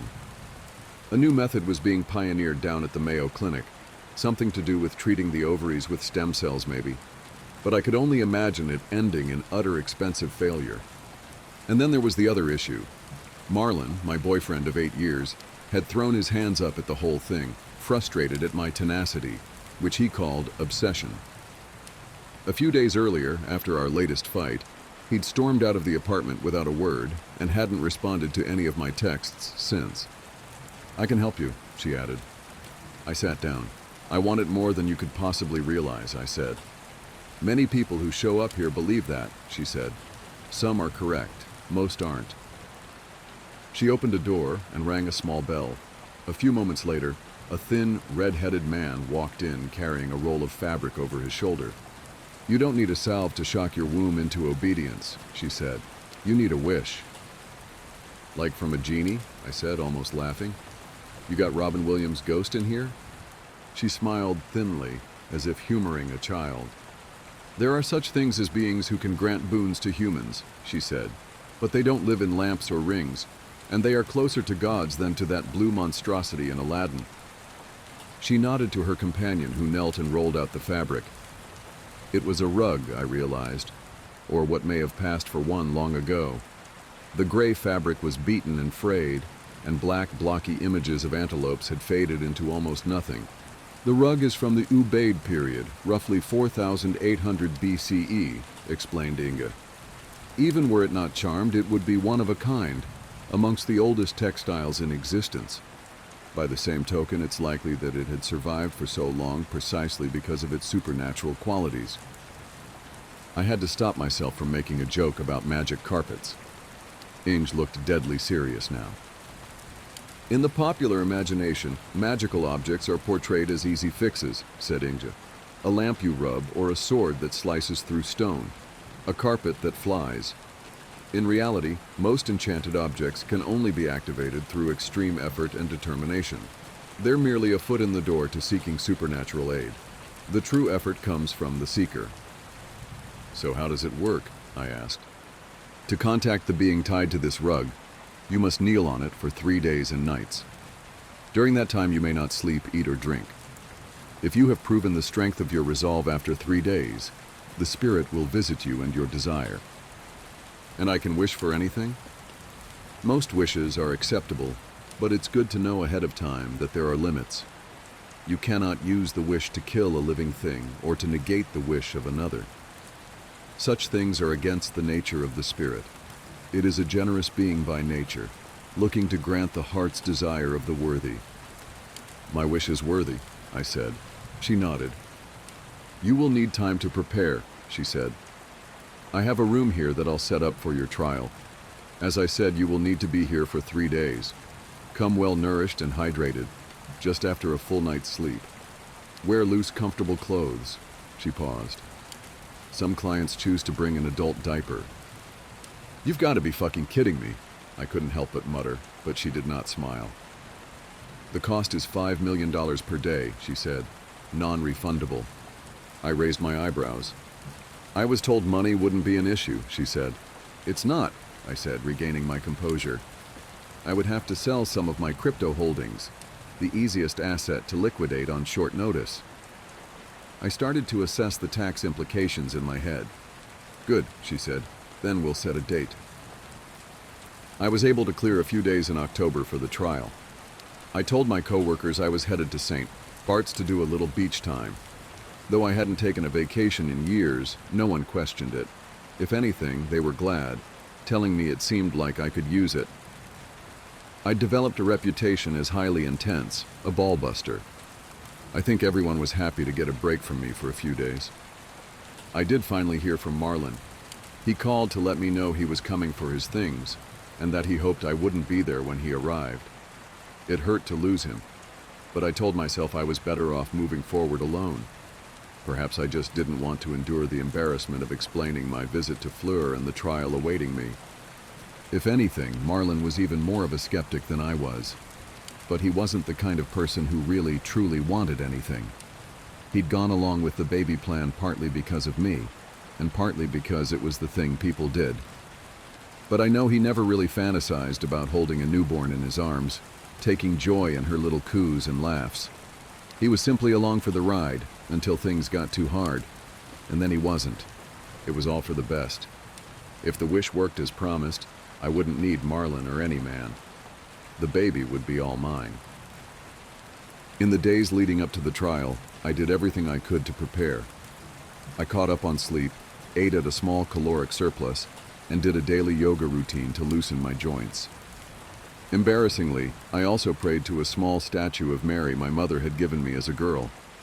It was one of the few objects I'd kept from childhood, and I certainly wasn't Catholic anymore, but it felt like it wouldn't hurt. Finally, the day came. I arrived at Fleur and ascended the steps. The door opened before I could even knock, and Inga gestured for me to enter. She was dressed in a sort of white linen uniform with a tan apron. She might have looked at home in a day spa. Indeed, she handed me a glass of ice water with a cucumber floating inside. "It's important to hydrate, and best to empty your bladder before you go in," she said. Then, looking me in the eye, she added, "Is your resolve as strong now as when we last met?" "Stronger," I said, honestly, and she nodded. I followed Inga up a winding staircase up to the 3rd level, where a narrow, dimly lit hallway opened to an array of doors. As we walked through the hall, it seemed I could hear groans coming from behind several of the door, strange muttering that sounded like prayer from others. "Busy morning?" I asked. "My client's business is strictly confidential," she said. "Should anyone come asking about you, I'd say the same." I wondered if it was all people kneeling on rugs behind every door. Surely not. Behind each door was a different object, a different aspiration. I had heard rumors of others who'd come here for help. A woman in her 50s who lay in a glass coffin that superheated her skin, crisping it like a Thanksgiving turkey's. The pain had been unimaginable, but after 2 hours when she emerged from the coffin, her skin was as taut as a 20-year-old's. Another friend had been asked to finger paint portrait after portrait of her dead lover in blood, until finally the 44th one began to move of its own volition and carried out a long and heartfelt conversation that left her happy for the first time in years. "Understood," I said. "Thank you." We reached a door near the end of the hall. She tapped the handle a few times in a kind of rhythmic sequence, then turned it slowly open. On the other side of the door was a barren room with no windows. 2 walls were of bare brick. The others were simple white, the paint chipping in places. At the center of the room stood the rug. It looked slightly more important now, set in the middle of the otherwise barren room, like an exhibit at a museum. I was struck by the feeling that I shouldn't touch it. "Your trial begins as soon as you place your feet on the rug," said Inga. "The spirit will expect you to kneel for the duration of your time here. A bit of stretching from time to time is acceptable, but under no circumstance are you to leave the rug. Should you wish to abandon the trial, simply walk to the door and knock thrice. No negative consequences will befall you, but you will still be expected to pay, and you will not be allowed to attempt the trial again." She paused for a moment. "I should have asked this before," she said. "But as I mentioned, there's some kind of blockage preventing you from having a child. Do you have enemies? Someone who would care enough to curse you?"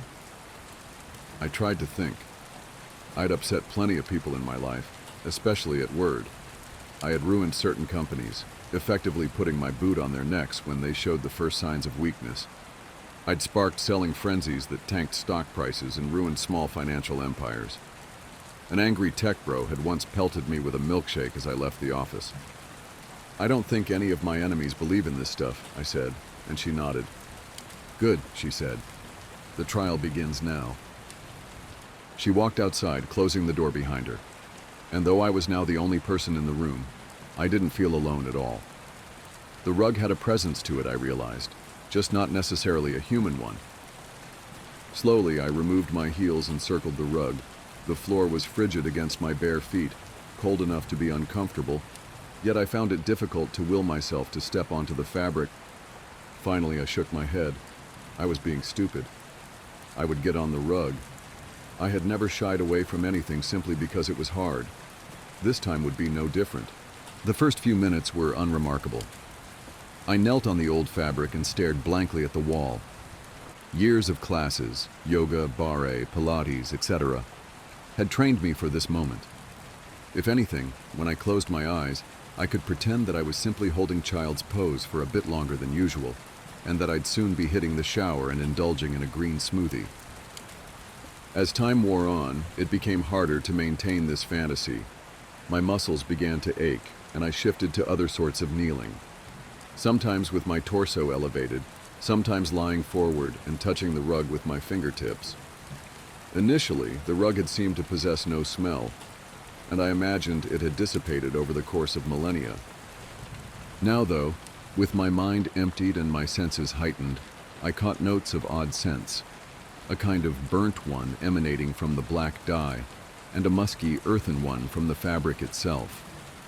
Did they have sheep back in the olden days of the Fertile Crescent? Or had this been woven from the hair of some other animal? The pain became worse. My lower back and knees throbbed.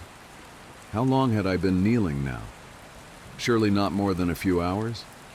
Was I really ready to endure this for days?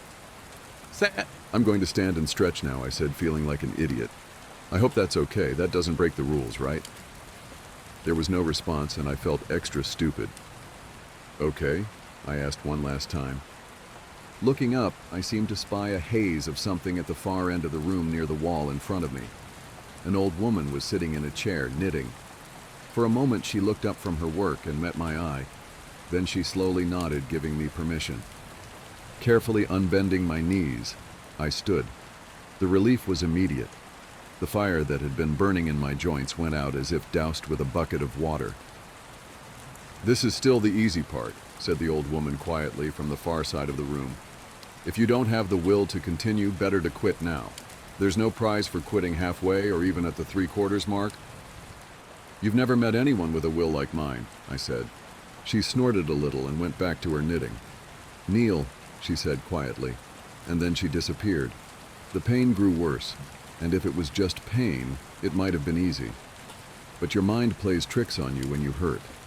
It'll tell you that you're doing permanent injury to your knees and ankles. It'll ask if the tingling sensation in your toes is nerve damage. Could your spine itself be in jeopardy? Will you still be able to walk at the end of all this? But through all of it, I didn't stop kneeling. Every time an intrusive thought arose, I made myself think of my daughter. At times, it was almost as if I could see her. In the vision, though, she wasn't a baby, but a woman fully grown, perhaps even my same age. She stood behind the old woman, a hand on her shoulder. She stared at me as if looking for something, perhaps wondering if I'd soon give up, if she'd never come to exist. This wasn't the first time I'd seen my daughter. Since I was a teenager, I've had vivid dreams about her. Us at high tea and matching dresses arguing the merits of English breakfast and Earl Grey. Me at her college graduation, my eyes welling with tears as she collects her Princeton diploma. Me popping a bottle of champagne to celebrate her putting the down payment on her first apartment, a little one-bedroom in Brooklyn. It was all so clear that it seemed inevitable, like the dreams were a reality just waiting for me once I reached the proper time. I knew I was destined to become the mom that my own mother never was. Yes, my mother was a disaster. She'd moved to New York from rural Virginia, assuming she'd be discovered by some producer at the cafe where she worked and book her ticket to Broadway. Every morning she spent an hour in the mirror preparing for her big break, but it never came. Instead, there was only an endless procession of men, some with promises of fame and fortune, but mostly just a string of losers that grew increasingly dangerous. I don't like to talk much about that period of my life, except to say that it was terrible and not something I'd wish on anyone. It all ended when I was 12 and came home from school to find her half dead off a bag of gray powder lying on the couch beside her fully dead boyfriend. I went to live with one of her cousins in Brooklyn after that. She had 2 daughters of her own and worked almost constantly. To her credit, I wasn't treated any worse than her biological children, but that's not saying much. At best, we were all seen as burdens, but at least I was safe. I suppose it made me tough and eager to be nothing like my mother. I grew up hating her and had very little contact with her once I stopped living at her place. At some point, I heard that she died falling from a balcony, an act that may have been self-inflicted or at the hands of a jealous boyfriend, though the truth was never discovered. I chose not to attend the funeral. I suppose I was driven to be my mother's opposite in every way. Through high school, my grades were perfect, and I never dated. I told myself that when I was older, I would give my daughter the things I never had: a clean apartment looking over the park, and a stable dad who never drank and woke up early each morning to brew coffee and read the news. A mother who loved her above all other things. I looked up at the old woman. My daughter's shade stooped down and whispered something in her ear. "What?" I asked, attempting to bend my head up to look at them. I realized I barely had the strength to do so. How long had I been here now? I had no phone, no watch.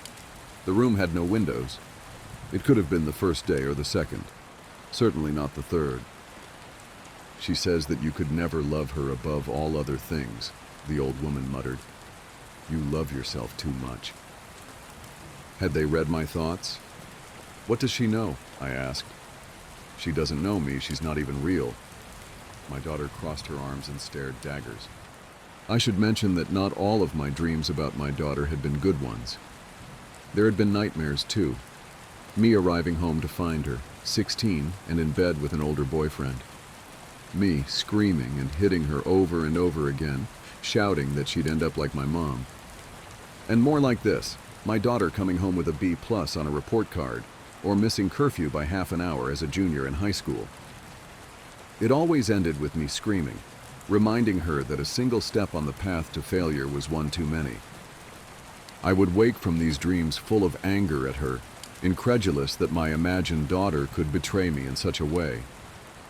At some point, my right knee gave out. I wasn't sure if the joint had ruptured permanently or if it just needed some rest, but there was physically no way I could make it hold position. I collapsed face first onto the rug and looked up at the old woman as if to ask if this was acceptable. She nodded almost imperceptibly. At some point that I had soiled myself. Not quite sure what to do, I removed the stained pants and underwear and tossed them to the side of the room. Then, for whatever reason, I removed my shirt as well, throwing it after the others. I lay curled in a naked ball, looking weakly up at the old woman, who kept busy with her knitting. "How long?" I asked, but she didn't answer. Beside her, my daughter never took her eyes off me. She was smirking just a bit, reveling in my pain. She was the bad girl, the one I'd seen in my dreams. She would disobey me. I would come home from work to find her in a cloud of pot smoke listening to an old Nirvana album, and I would rip the buds from her ears and smash them underfoot, over and over again until they were plastic dust. "Give up," she mouthed. "Never," I tried to say, but my lips were chapped and bleeding, and the words caught in my throat. I knew then that I would amend my wish. I would wish for a good daughter, not her, not the brat looking down at me from the old woman's side. I tried to give voice to these thoughts, to shout them at my daughter, and found I could not. For the first time I felt a pang of true fear. Not that I would give up, but that I would die here, naked on this rug before I had a chance to make my wish. There had been no promise that I would live. How long could the body go without water? I would have drunk from a gutter or a horse trough were it in front of me, anything. Shadows were dancing all around the room, a great revel, all ready to carry me off to somewhere dark and permanent. I knew I could make them go away. I could roll off the rug, crawl to the door, beg to be let out, but I would not. I would never, never relent. My daughter shook her head. "See," she said, "she'll never bend." The old woman looked up at me and nodded, and I realized that the rug had extended now, growing longer. It reached all the way to the old woman, stretching out to her feet and up her legs, all the way to the needles in her lap that were knitting it longer and longer. She gestured for me to come closer. and I began to crawl, naked and chapped. My right knee fully numb, I dragged myself to her feet. "Tell me what you desire," she said softly, not meeting my eyes. "You know," I said. "You need to say it." "A daughter," I said. "My perfect daughter." She thought for a moment. "I'm sorry," she said. "I cannot help you. The rules are the rules." "What are you talking about?" I choked as I asked the question, my throat dry and painful. "Your wish cannot negate the wish of another," she said softly. "I don't understand," I said. What was she talking about? The woman held up the bits of yarns in her lap. They seemed to vibrate, the dancing threads throwing darkness on the wall like shadow puppets. In these shadows a vision formed. It was my daughter years in the future, my same age. She was here in this very room, kneeling on this very same rug. Time moved in fast motion as I watched her suffer just as I had, her body breaking down, her mind drying into a husk as the lack of sleep and water broke it. But in the end, she too survived the trial. She too crawled to the old woman to make her wish. "I don't want to die," she said through chapped lips, "but I wish I was never born. Could you do that for me?" The old woman looked up at her curiously. "Perhaps. Why is this your wish?" "Because I have never been happy, not one day in my life," my daughter said, blinking away tears. "I had a mother who screamed at me for the slightest misstep. She demanded perfection, and I tried to give it to her. I gave her everything she wanted. I went to Yale, then Harvard Medical School. There's no better doctor in the city. But every day I come home and wish I'd die in my sleep. I haven't spoken to my mom in years, but I still hear her screaming. The second I start to feel happy, she's right there in my ear, telling me I don't deserve an ounce of joy in my life." The old woman nodded. "I can give you what you wish," she said. "Wait," said my daughter. "If you grant the wish, what happens?" The old woman gestured to the work in her lap. "It would be a bit of bother," she said. "I'd have to unravel this a bit." She gestured to the yarn in her lap, still attached to the rug. 38 years worth of work back to the time of your conception. I'd nudge things just a little bit. A different baby would fill her belly." "No," said my daughter, fighting back tears. "No, no, no. No one else should have to do this. To live this." She thought for a moment, then said, "I want to wish for my mother to be barren, incapable of having a child ever." The old woman smiled a bit sadly and nodded. She began to pull at the thread in her lap, unraveling the rug. "Anything else?" "Yes," said my daughter. "One day, I want her to find out why." The old woman looked over at me now, then over at my daughter's specter. She shot me one last cruel smile, a look of satisfaction. Then she turned and walked through the darkness of the wall. She would not return. "Do you understand?" asked the old woman. "I can't allow your wish to undo hers." "I understand." "Is there anything else I can offer you?" she asked. I shook my head. She looked up from her knitting one last time. "You may yet think of something," she said. "Come back any time. You know where to find me." Ing must have entered the room shortly after. She gave me a glass of water, which I drank desperately, and a fresh robe. She took me to a shower, where I sat and cried on the wet floor. My skin was so broken that I could barely handle the lukewarm temperature. My knee throbbed, but had regained a bit of its function. I saw that I would be whole again, physically at least. Since that day, I've been at home, slowly repairing myself. Long baths, lunches of chicken broth and juice cut with water. But I can't bring myself to call work or anyone, really. I feel that the motor has been ripped out of me, that there's nothing to make me go anymore. What is a life without a purpose? I am not someone accustomed to drifting. And of course I've been angry, at my daughter and at myself. But there's nowhere for those feelings to go, nothing to do with them. I can't undo the mother I was in some other fabric of reality. I am stuck, but at the same time I have no desire to die. And lately my thoughts have turned to my own mother, who I suppose made me this way. As I said before, So much of who I am came as a reaction to who she was. I think of the way she cackled when she was high. It was a selfish laugh, a laugh you couldn't share.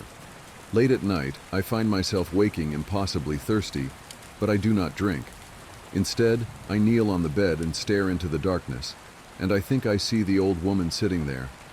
I imagine crawling to her and whispering that I too wish my mother had been barren, that I too want her to know why. I imagine the old woman unraveling another few decades from her work to go back and fix things.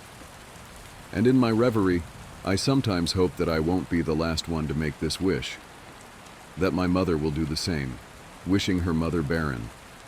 And then on, until each bad mother through the centuries is erased along with history itself, the whole rug disappearing as the old woman pulls the thread until all traces of humanity are wiped away, leaving nothing but a pile of tangled yarn. As far as missing persons go, I'd say about half the calls I get are related to that. The others are rescue calls, people who fall down cliffs and hurt themselves, get injured by fire. You wouldn't believe how often this happens, mostly drunk kids. Get bitten or stung by animals or insects. We're a tight team, and we have veterans who are excellent at finding signs of lost people. That's what makes these cases where we never find any trace of them so frustrating.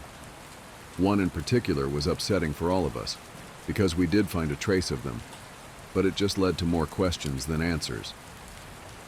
An older man had been hiking alone on a well-established trail, but his wife called to say that he hadn't come home when he should have.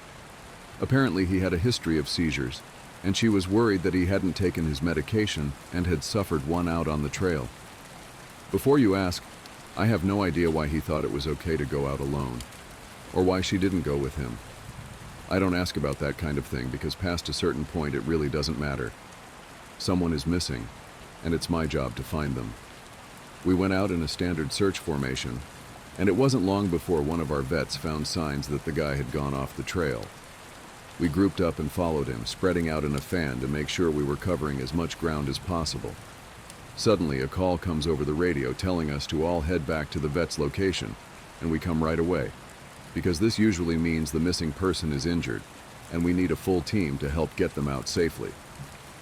We meet back up, and the vet is just standing at the base of a tree with his hands on the sides of his head. I ask my buddy what's going on, and he points up into the branches of this tree.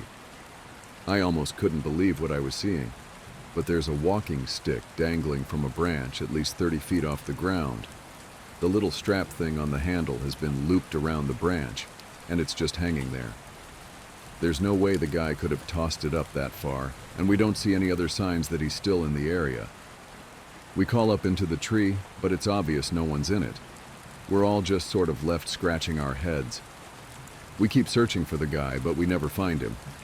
We even bring our canines out, but they lose his scent long before this tree. Eventually, the search is called off because there are other calls we have to attend to, and past a certain point, there's not much we can do. The guy's wife called us every day for months, asking if we'd found her husband, and it was heartbreaking to hear her get more and more hopeless each time. I'm not sure why this call in particular was so upsetting, but I think it was just the sheer improbability of it. That and the questions that were raised. How the hell had this guy's cane ended up there? Did someone kill him and toss that up there as some weird trophy? We did our best to find him, but it was almost like a taunt. We still talk about that one from time to time. One of my first jobs as a trainee was a search op for a 4-year-old kid that had gotten separated from his mom. This was one of those cases where we knew we were going to find him because the dogs were on a strong scent trail, and we saw clear signs that he was in the area. We ended up finding him in a berry patch about half a mile from where he'd been last seen. Kid wasn't even aware that he'd wandered that far. One of the vets brought him back, which I was glad for because I'm really not good with kids, and I find it hard to talk to them and keep them company. As my trainer and I are headed back, she decides to take me on a detour to show me one of the hot spots where we tend to find missing people.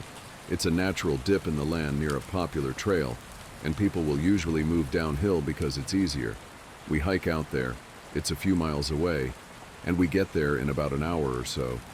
As we're walking around the area and she's pointing out places she's found people in the past, I see something in the distance. Now, this area we're in is about 8 miles from the main parking area, though there's back roads you can take to get closer if you don't want to hike that far. But we're on state-protected land, which means there can't be any kind of commercial or residential development out here. The most you'll ever see is a fire tower or makeshift shelter that homeless people think they can get away with building. But I can see from here that whatever this thing is has straight edges, and if there's one thing you learn quickly, it's that nature rarely makes straight lines. I point it out, but she doesn't say anything.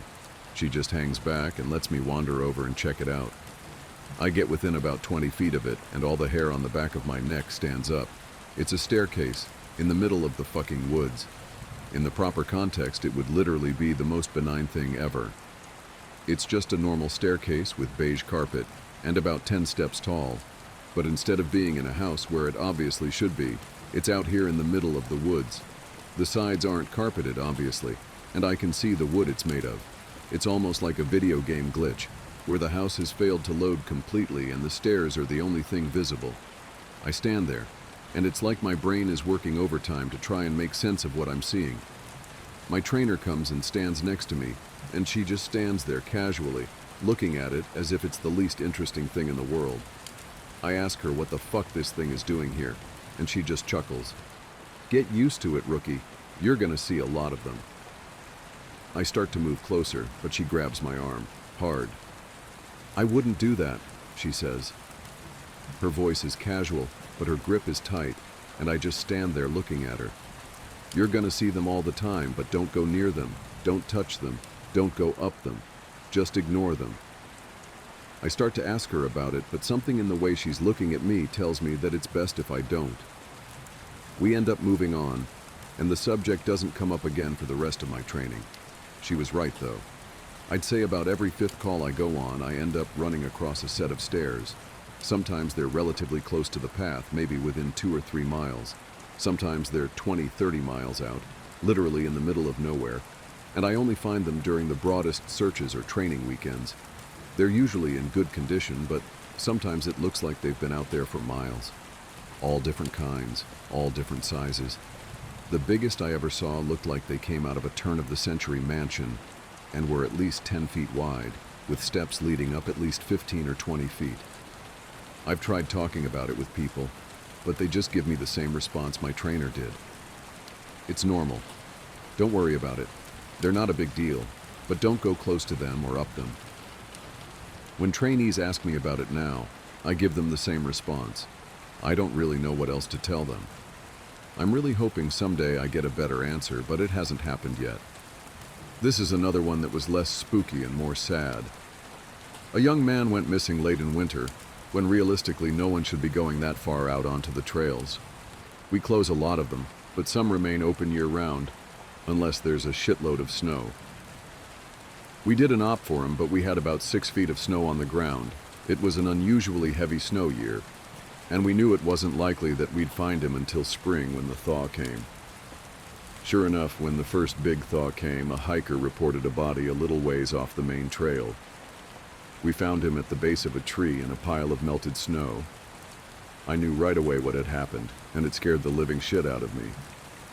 Most of you who ski or snowboard or spend any amount of time on a mountain will probably have guessed too. When snow falls, it doesn't collect as thick in the areas beneath the branches. It happens most with fir trees because they have a sort of closed umbrella shape. So what you end up with is a space around the base of a tree that's filled with a mixture of loose, powdery snow, air, and branches. They're called tree wells, and they're not immediately obvious if you don't know what you're looking for. We put up signs in the Welcome Center, big ones, letting people know how dangerous they are, but every year that we get an unusual amount of snow, at least one person doesn't read them or doesn't take the warning seriously, and we find out about it in spring. My best guess is that this young man was hiking and got tired, or maybe a cramp from walking in the deep snow. He went to go sit at the base of the tree, not knowing that there was a tree well, and fell in. He got stuck with his feet up, and the surrounding snow caved in around him. Unable to free himself, he suffocated. It's called snow immersion suffocation, and it doesn't usually happen except in really deep snow. But if you get stuck in a weird position like this guy did, even 6 feet of snow can be lethal. What scared me the most was imagining how he must have struggled. Upside down, in the freezing cold, he didn't die quickly. The snow would have formed a dense, heavy pile on top of him, and it would have been literally impossible to get out. As it got harder to breathe, he would have known what was happening. I can't even imagine what he was thinking in his last moments. A lot of my less outdoorsy friends want to know if I've ever seen the goat man while I've been out on calls. Unfortunately, or I guess fortunately, I've never had anything quite like that happen. I guess the closest was the whole black-eyed man thing, but I didn't see anything. However, there was one call where I had something kind of similar happen, but I'm not sure I'm willing to chalk it up to the goat man. We'd gotten a report that an older woman had fainted along one of the trails and needed assistance getting back down to the main area. We hike up to where she's at, and her husband is just beside himself. He runs, well, I guess more jogs to us, and tells us that he was a little ways off the trail looking at something when his wife starts screaming behind him. He runs back to her and she's passed out on the trail. We get her on a backboard, and as we're getting her down to the welcome center, she comes to and starts screaming again. I calm her down and ask her what happened. I can't remember verbatim what she said, but essentially, what happened was this. She'd been waiting for her husband when she started hearing this really strange sound. She said it sounded sort of like a cat, but it was off somehow, and she couldn't quite figure out why. She went a little ahead to try and hear it better, and it sounded like it was coming closer. She said the closer it got, the more uneasy she was, until she finally figured out what was wrong. I do remember this next part, because it was so weird that I don't think I could forget it if I tried. It wasn't a cat, it was a man saying the word meow over and over. Just meow, meow, meow. But it wasn't a man. It couldn't have been, because I've never heard a man make his voice buzz like that. I thought my hearing aid was going out, but it wasn't. I adjusted it, and it still sounded all buzzy. It was awful.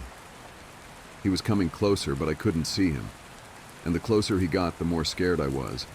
And the last thing I remember was a shape coming out of the trees. I guess that's when I fainted. Now, obviously, I'm a little perplexed as to why a guy would be out in the fucking woods chanting meow meow at people. So once we get down the mountain, I tell my superior that I'm gonna go search the area to see if I can find anything. He gives me the go-ahead, and I grab a radio and hike back to where she fainted. I don't see anyone, so I keep going about a mile more, and when I head back, I go off the trail to see if I can figure out where she saw him coming from. It's almost sunset by this point, and I don't have any desire to be out at night alone, so I just sort of write it off and make a mental note to check it out again tomorrow. But as I'm headed back, I start to hear something in the distance. I stop, and I call out for anyone in the immediate area to identify themselves. The sound didn't come closer or get louder, but it sounded exactly like a man saying, meow meow in this really odd monotone. As comical as it makes it sound, it was almost like that guy on South Park with the electrolarynx Ned. I go off the trail in the direction I think it's coming from, but I never seem to get closer. It's almost like it's coming from all directions. Eventually, it just sort of fades out, and I ended up going back to the welcome center. I didn't get any further reports like that, and even though I went back to that area, I never heard that exact sound again. I suppose it could have been some stupid kid out there fucking with people, but even I have to admit it was weird. The first she told me in response to my asking about her most traumatic calls. She shook her head and told me that really bad calls happen more frequently on the mountain, since the potential for nasty accidents is higher. About 5 years ago, one of the parks she worked at had a string of disappearances. It was a bad year, she said, one of the worst on record as far as weather went. They were getting about a foot of new snow every couple of days, and there were a few avalanches that killed some climbers. They'd warned people about staying on the mapped areas, but of course there's always those who don't listen. In one particularly nasty case, an entire family got wiped out because the father decided he knew better than the officials, and he took them out into an area that wasn't safe. They were snowshoeing, and as best KD could figure, they'd walked onto a shelf of snow that looked solid, but actually wasn't. It gave way, and this family went ass over tea kettle almost 300 feet down a slope. They landed on the rocks at the bottom, and the parents died instantly. One of the kids did as well, but the other two survived. One had a broken leg and fractured ribs. The other was almost unharmed save for some bruising and a sprained ankle. The uninjured child left his sibling behind and set out to find help. KD said the kid didn't make it more than half a mile before a storm overtook him. Kid stopped to try and get warm, or maybe just to rest, and ended up freezing to death. They ended up finding the family with the help of some witnesses who saw them heading out into the wilderness, and she was the one to find the kid who'd frozen to death looking for help. She said it had started to snow, just enough to obscure long-distance vision, but not enough to make searching impossible. She saw a figure sitting in the snow up ahead, and she got to it as quickly as possible.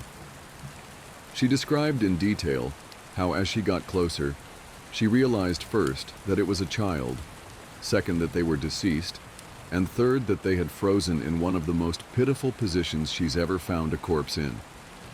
The kid was sitting upright, with his knees tucked up against his chest. His arms were curled around them, and his head was tucked up in his coat.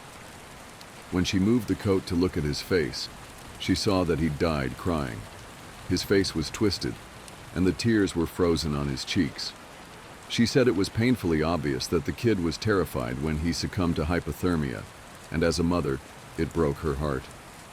She told me, repeatedly, that she hopes the father is burning in hell as we speak.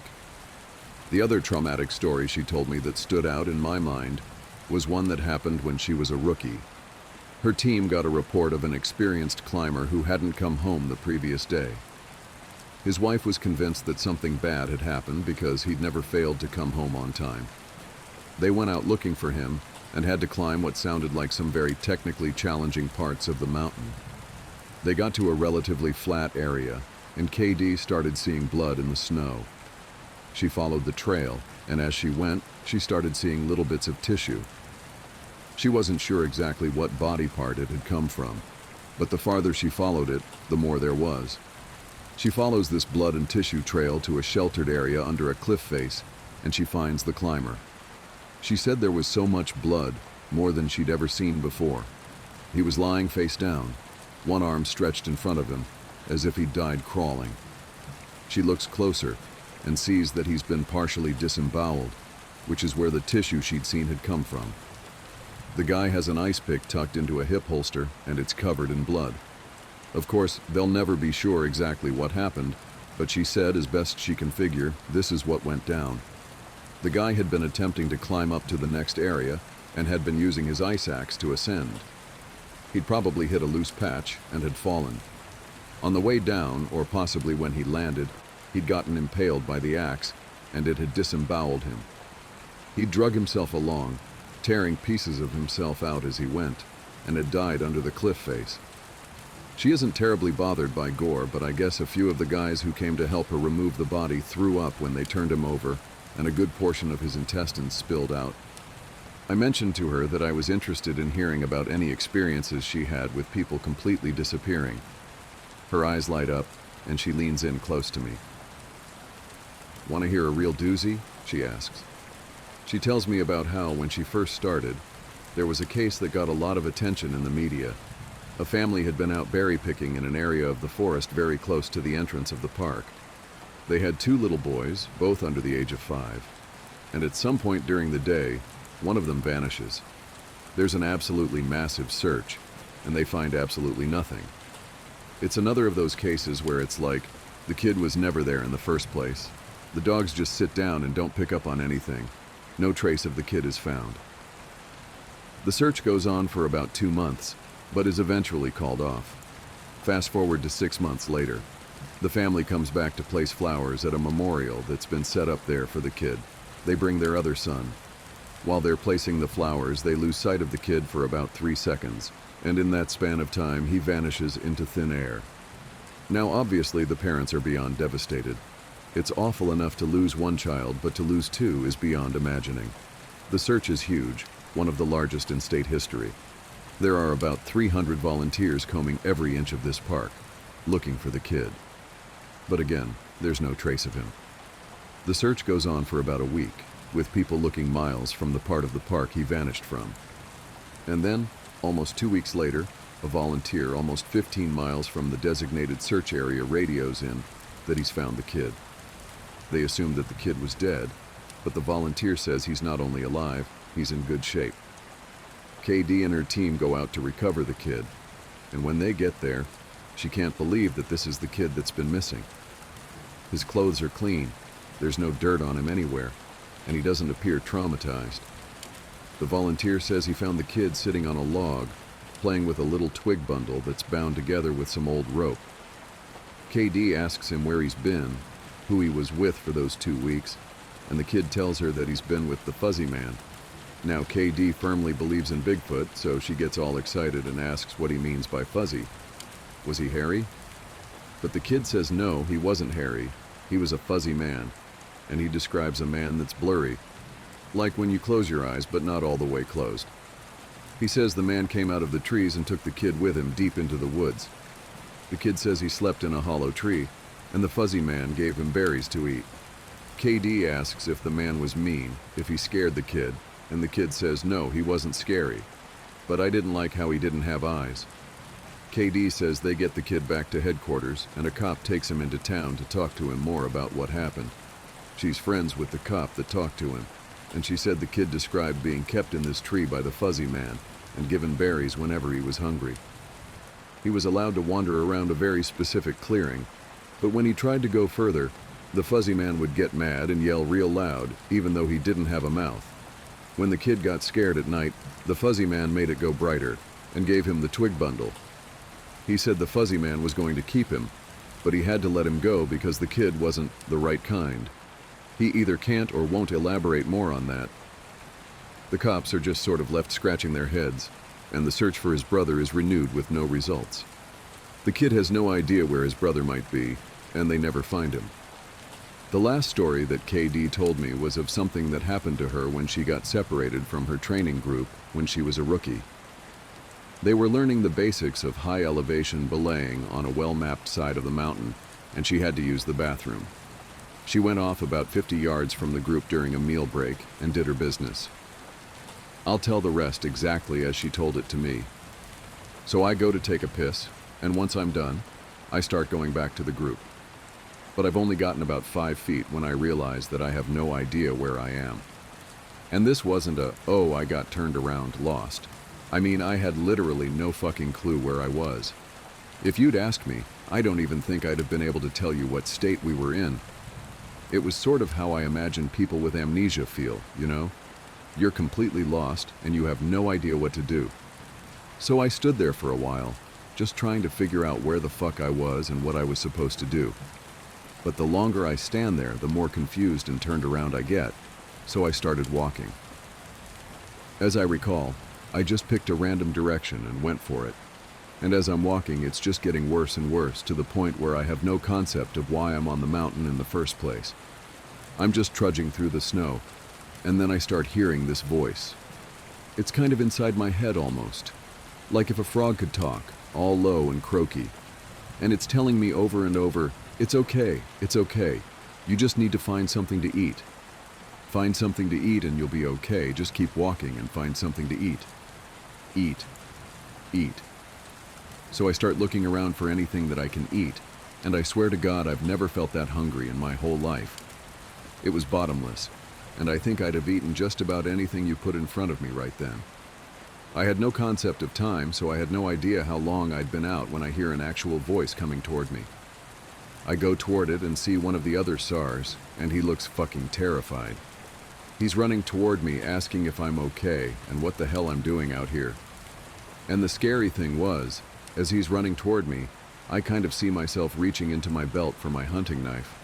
I'm not even really thinking about what I'm doing, but what I am thinking is that I have to eat. If I don't eat, I'll never be okay again, so I just have to eat. He sees me doing that, and he backs off right away. He yells at me to put my knife away, that he's not going to hurt me, and that kind of snaps me back. All of a sudden, I know exactly where I am, and I put the knife away. I run to him and ask him how long I've been gone, thinking he'll tell me I've been gone for half an hour or so. But he tells me I've been gone for 2 fucking days. I've gone over 2 peaks and ended up almost on the other side of the mountain, and if I'd kept going, I would have ended up wandering into about 300 miles of wilderness. They'd never have found me. He can't believe I'm not dead, and of course, I don't know what the fuck to think.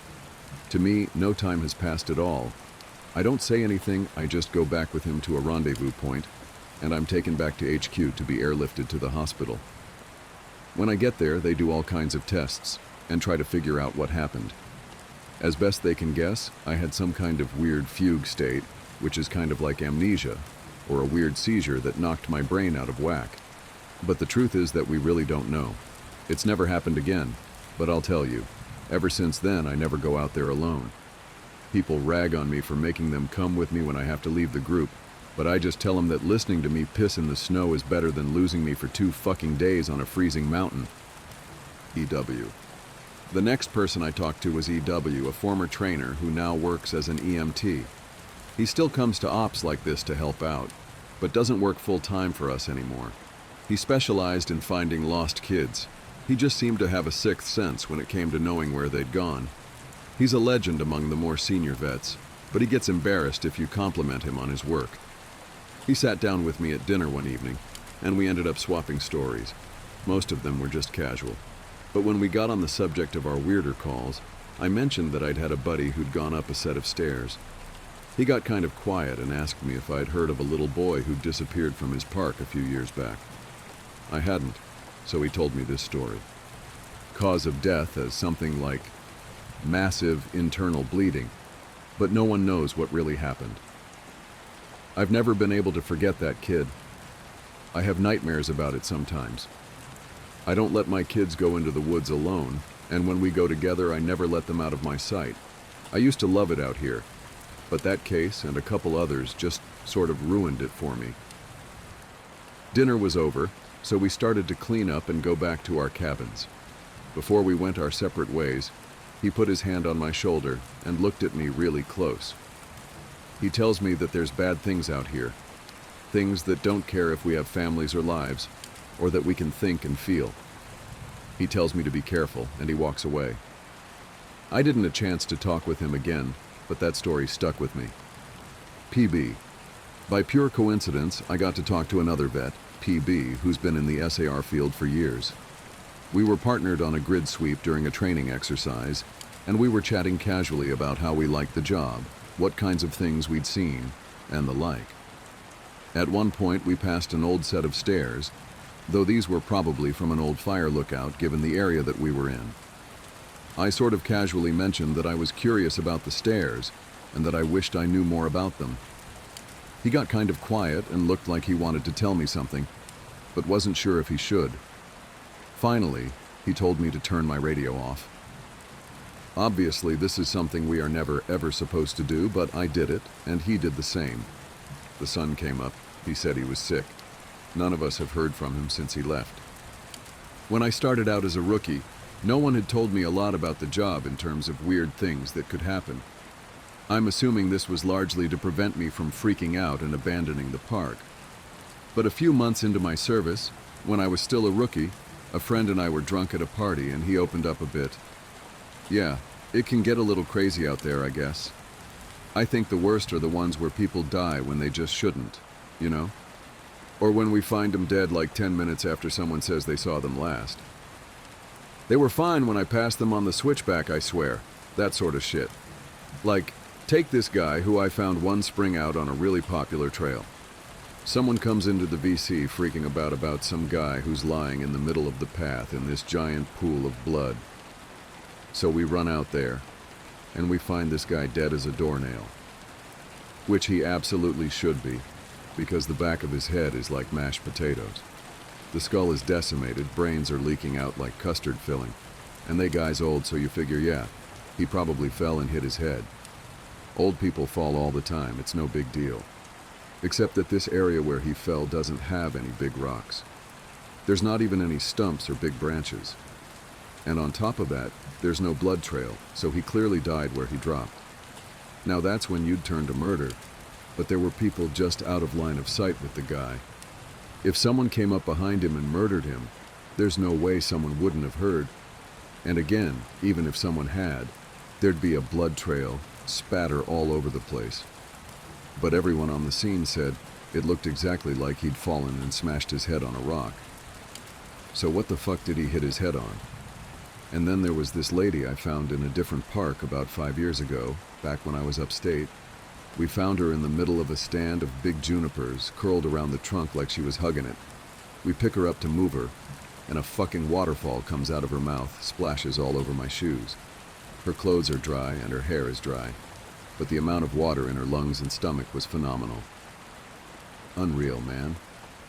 Coroner's report says the cause of death was drowning. Her lungs were completely full of water. This, even though we're in the middle of the high desert, and there isn't a body of water for miles. No puddles, no nothing. No signs of anyone else being out there. I mean, yeah, it's possible they were murdered. But why go out of the way to do it like that? Why not just stab them and be done with it? I don't know. It just sits weird with me. Now, of course, that freaked me out a little. But we were wasted, and I guess I sort of wrote it off as a fluke. I also assumed there was exaggeration there since, we were wasted. Now, I don't like talking about this next case very much. It was an awful one that I've done my best to forget about, but of course that's easier said than done. This happened about 6 months after the conversation with my friend at the bar, and up until that point I hadn't had a lot of really weird shit go down.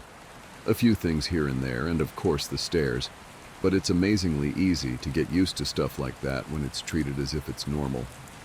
This case was a little different. A guy with Down syndrome in his 20s went missing after his family lost sight of him on a major path. That was odd in and of itself because this guy never left his mom's side.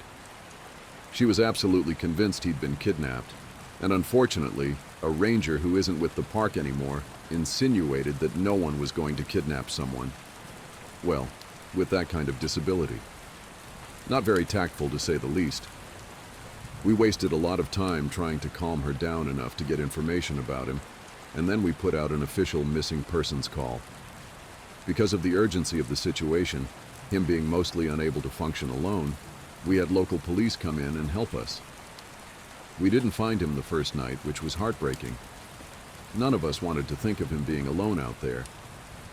We assumed he'd just kept wandering and was staying ahead of us. We brought out helis the next day, and they spotted him in a little canyon. I helped bring him back up, but he was in bad shape, and I think we all knew he wasn't going to make it. He'd fallen and broken his spine, and couldn't feel his lower half. He'd also broken both his legs, one at the femur, and he'd lost a lot of blood. He was confused and scared while he was alone, so he'd probably exacerbated the injuries by dragging himself a little ways. I know it sounds awful, but while I was riding in the copter with him, I asked him why he'd wandered off. I just wanted something to tell his mother, to let her know it wasn't her fault, because he was fading fast, and I didn't think she'd get to ask him herself. He was crying, and he said something about how the little sad boy had wanted him to come play. He said the little boy wanted to trade so he could go home. Then he closed his eyes, and when he woke up again, he was in the canyon. I'm not sure that's exactly what he said, but it was what I thought the gist of it was. He kept crying, asking where his mommy was, and I held his hand and tried my best to keep him calm. It was cold out there. He kept saying that. It was cold out there. My legs was frozen. It was cold out there. It's cold in me. He was getting even weaker, so he eventually stopped talking, and he closed his eyes for a while. Then, when we were about 5 minutes from the hospital, he looked right at me, with these big tears running down his face, and he said, "Mama won't see me no more. Love Mama. Wish she was here." And he closed his eyes, and he just never woke up.